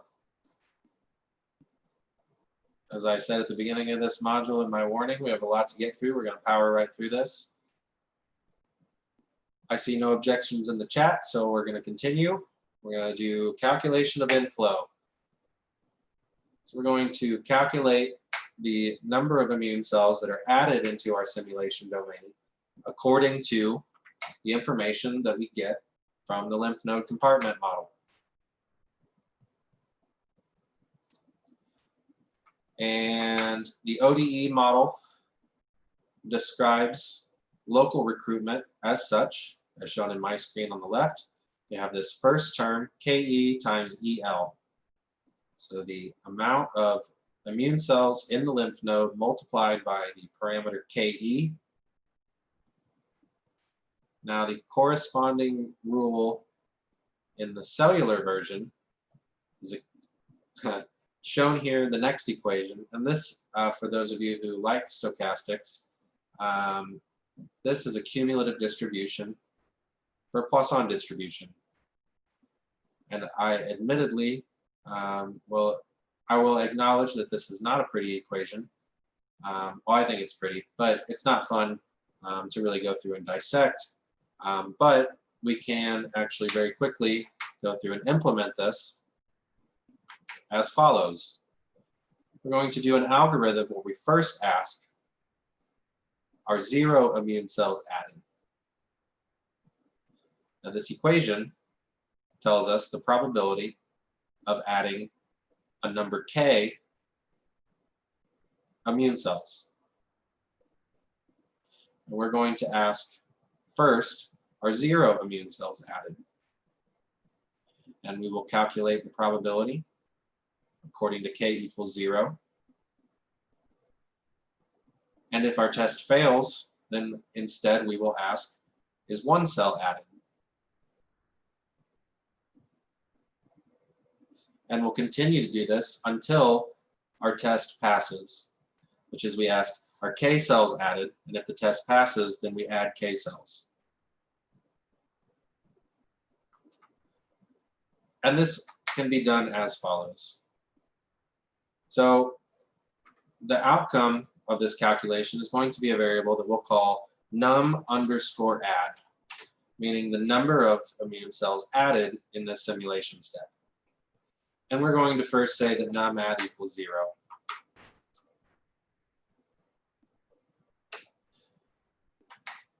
So at around line 308, num_add equals 0. The next term that we're going to define is the rate of addition, which we'll call as a variable add_rate. And add rate is according to information from the lymph node model. In particular, the parameter KE, the total number of lymph node immune cells, so KE times EL, and then 2 scaling coefficients, scale by time and scale by volume. So we can calculate it as such. Add rate equals, from our lymph node model, self.sbml.lymph node model. We want EL, so brackets, quotations, EL. Now let's multiply by KE from the lymph node model. So multiplied by self.sbml.lymph node model, brackets, quotations, KE. And then our 2 scaling coefficients multiplied by self.scale by time, multiplied by self.scale by volume.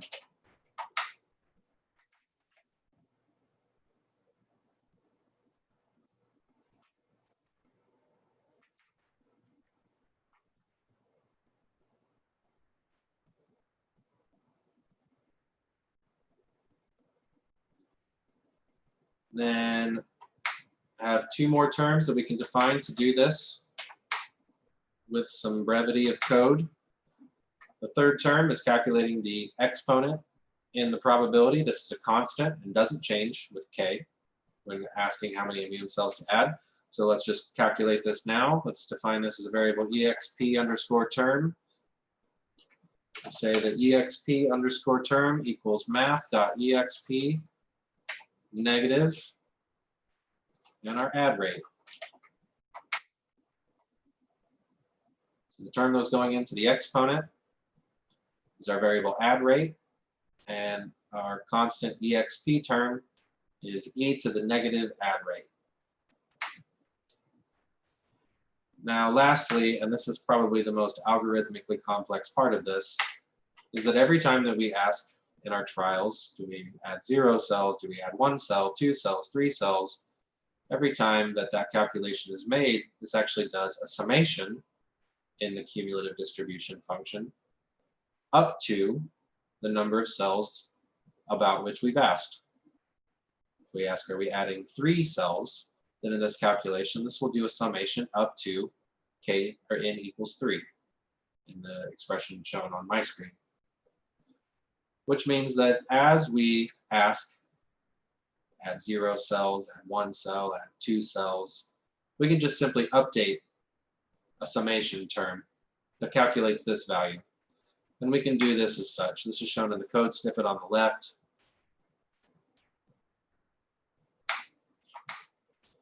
Define a variable sum underscore term. And we'll say that that first equals 1.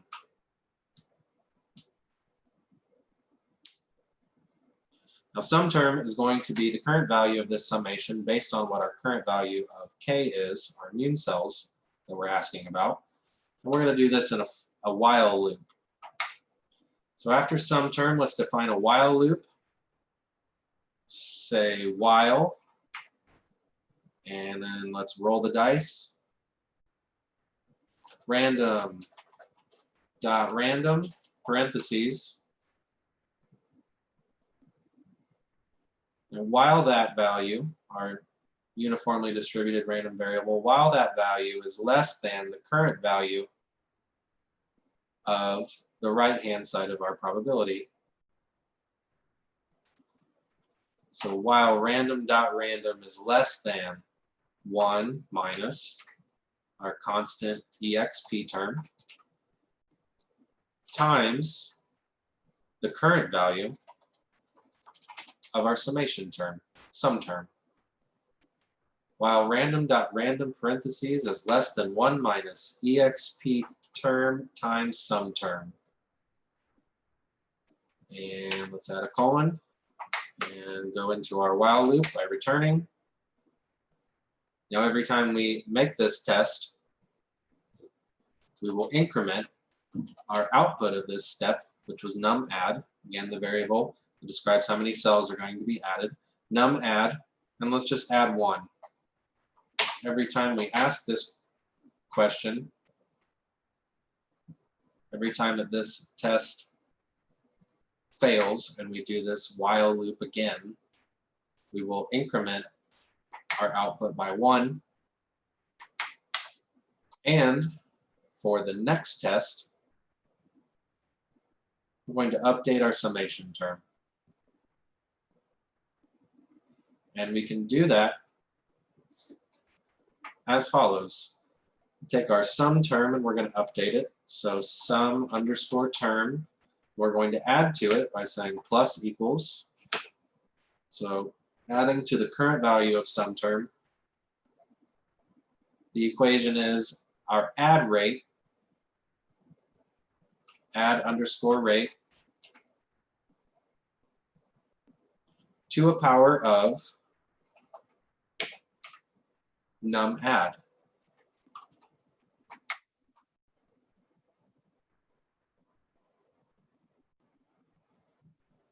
You may have noticed by now, when getting halfway through this, that our num add is acting something like the value n in the cumulative distribution function. If you follow in that way, then the rest of the expression follows. So sum term plus equals add rate to the num add. And then we're going to divide that by the factorial of num add according to the cumulative distribution function. So divided by math.factorial num underscore add.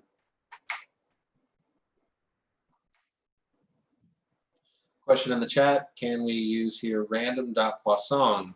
That is a great question and one that I can't answer off the top of my head. If you email me, well, if you're telling me that you can, then that's great, and maybe this could be improved to add a little brevity to the code. If you're asking because you don't know, then email me to remind me and I'll look it up after this module. Yeah, great question, Romain. Okay, so, and that completes our algorithm, actually. So when this test fails, then the current value of num add is the number of cells that are being added.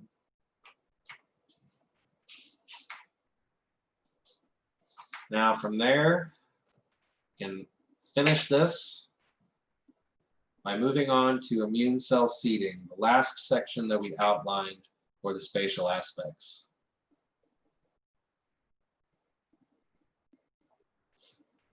Romain in the chat says, we're on NumPy, so I guess it should work. Yeah, this is a great question, Romain. We should talk after this. I hadn't even thought at the time to look into it. Okay, so our seeding algorithm. Go down to, should be around line 316 if you're working in the provided code. I'm going to do a return after our comment to seed as many immune cells as calculated for inflow.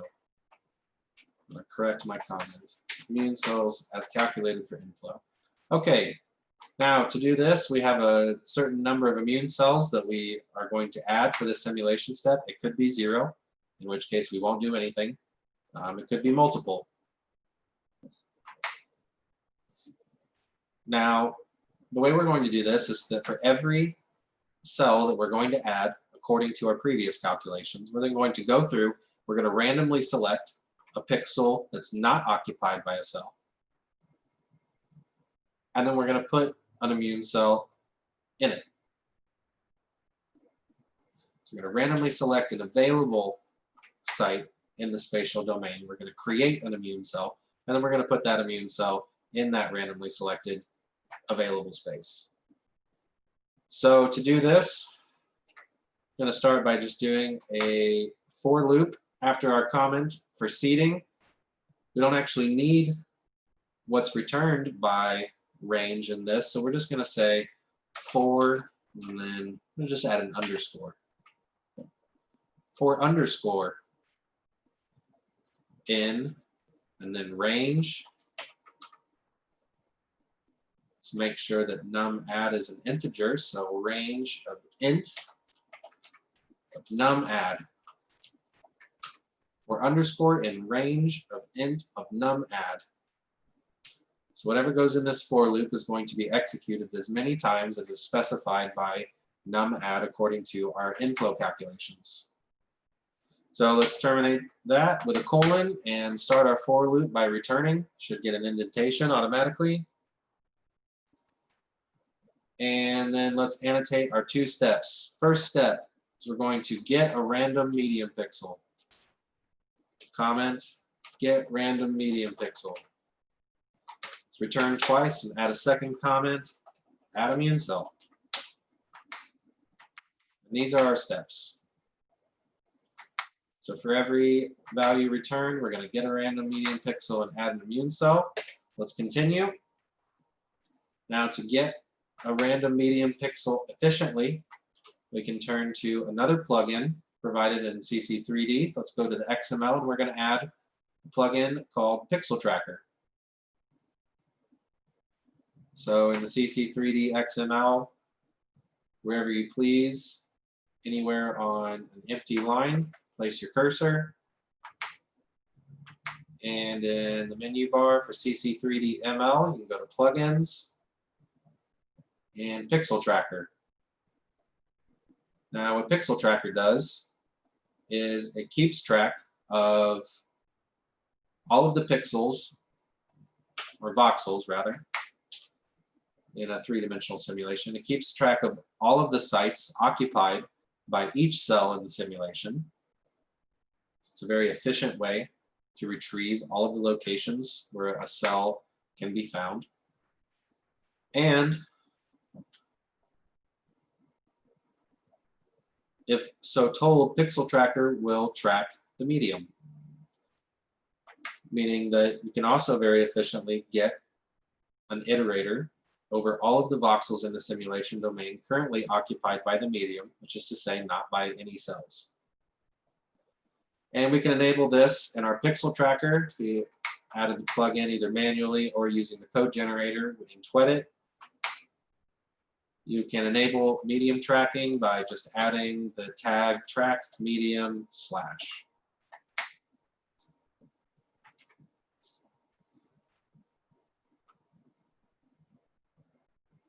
This is not automatically enabled because it can be a bit computationally expensive. Not too bad, but we make it an optional feature. Now back in the steppables, since we're going to use medium tracking in our annotation for our section get random pixel, let's then add an additional comment that says needs medium tracking, because we're going to write code that relies on medium tracking being enabled.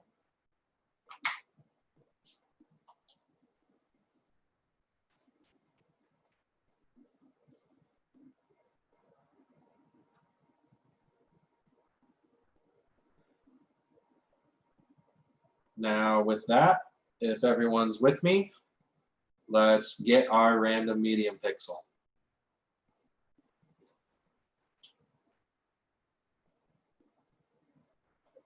So Pixel Tracker plugin has a nice command called get medium pixel set. This just returns an iterator, the iterator that I was just describing over all of the current medium pixels. And the full command to do that is self.pixeltracker.getMediumPixelSet. It's shown on the left-hand side of my screen. Now the iterator that's returned by getMediumPixelSet is called Pixel Tracker Data. You tend to just write it PTD. So each pixel tracker data will have an attribute pixel, and each pixel will have the coordinates of the particular pixel. The coordinates being X, Y, and Z. So in short, to make a Python list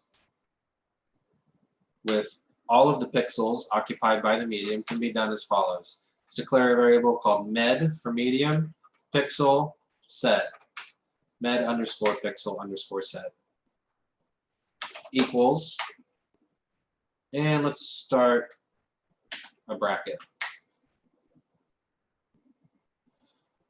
Now self.pixeltracker.plugin.getMediumPixelSet returns pixel tracker data. We're going to make a list with one line of code, and we're going to do this as follows. Inside our bracket, let's do ptd.pixel. ptd being the pixel tracker data iterator that's going to be returned in the for loop that we're going to specify in this bracket. So ptd.pixel, and then just write what you would for a for loop. For ptd in self.pixeltracker plugin .get medium pixel set parentheses. So this is a Python list of all of the pixels currently occupied by the medium according to Pixel Tracker plugin.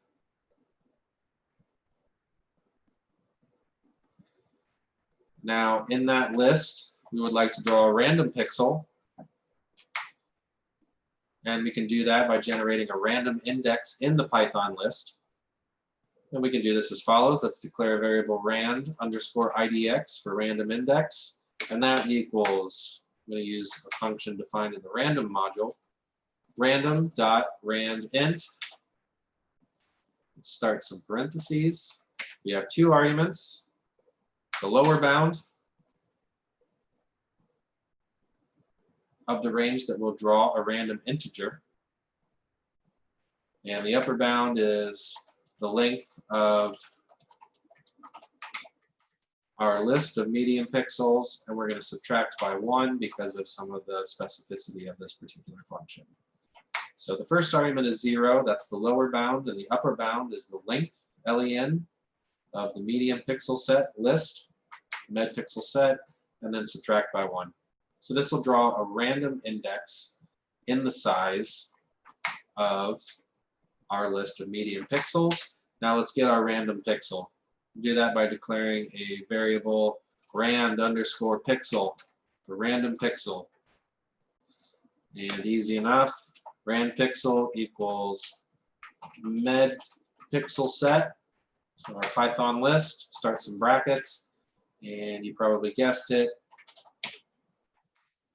at our randomly selected index.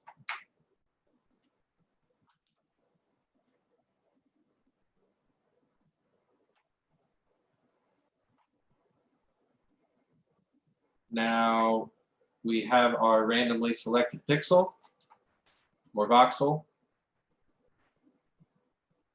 Now let's put an immune cell there.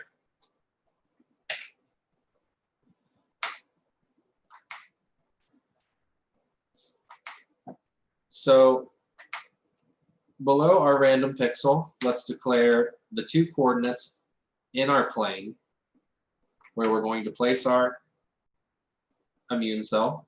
And we can do that by just unpacking the pixel that we've selected.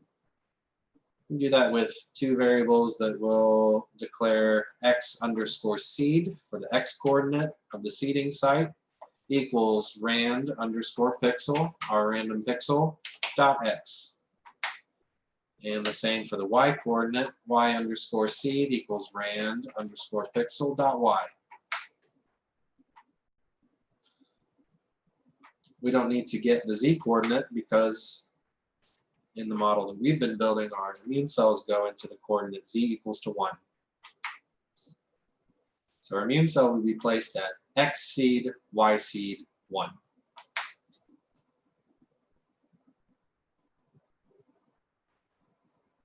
Now moving on, we have our seeding location.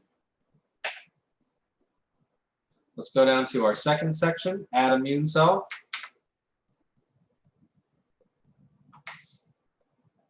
And let's make some notes about what we're doing. All we're going to do is we're going to create a new immune cell, just like how we created epithelial cells with Josh.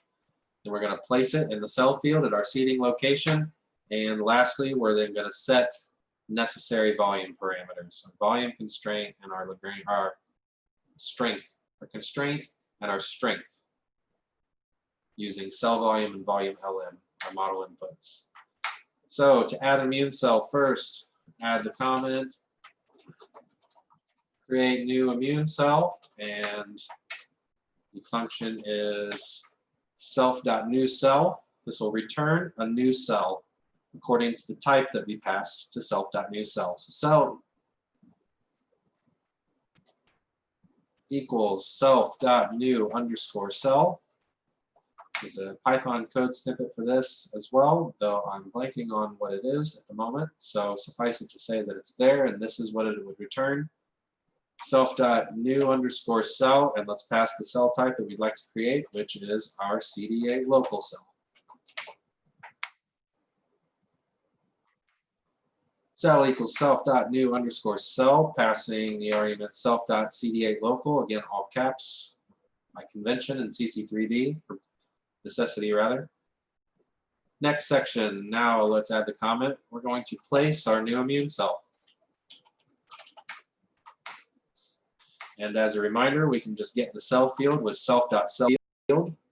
We can index into that like a NumPy array, and then we can just place cell that we just created wherever we've indexed. In which case, for here, we're going to index into our randomly selected pixel, and that's self.cell_field, our cell field, start some brackets, and then our x coordinate, which was x_seed, our y coordinate, y_seed, and our immune cell layer, z equals 1. So self.cell field at x seed, y seed 1 equals our new cell, which was just cell.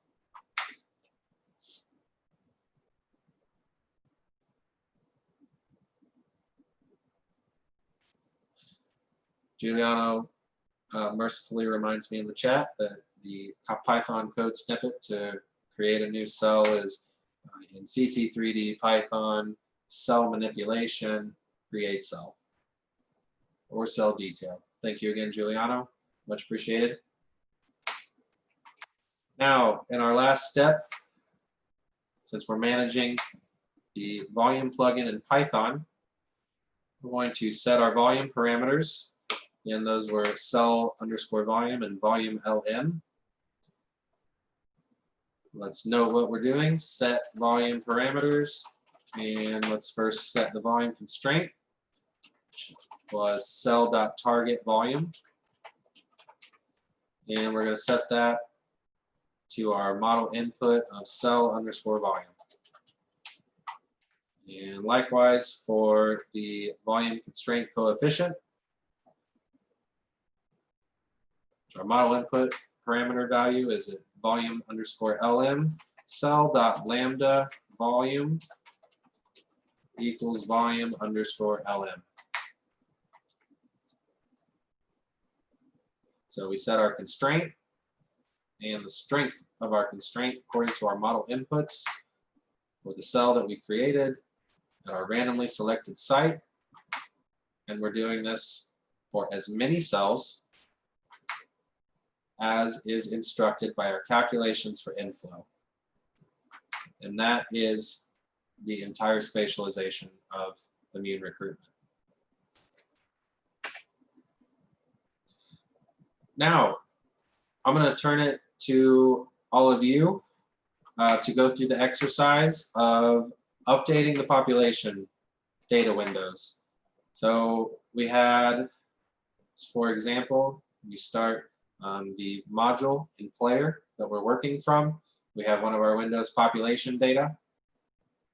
We have tracking for CD8 local and CD8 lymph node cells. And I would like to give you about, say, 10 minutes or so, maybe go a little bit shorter depending on how everyone's doing. Go through and in the data plotting defined in Twentive for the population data window, want to update the plot according to the number of local immune cells and the number of immune cells in the lymph node. Let's say, let's take 5 minutes. I'll let you have a go at that, and then I'll complete it along with you after that. And if you get far enough and you get it implemented, you can test everything out and see how it went by going over to player, running the simulation, maybe doing a little debugging for any typos. I'll probably have to do the same. This is typical for this sort of work. And if it works, and you can actually get the simulation to run, go ahead and run it and see what happens.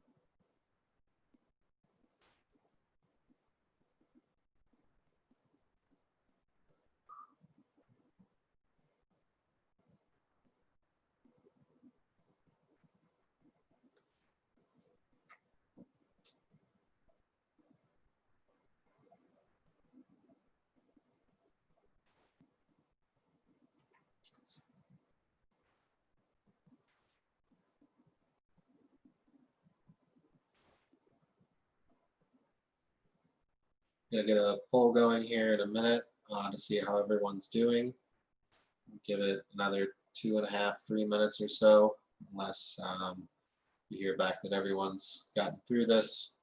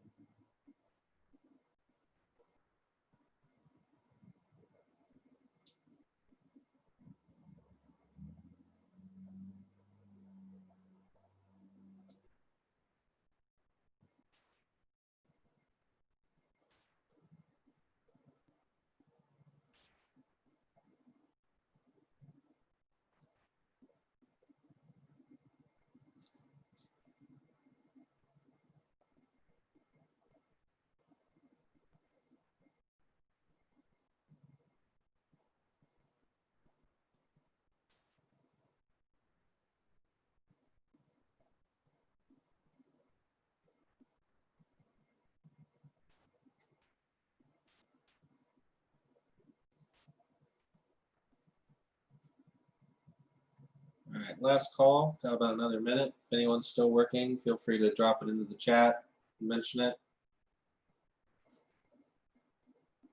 We're at near the final leg of this development, so no worries if you don't get completely through this portion. The rest of this is all pretty much secondary work and mostly content that I've gone through in much more detail with Josh.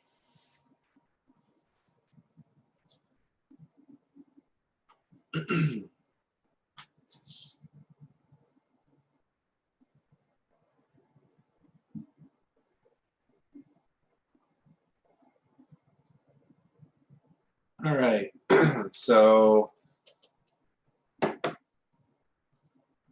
let's go through this and see how everyone is doing. Polls open now. Can pause for another minute if we've got consensus that would like me to wait. Got a few still working on it. That's fine, no problem. Give it another minute or so. And then maybe those of you who are still working on it can follow along with me as I go through it as well.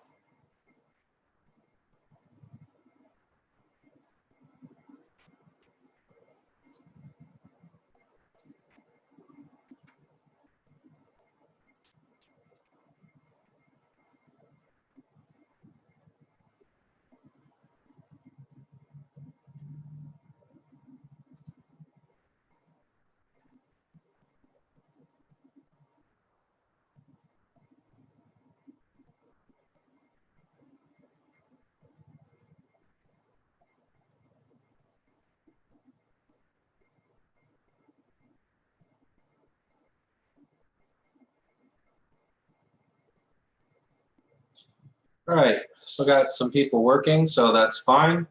I'm gonna go through this as well, and when I catch up with you, if you're still working, then just follow along with me. Try and push this past the finish line and see this thing work. Or not, it happens sometimes. Now, first, at around line 201 in the provided code, need to add 2 new data plots. We've got specification of the 4 different epithelial cell types. Now let's do specification of our 2 different quasi-immune types. One being an actual immune type in CompuCell 3D, which was CD8 local. So that's a cell type that's defined in the cell type plugin. I use dots with dot size. And I'm going to make my dots white. And then I'm going to do another one for the immune cells in the lymph node. I'm going to call that CD8 lymph. And I'm going to set the color for my lymph node immune cells as purple. So now I'll have 2 more plots that will show up, or 2 more sets of data that will show up in my population data plot window. Now I'm going to go down to where we were working in the step function and then update those 2 plots in the population data window with the current values according to immune cell recruitment.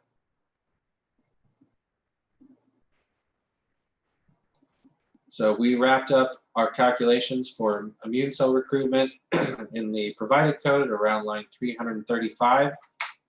Should be before the next section that's labeled as secretion, which you did in the previous module today.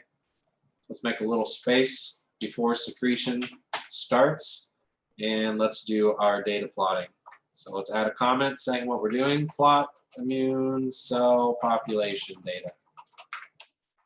And let's first start by actually calculating the number of cells in our spatial domain and in our lymph node. Let's say for the local cells, say variable num underscore cells underscore immune equals, and then we're going to use self.celllist by type, and we're going to measure the length of that list.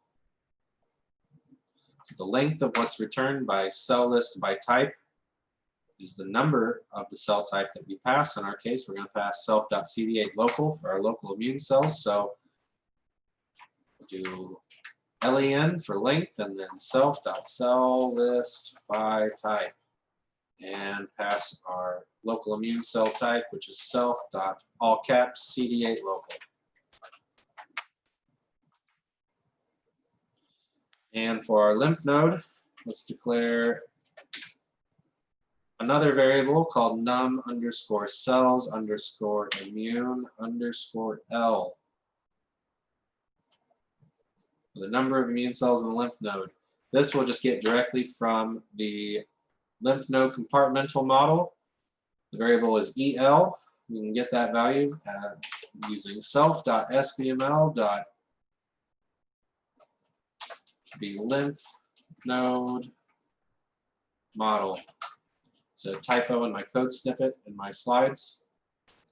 Refer to my screen on the right. It should be self.sbml.lymph node model.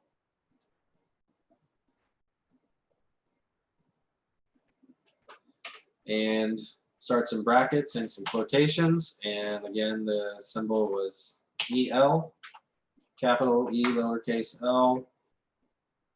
Now, the trick here, due to some of the details of the multi-scale scheme, is that the lymph node models an organismal level response, whereas we are modeling a local tissue patch, in which case our immune cells in the lymph node have to be scaled to our patch. And we can do that by multiplying by our scaling factor for volume, which is self.scale by volume. And then add them to the data plots for our new entries in the population data window. So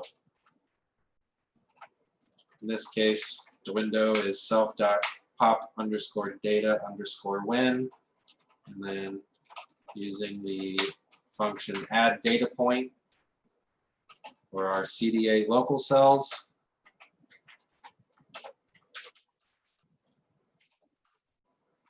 I'm going to convert the time to days. So MCS times days to MCS, and then just the number of immune cells in our local domain, as we calculated around line 338. Same for our lymph node. Whatever entry you specified for adding your data window for the lymph nodes, I call my locals CD8 local and my lymph node immune cells CD8 lymph. And then again for the x-axis, it's the simulation step converted to days, so MCS times days to MCS. And then the y-axis for this plot is our number of immune cells in the lymph node scaled down to our tissue patch, which is num cells immune L.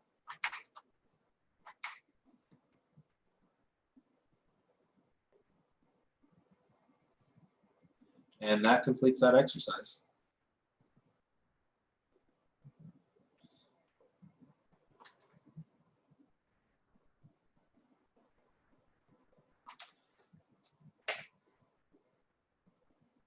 Now from here, all we have is exercises, and I'm thinking that to save on time, since we've been falling behind again, is to send everyone off to work on this on their own time. Can run this very quickly in my player and see.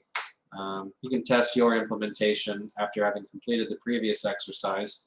You can do a little debugging by going over to player. Make sure you still have the code that we've been working on loaded into player. You can test to see if everything was implemented properly by just hitting run. See if any bugs pop up. In my case, I miraculously managed to write all that code without any bugs. I'm going to maximize my player. Now, if you entered everything correctly, And if you didn't, no worries. That's a lot of code. And again, debugging is half the fun and most of the pain. And so if it doesn't work exactly and you can't get this to run, that's no problem. The cells or the slides, the cells, that's funny. The slides to do this are made available to everyone, and that's all step by step. The current state of the code as you see it here now is actually the module 2.3 that's also been shared in the student materials. And so if you get tired of debugging and don't want to fight with this, then you can find a working version in module 2.3. Now in mine is working. I'm plotting the immune cell layer of my cell field on the left. And in particular, see, we don't have any immune cells yet, which is fine. There's a delay.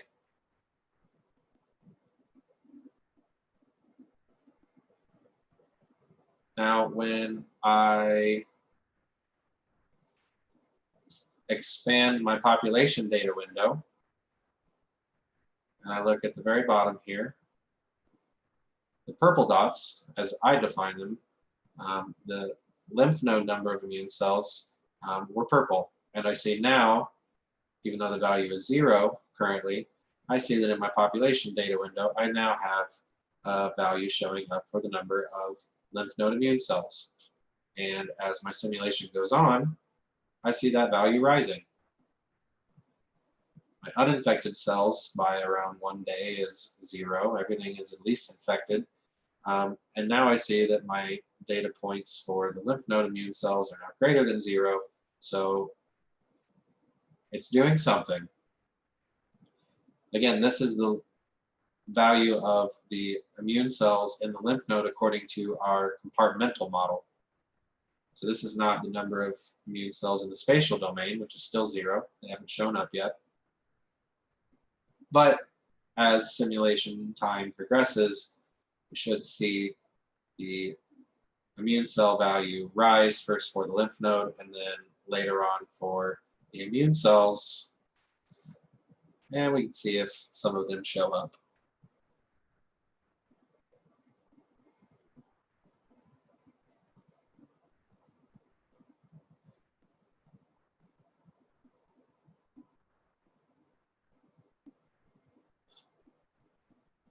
Got a note in the chat from Peter. Rand N tells me I've passed it and is at an impossible range? Impossible range?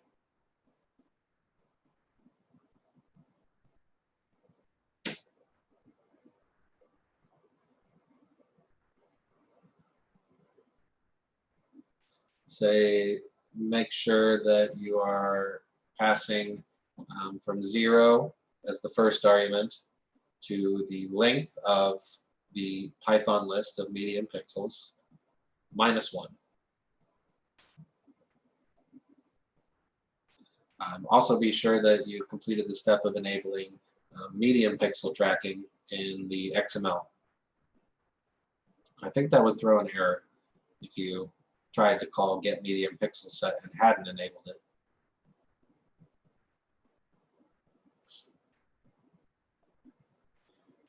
Now, for those of you who are running it, my simulation is past 700 steps, and I finally have immune cells.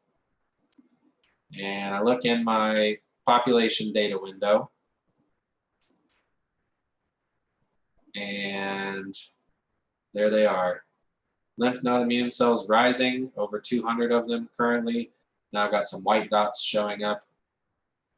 There's my local immune cells tracking. No effects from the immune cells, so no contact killing or anything like that. For now, they're simply there.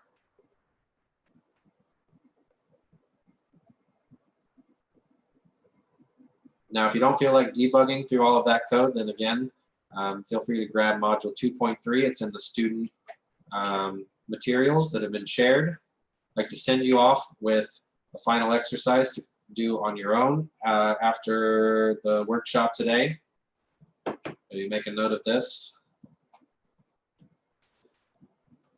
The exercise is to vary the contact parameters between the immune cells and then run it in simulation. Specifically, we set contact plugin up so that there was no preferential attachment, and instead that everything was evenly adhesive to each other. And the question is, what happens when immune cells stick to each other versus what happens when they don't stick to each other? And so the experiments that I would like to send you off to do on your own time is to first set up contact parameters that implement each of these cases. Now you can do this by, say, setting everything to 20. And then for immune cells that stick to each other, set the adhesion parameter for the CD8 local cell interfaces. If everything else is 20, then set that to 10. Or if everything is 10, then set that coefficient to 5. And then in the opposite case, to make them not stick to each other, if everything else is 10, then set this to, say, 20. Now, run both of those cases long enough to really see some immune cells coming into contact or potentially coming into contact, and observe the distribution of the immune cells spatially. And then, based on what you observe, consider the following question, which is that if killing of infected and virus-releasing cells is local and driven by contact, then how would the location and distribution of the immune cells as affected by preferential attachment and differential adhesion, how would that affect the efficiency of immune response?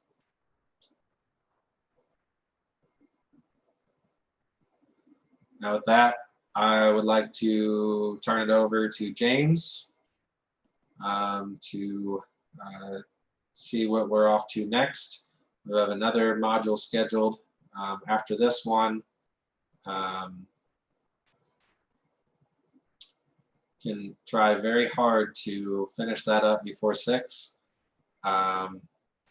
Need to take a break very briefly, James, to get myself some more water, and then can try and press through the next module.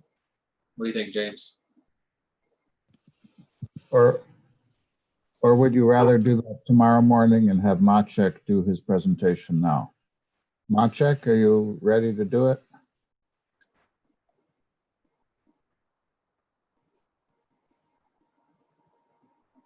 Are you on, Maciek? You're muted at the moment.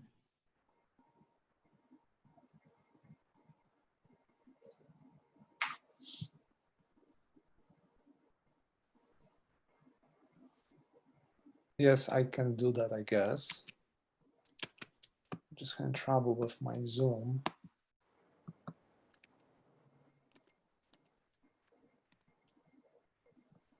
Okay.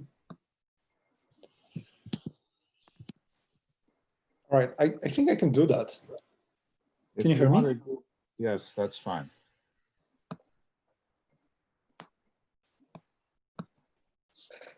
Should we then start or take a break?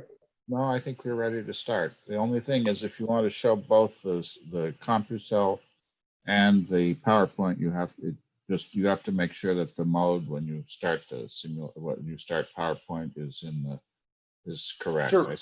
I set it for deck 3.5, but you need to double check. All right, so let me actually share my screen.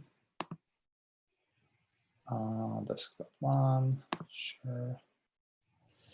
Can everybody see my screen? I hope so. So let's go back and start the presentation. Not in PowerPoint. No, just I'm having a hard time hearing you. You're going to But, do it in Google Slides or in PowerPoint? I think I'll do it in Google Drive. The Microsoft Office is just unacceptably slow for whatever reason on my computer.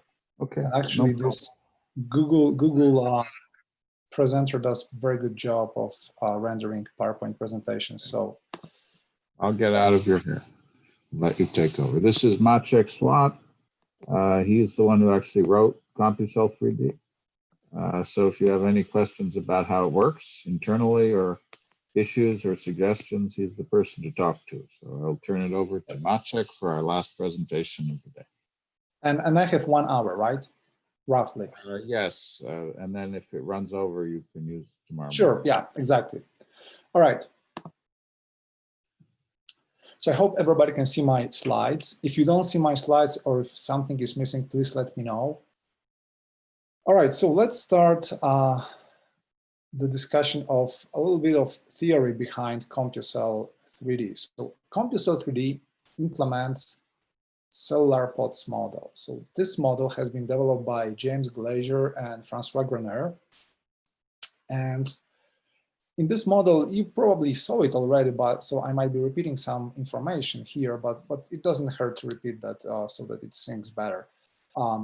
So this model essentially represents single cell as a collection of pixels on the lattice. And lattice can be regular or irregular. So for example, here we have a situation where we have 4 cells, right? We have purple cell, orange, yellow, and green. And we have also this 5th cell, actually, that is called medium. And by now, you probably know that medium is also a special cell type. And the only difference between medium and other cell types is that you cannot constrain the volume of medium as implemented by default in CompuCell 3D. So the whole formalism of cellular POTS model is physics-based. It has its origin in statistical physics. And it uses energy formalism to describe cell properties. So you have already learned that by introducing different constraints, you can have cells exhibit different behaviors. So for example, cells can grow, they can shrink. So that would be modification of volume constraint. They can stick to each other, modification of, you do that by modifying contact energies, and so on. And there are many other constraints, energy terms that we can use, and I will go over some of those. So the simulation is stochastic, it's not deterministic. That means that every time you run CompuCell simulation, you will start with slightly different seed. And that means that your results, in principle, can be a little bit different from simulation to simulation. There is, of course, a way to set random seed, but typically, what you're interested in, you're interested in generating ensemble of simulation outputs and then doing some type of statistical aggregation at the end, if practical. You know, sometimes the simulations are quite costly and they take quite a long time, and this is when you probably will stick with very low number of repeated simulations to draw some conclusions. The nice thing about POTS model, it's very simple and intuitive. I mean, we are not writing anything complicated. We are not going beyond, second order equations when we implement constraints. We, take quantity and we square it. So that's as far as mathematical complexity goes. Typically, we can run up to 10 to the 5th cells on a single CPU. The simulation will run a little bit slower, but it's achievable. Cellular POTS model is used by many groups around the world. The only issue that you have to be aware of is that time has to be converted from simulation unit to physical unit. And typically, what you do, and I think, I'm not sure if you covered it already, or maybe in the following days, people will cover that. Typically, what you do, you look at mean displacement of cell in your experiment, and you try to match that to the mean displacement of a cell in your simulation, and then establish this matching. And I'm not going to go into details. Establishes essentially relation between your Monte Carlo step and physical time. And cellular pods model has been implemented by several software packages. So I'm going to list a few of them that are most popular. So CompuCell3D, there is Chase implementation, Simune, Morpheus, and Tissue Simulation Toolkit.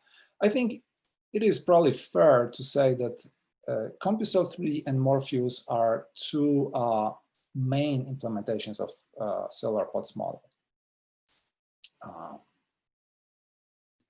right, so let's.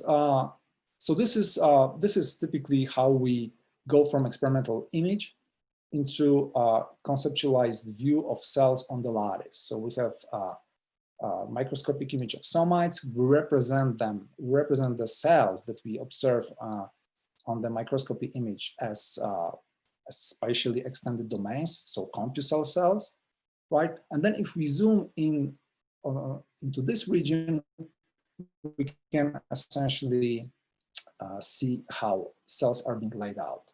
So things to remember is that each cell can occupy many lattice sites, and each cell has unique ID, unique index, right? So in simulation, you know, if you iterate over a list of cells in CompuCell3D, each cell will have different cell ID, right?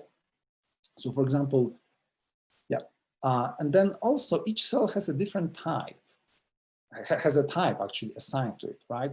So in this particular image, I have 4 cells and they all have different type, right? So we have cells of type purple. If you let me make this, you know, simplification by calling type purple, but I think this is convenient to use for this presentation. We have orange cells, and there can be many cells of type orange, right? So if we look here, there are literally many cells of type orange. So this is something to remember. Cell ID and cell type, those are 2 different quantities characterizing cell. So the configuration of cell fields, so the way we do simulation is that we randomly perturb lattice and we compute energy that is associated with each lattice perturbation, right? So for example, the key concept in cellular pods model is contact energy. And let me go back here and let me actually explain how contact energy gets calculated. So contact energy gets calculated by essentially summing contributions between interfaces that belong to different cell types. So with each interface, right, with each interface of a single pixel, we associate, we essentially add contribution to contact energy by counting those interfaces. So here we have 1, 2, 3, 4 interfaces between purple cell and a medium. We have 1, 2, 3 interfaces between green cell and purple cell, and so on. So if you want to compute total contact energy for all the cells, we have to sum all those interfaces, right? So that's how CompuCell computes energy. And if we go to the next slide. So essentially the idea is to make those tiny perturbations compute energy that is associated with every single pixel copy attempt, and then accept or reject those perturbations.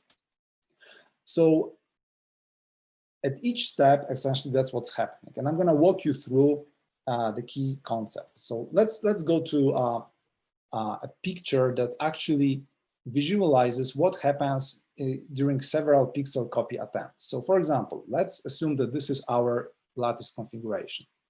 So first thing we do, we randomly pick a site on the lattice, and then we pick a neighboring site, a close site, right?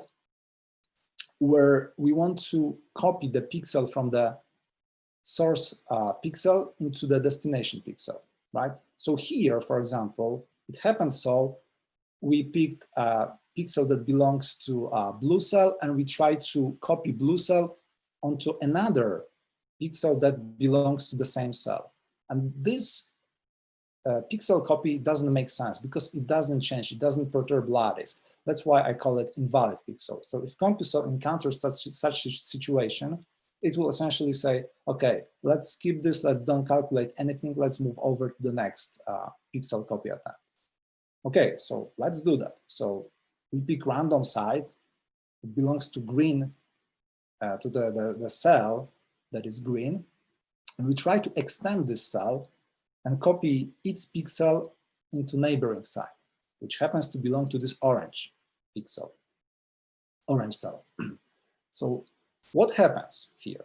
Well, first of all, if we accept this pixel copy, the green cell will become bigger, right? If we have volume constraint, the volume energy will get affected. The orange cell will become smaller, so the volume constraint for orange cell will get affected, right? And then, of course, there will be some change in the contact energy, which we'll have to take into account. So essentially, we propose this pixel copy and we compute energy before and after. And then if the change of energy is less than 0, we accept this pixel copy unconditionally. If the change of energy due to proposed pixel copy is greater than 0, we accept this this pixel copy with the probability that decays exponentially using this formula. So it decays exponentially where delta E is in the numerator and T is this membrane fluctuation, cell membrane fluctuation parameter or temperature. So, looking at this algorithm, you can tell immediately that essentially what CompuCell does, it minimizes the overall strategy of CompuCell is to perturb lattice and move the overall cellular configuration in such a way that at each step, on average, we minimize the energy. All right. So that's what happens, and at each point, I want to make sure that I want to emphasize that at each point, whatever configuration, whatever perturbations to the lattice we make, we always try to satisfy the constraint. So, for example, if there is a volume constraint, this energy formalist will make sure that cells will not deviate too much from the target volumes, and so on. So this is one pixel copy attempt, right? So in this case, we accepted it. There can be another pixel copy attempt, right? We can copy the pixel not just to the first nearest neighbor, but also to second nearest neighbor. and in this case, we can accept this. And it's interesting to look at this configuration because, in fact, and this can happen in CompuCell, this may lead to cell fragmentation. So, for example, it's not hard to imagine that so this cell is almost fragmented. So this pixel is essentially pretty much detached from this cell. And it can happen for a certain range of parameters that the cells can actually get fragmented. And we'll go over the simulations like that. And the idea is to apply constraints in such a way to avoid fragmentation, because that probably makes most sense. So let's look at, so I was talking a lot, about how those pixel copy happens. So let's really look in detail what really happens in a single pixel copy attempt. So this will give you better understanding of what CompuCell does under the hood.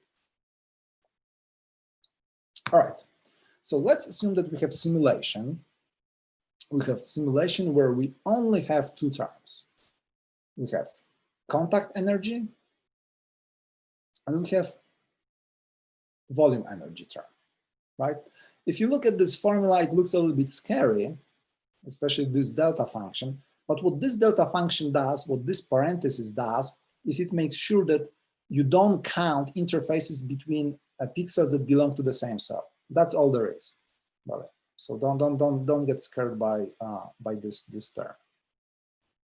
Okay, so before pixel copy happens, when I compute energy of the system, I count it here. So there are 18 pixels that belong to the green cell. Okay, so the energy term associated with volume constraint for green cell is 18 minus whatever target volume for the green cell we have squared multiplied by lambda green. For orange cell, there are 15 pixels. So the energy term is this one. And then there are contact energies here. Okay. The important thing is that due to the pixel copy, what's going to happen is that those two interfaces between green and orange cell will be lost, right? But they will be replaced by two interfaces here. So essentially, if we compute change of energy, of contact energy due to only contact energy due to this pixel copy, there will be zero change, right? So the only change of energy will come from volume terms, right? And after so if we consider situation after pixel copy, if we were to accept this pixel copy, this will be the energy term for this system, right? So then what we have to do really is subtract energy after from energy before, right? That gives us delta energy. And then if this delta E is less than 0, we will accept this pixel copy. If it's greater than 0, we will accept it with a certain probability that's less than 1, right? All right, so that's essentially what happens with the single pixel copy. So this is essentially a recapitulation of what I have just said. So once we have delta E, we use this rule to compute probability, and you probably know by now, how to accept pixel copy with certain probability. Essentially, what we do, we generate random number between 0 and 1, and if this random number is less than computed probability, we will accept the pixel copy. All right. So that brings me to the slide where I'm listing some, not all, but some energy terms that are available in CompuCell 3D. So we already covered volume constraint. By analogy, when you have volume constraint, you can also create surface constraint. You can replace the word volume with surface. You can have lambda surface, and this is surface minus target surface, right? I haven't listed it here.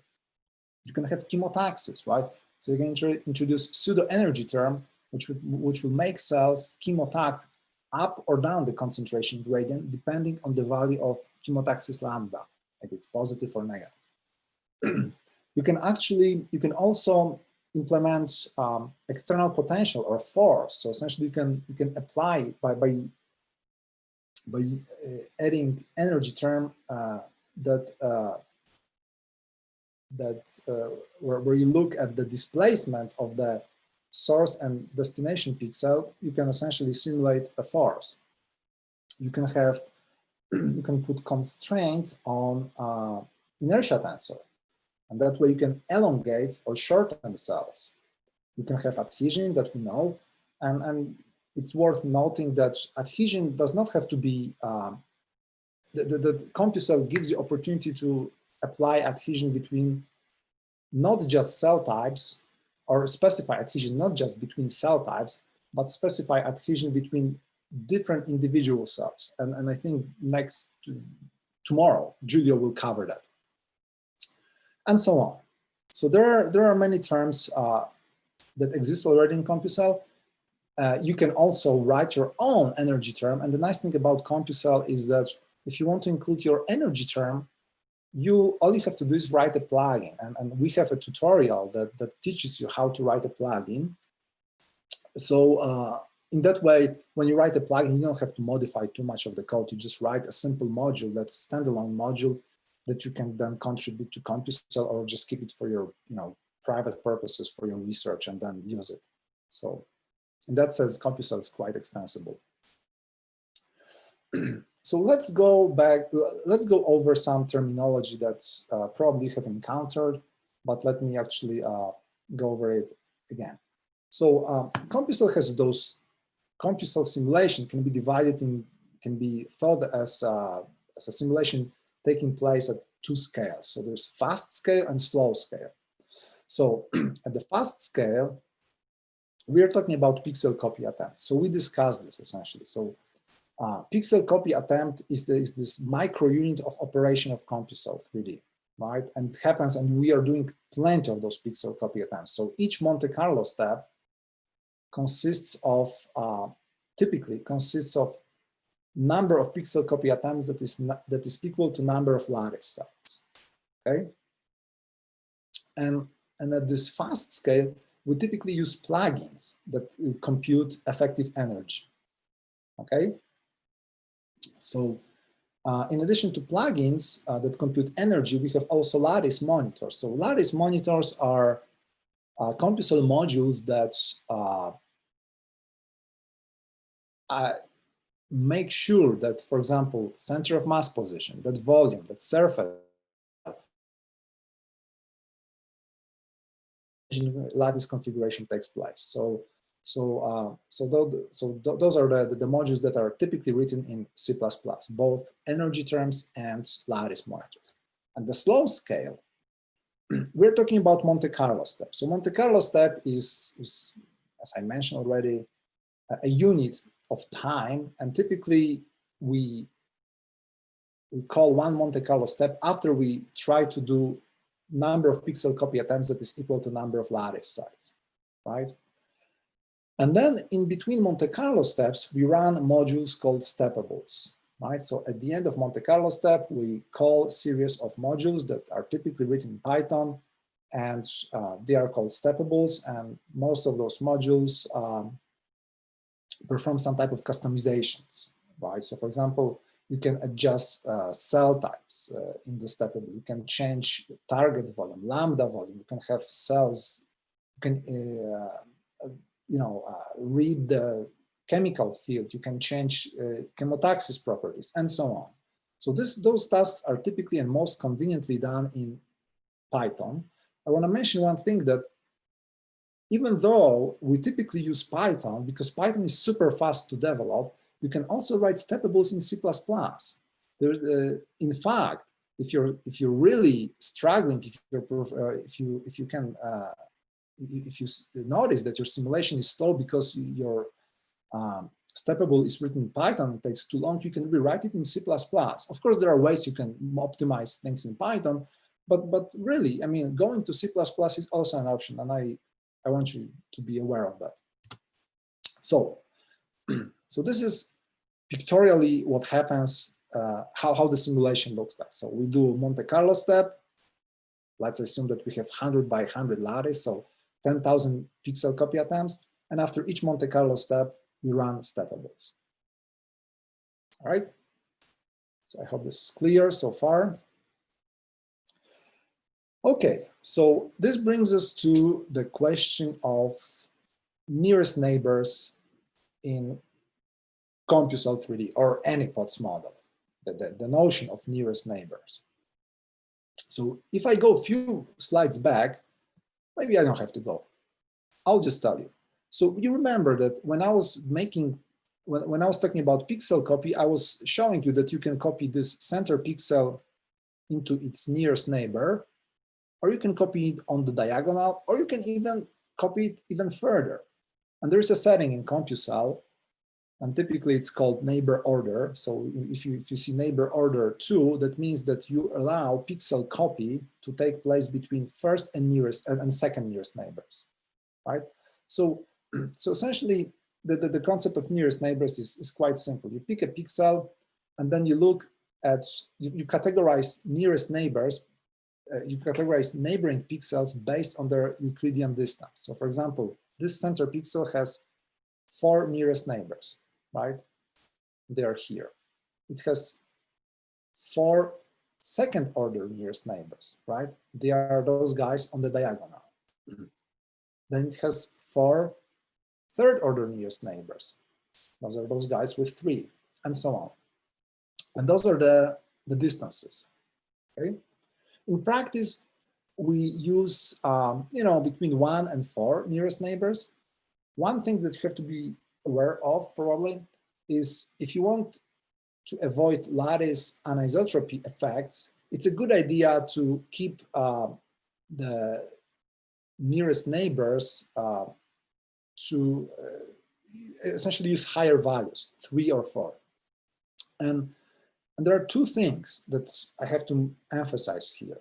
So there is a separate setting for how far a pixel can jump in a pixel copy attempt.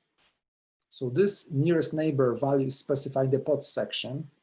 There is separate nearest neighbor specification that we use in contact plugin. So typically, the important thing is to make sure that this specification of nearest neighbors in contact plugin is actually high, right?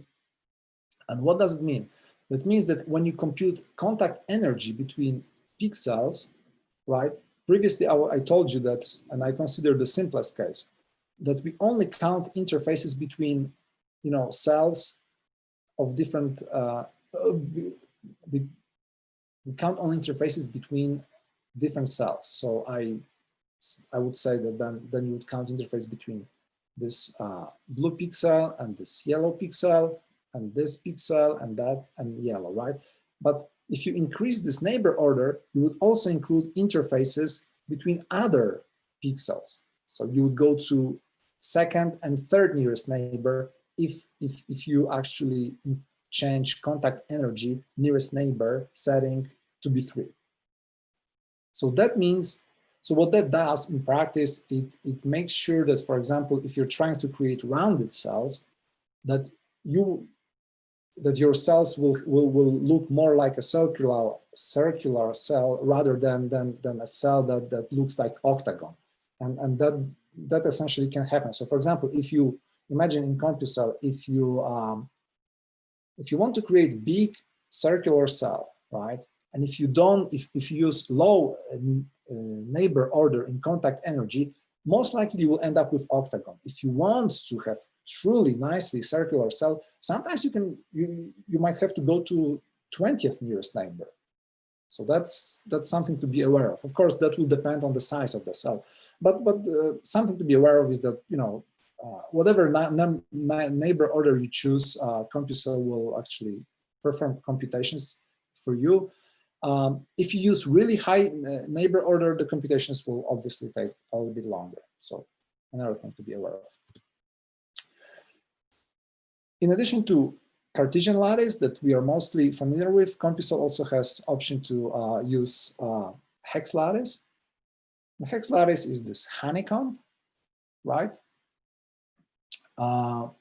This is in 2D. In 3D, hex lattice is a little bit unintuitive, and I can tell you that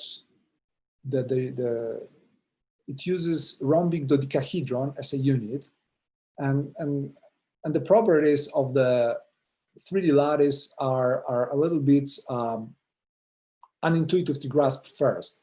So essentially, in 3D, the lattice structure repeats every 3 layers, right? Here, the lattice structure in 2D repeats every 2 layers, right? So those honeycombs, right? So those hexagons are shifted by half of the distance from row to row. One thing to be aware of when using hexagonal lattice is this. In CompuCell, each pixel, whether this is a Cartesian pixel or a hex pixel, whether this is 2D or 3D, has a volume of 1, right? If we use this volume constraint of 1, that means that the distance between hexagons is not 1, really. And also the sign, the length of the hexagon is not 1. And we have a write-up about hexagonal lattices on our website. So if you are looking for those conversion factors, it's all there. And finally, it may happen that some functions may not work properly on hex lattices. It shouldn't. I mean, it's not a large number of functions, but it may happen. So just something to be aware of. All right, so we covered the theory behind CompuCell, and I think it's a good idea to do exercises right now. So the way I structured the rest of this talk, and I will not finish it today, but we'll finish tomorrow morning, is the following. So each simple exercise will have a simulation associated with it. So for example, this is our first simulation. It's called single cell example _1.cc3d. I'm gonna get out from the presenter mode, and I'm gonna go to the CC3D course, the student materials on the Google Drive. If you go to CC3D theory, there are several simulations here. So when we talk about this first simulation, single cell example, I want you to grab the zip file and open it in Tentative, or if you have version 4.2.3, you can open it directly in CompuCell 3D. So let me actually do this for you. So let's do this exercise together. So the goal of this exercise, let me actually explain what the exercise is about. Going back to presenter mode. So the goal of this exercise is to start with the single cell. So this is our initial configuration. And we will only use contact energy, right? And we change contact energy coefficients to be negative. And if you run this simulation, after a few Monte Carlo steps, you will see that the simulation takes entire lattice, takes over the lattice. If you look at the output here, you will see that this is just a single cell, because there is, if you look at the cell inventory output, it says there's one cell only, right? So the question is why? Can you take a few seconds and think why with this why with this setup, when we have only contact energy, no volume constraint, and energy coefficients are negative, why does single cell explode and take over the lattice? So think about it, and in the meantime, I'll show you how to open things in Tentative, which probably you know by now. All right, so let me actually close this.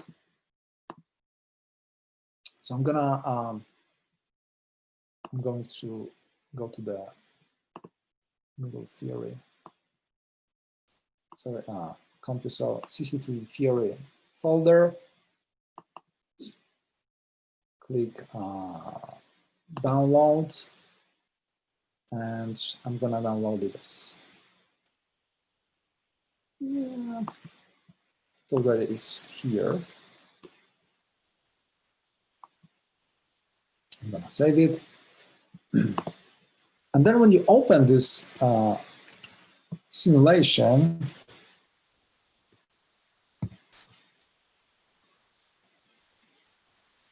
workshop,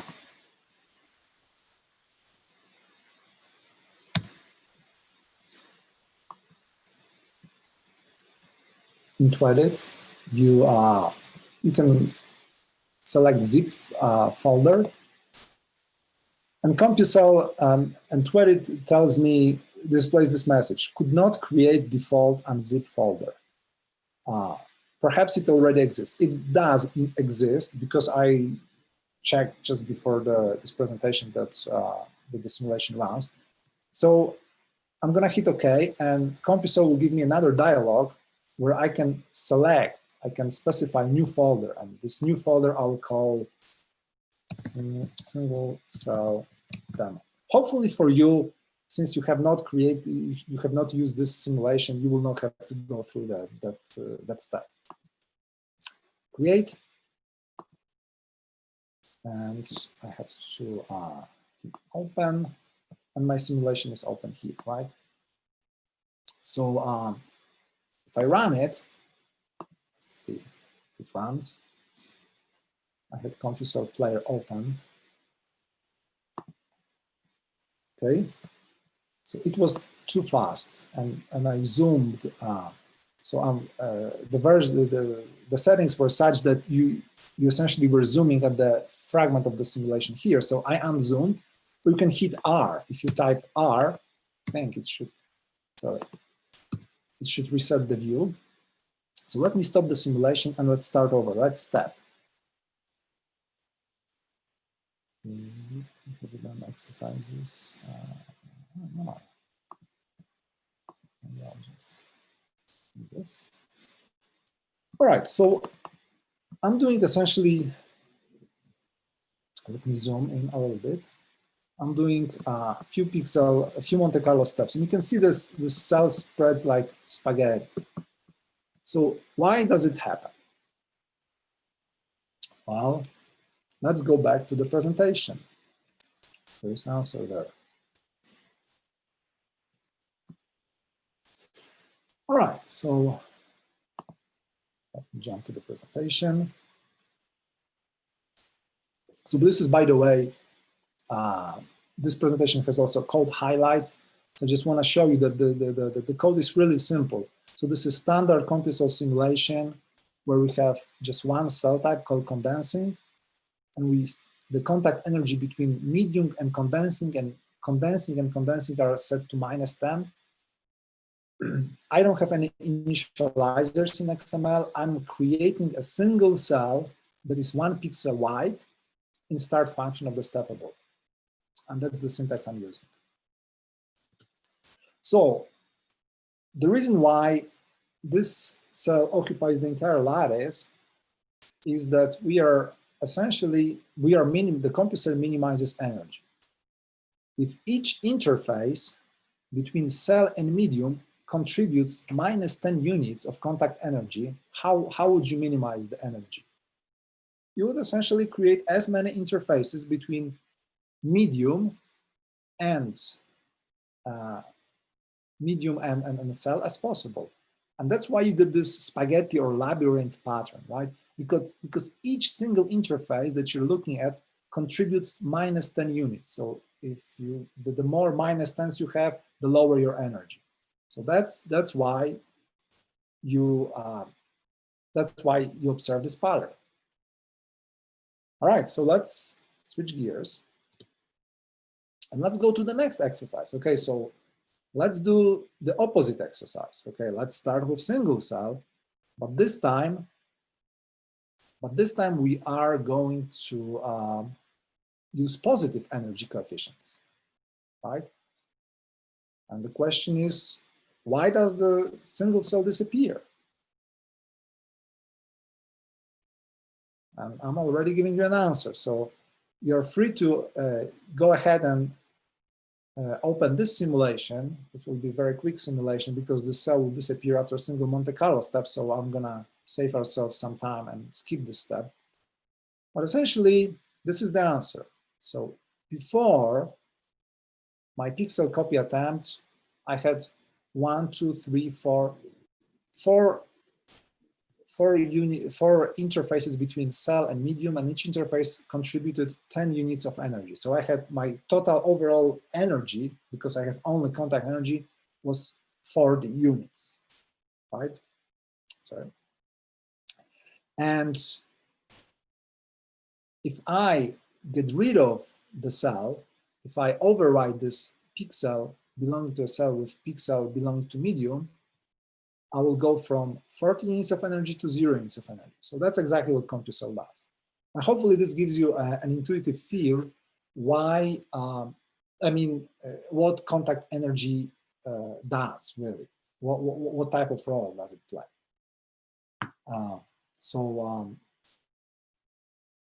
Okay, so this was exercise number 2. And so this is the listing. Again, nothing fancy. It's the same listing as before, except I changed the contact energy here. So let's go to another exercise and another case where we will actually add volume constraint. So our Hamiltonian will have contact energy and volume constraint. So if we are adding volume constraint, all you have to do in XML really is to specify, is to tell CompuCell, hey, I want to include volume constraint. And you do this by including this syntax, plugin name equals volume. When you don't specify any, when you leave it like that, what you have to be aware of is that with such specification of volume constraint, you have to specify volume constraint parameter, lambda volume and target volume individually for each cell. And that's precisely what we are doing in Python.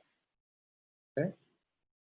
So in Python, what we're doing here is we create a cell. Okay, so I'm creating a new cell here, right? So self new cell. So this is a function, a standard CompuCell function that it's in every stepable. And I'm assigning this cell to, I'm storing this cell in a variable called cell. Okay. Then in the next line, I'm taking the cell field and I'm populating pixels between 100 and 101 in X direction and pixels between 100 and 101 in Y direction with a cell. So essentially I'm laying out cells on the lattice, right? And here in this particular case, I'm only assigning single pixel because because I'm going from 100 to 101. If I went from 100 to 110, my cell would be, in both directions, my cell would be a square, 10 by 10. But here it will end up being a pixel. The next step is I have to assign lambda volume and target volume individually for this cell. Since I have only one cell, that's what I'm doing. So I'm assigning target volume to be 25 and lambda volume to be 5. Okay, and let's run this simulation. So let me jump out of the presenter mode. Let me go back to sorry.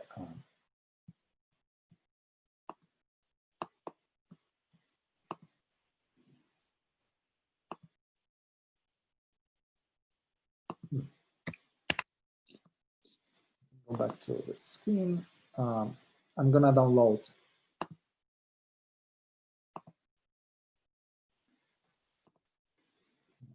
this simulation. And this time, instead of actually opening it in Twented, which I can open it in Twented, that's easy. So I can maybe close this. I want to open it directly in CompuCell 3D now. For you, if you're using older CompuCell 3D before 4.2.3, this feature might not be available, but I'm going to show you what will be available in the next version. So, open simulation, workshop.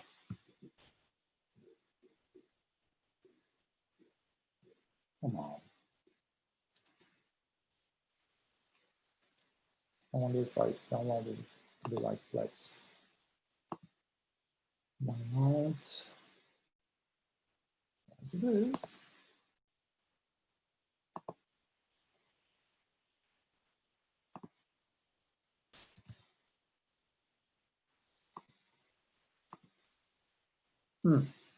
Interestingly, I downloaded into wrong folder. I can actually go back and re-download it properly. Download.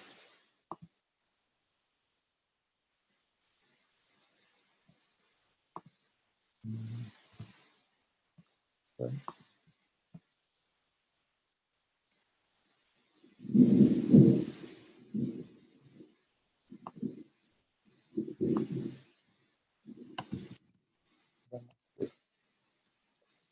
All right, so let me open up demo 3.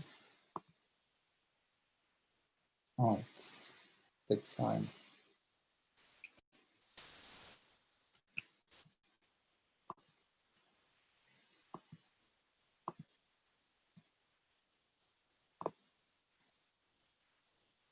Zip. All right, so let me reset the view. So this is our single cell. I'll run it. So after a few Monte Carlo steps, let me zoom in. This is how my simulation looks like. The question is why? Why do I have this cell that doesn't occupy entire lattice, but it's still fragmented? So I have volume constraint, right? So let's go back to the presentation. Let's go back to the presentation mode. So the reason why we are ending up with this pattern is that yes, we've added volume constraints, so we make sure that our cell will not grow much beyond those 25 pixels, but still our energy, contact energy is negative, right? So it's still, in order to minimize energy, the CompuCell will essentially create fragmented cells whose total volume will be close to 25 pixels as we specified, but in order to minimize energy, it will create as many interfaces between medium and the cell as possible. And the reason why it's doing so is because each interface, such interface lowers the energy. So that's why. So let's do the final exercise for this section. It's called single cell example 4. Okay. And I'm not gonna run it. I'll just tell you what happens here. Or maybe we'll run it. Essentially, we use the same setup. We have two energy terms, contact and lambda volume. So there is really nothing interesting going on in Python. The only thing I did here is I increased the initial cell size from being 1 pixel to 2 pixels. And this is to prevent cell from randomly shrinking. So this time our contact energies are positive. And if I go to, the final result, you will see that if you run the simulation, your cell will look more or less like the cell that you would like to see. It will have volume of, roughly speaking, of 25 pixels or close to it, and it will be all rounded. So why does it happen? Well, we understand why 25 pixels, right? Because volume constraint makes sure that we don't go beyond, much below or much beyond 25 pixels. And the reason why this shape is so like more circular-like shape is because when contact energies are positive, we want to minimize, by minimizing, one way to minimize energy is to lower the number of interfaces between cell and medium. And this is precisely why we get this shape. So, so those 4 exercises essentially are all the exercises I wanted to do, or not really exercises, but small, simple simulations. Those are the 4 simulations I wanted to do in order to illustrate so like the basic principles of how to think about contact energies, what contact energies do, and what volume energies do, and what is the interaction between those two energies. And in the next few simulations that I will go over, and probably not today, but I will walk you through several steps where we'll take this simple simulation that includes only 1 cell, and we will build a model of a vascular tumor. So that's the goal for tomorrow. Since I have 5 minutes left, maybe let's talk about one simple simulation, and we'll stop there in really 5 minutes. So I want to talk about how do we want to build this tumor simulation. So first of all, what would this tumor simulation involve? I mean, no, when we're talking about tumor models, we definitely want to implement cell growth. So the question is, how do we grow a cell? First of all, let's ask a different question. What type of energy terms we want to include? We clearly want to include contact energies, right? Because contact energies is an essential term that essentially allows us to control a shape, and it's a biological interaction that pretty much drives quite a lot of patterning in biology. So in pretty much every CompuCell simulation, you need to have some sort of contact energy included. And here we are using this standard contact energy formula. And we want to have volume, right? Because we want to control volume of the cell. So the question is, how do we implement cell growth? Well, a simple way is to modify. So in start function, we specify target volume and lambda volume. But if we want to implement growth, what we want to do is in step function, we can increase target volume by some number of some numbers. So here I'm choosing 0.2. One thing I want to make sure that you understand is that this target volume and lambda volume, they are floating point numbers, right? So they don't have to be integers. So here I'm increasing target volume by 0.2 units, okay? And again, that depends, the increase depends on actual parameters, biological parameters that you would use. But here, for this demonstration purposes, I'm using this number. And this is essentially all it takes to have your cell grow. So let me exit this screen, and let me go to the drive and open up cell growth simulation. So I'm going to download it. I really hate the way Mac does. Am I in the right folder? Looks like it is. Let me make sure. So I saved cellgrowth.1. This is the simulation that was specified on the slide. And I'm going to stop the previous simulation. Do open.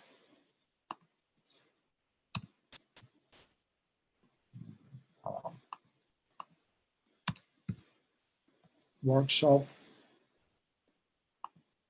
Like this. I'm going to open the zipped folder. Again, if you don't have the latest CompuCell, you will have to open it in Edit and then open it in Player. Two-step process, but I'm going to save us some time. Yes, I'll unzip it there. And this is my simulation, right? So as at each Monte Carlo step, I keep increasing target volume of the cell. And as a result, my simulation, my single cell, the only cell that I have, keeps growing. So nothing is happening. So I'm going to stop presentation here. And tomorrow, we'll learn how to do mitosis. I'll walk you through the code explaining the mitosis. And then, yeah, we'll go on and build a vascular tumor simulation. So I think I'll stop now, and I think that's a good time to stop. And if you have any questions, if anybody has questions, let's go over them. We have 3 minutes. If not, I'll see you tomorrow. So.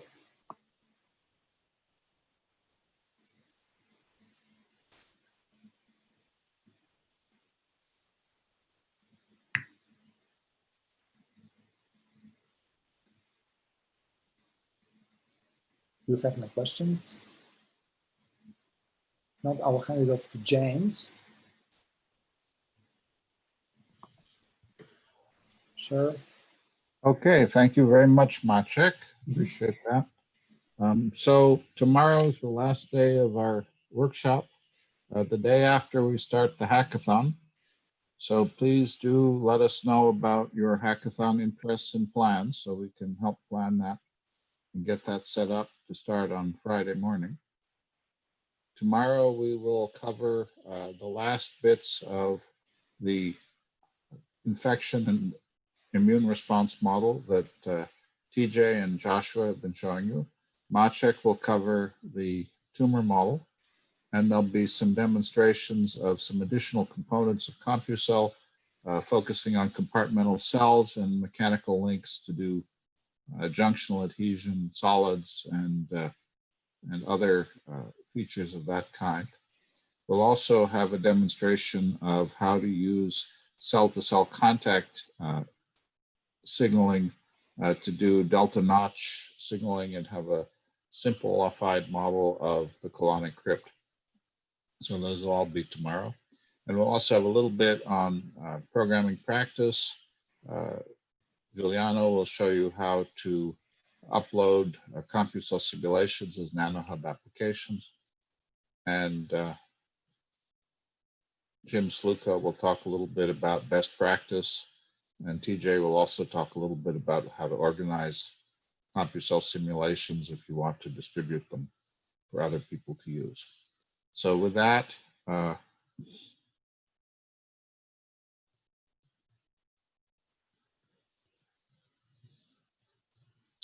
let's see if there are any other questions. Somebody said they asked a question in Slack and nobody answered. Why don't you ask it now so that we can figure that out? Probably somebody didn't catch that Slack thing.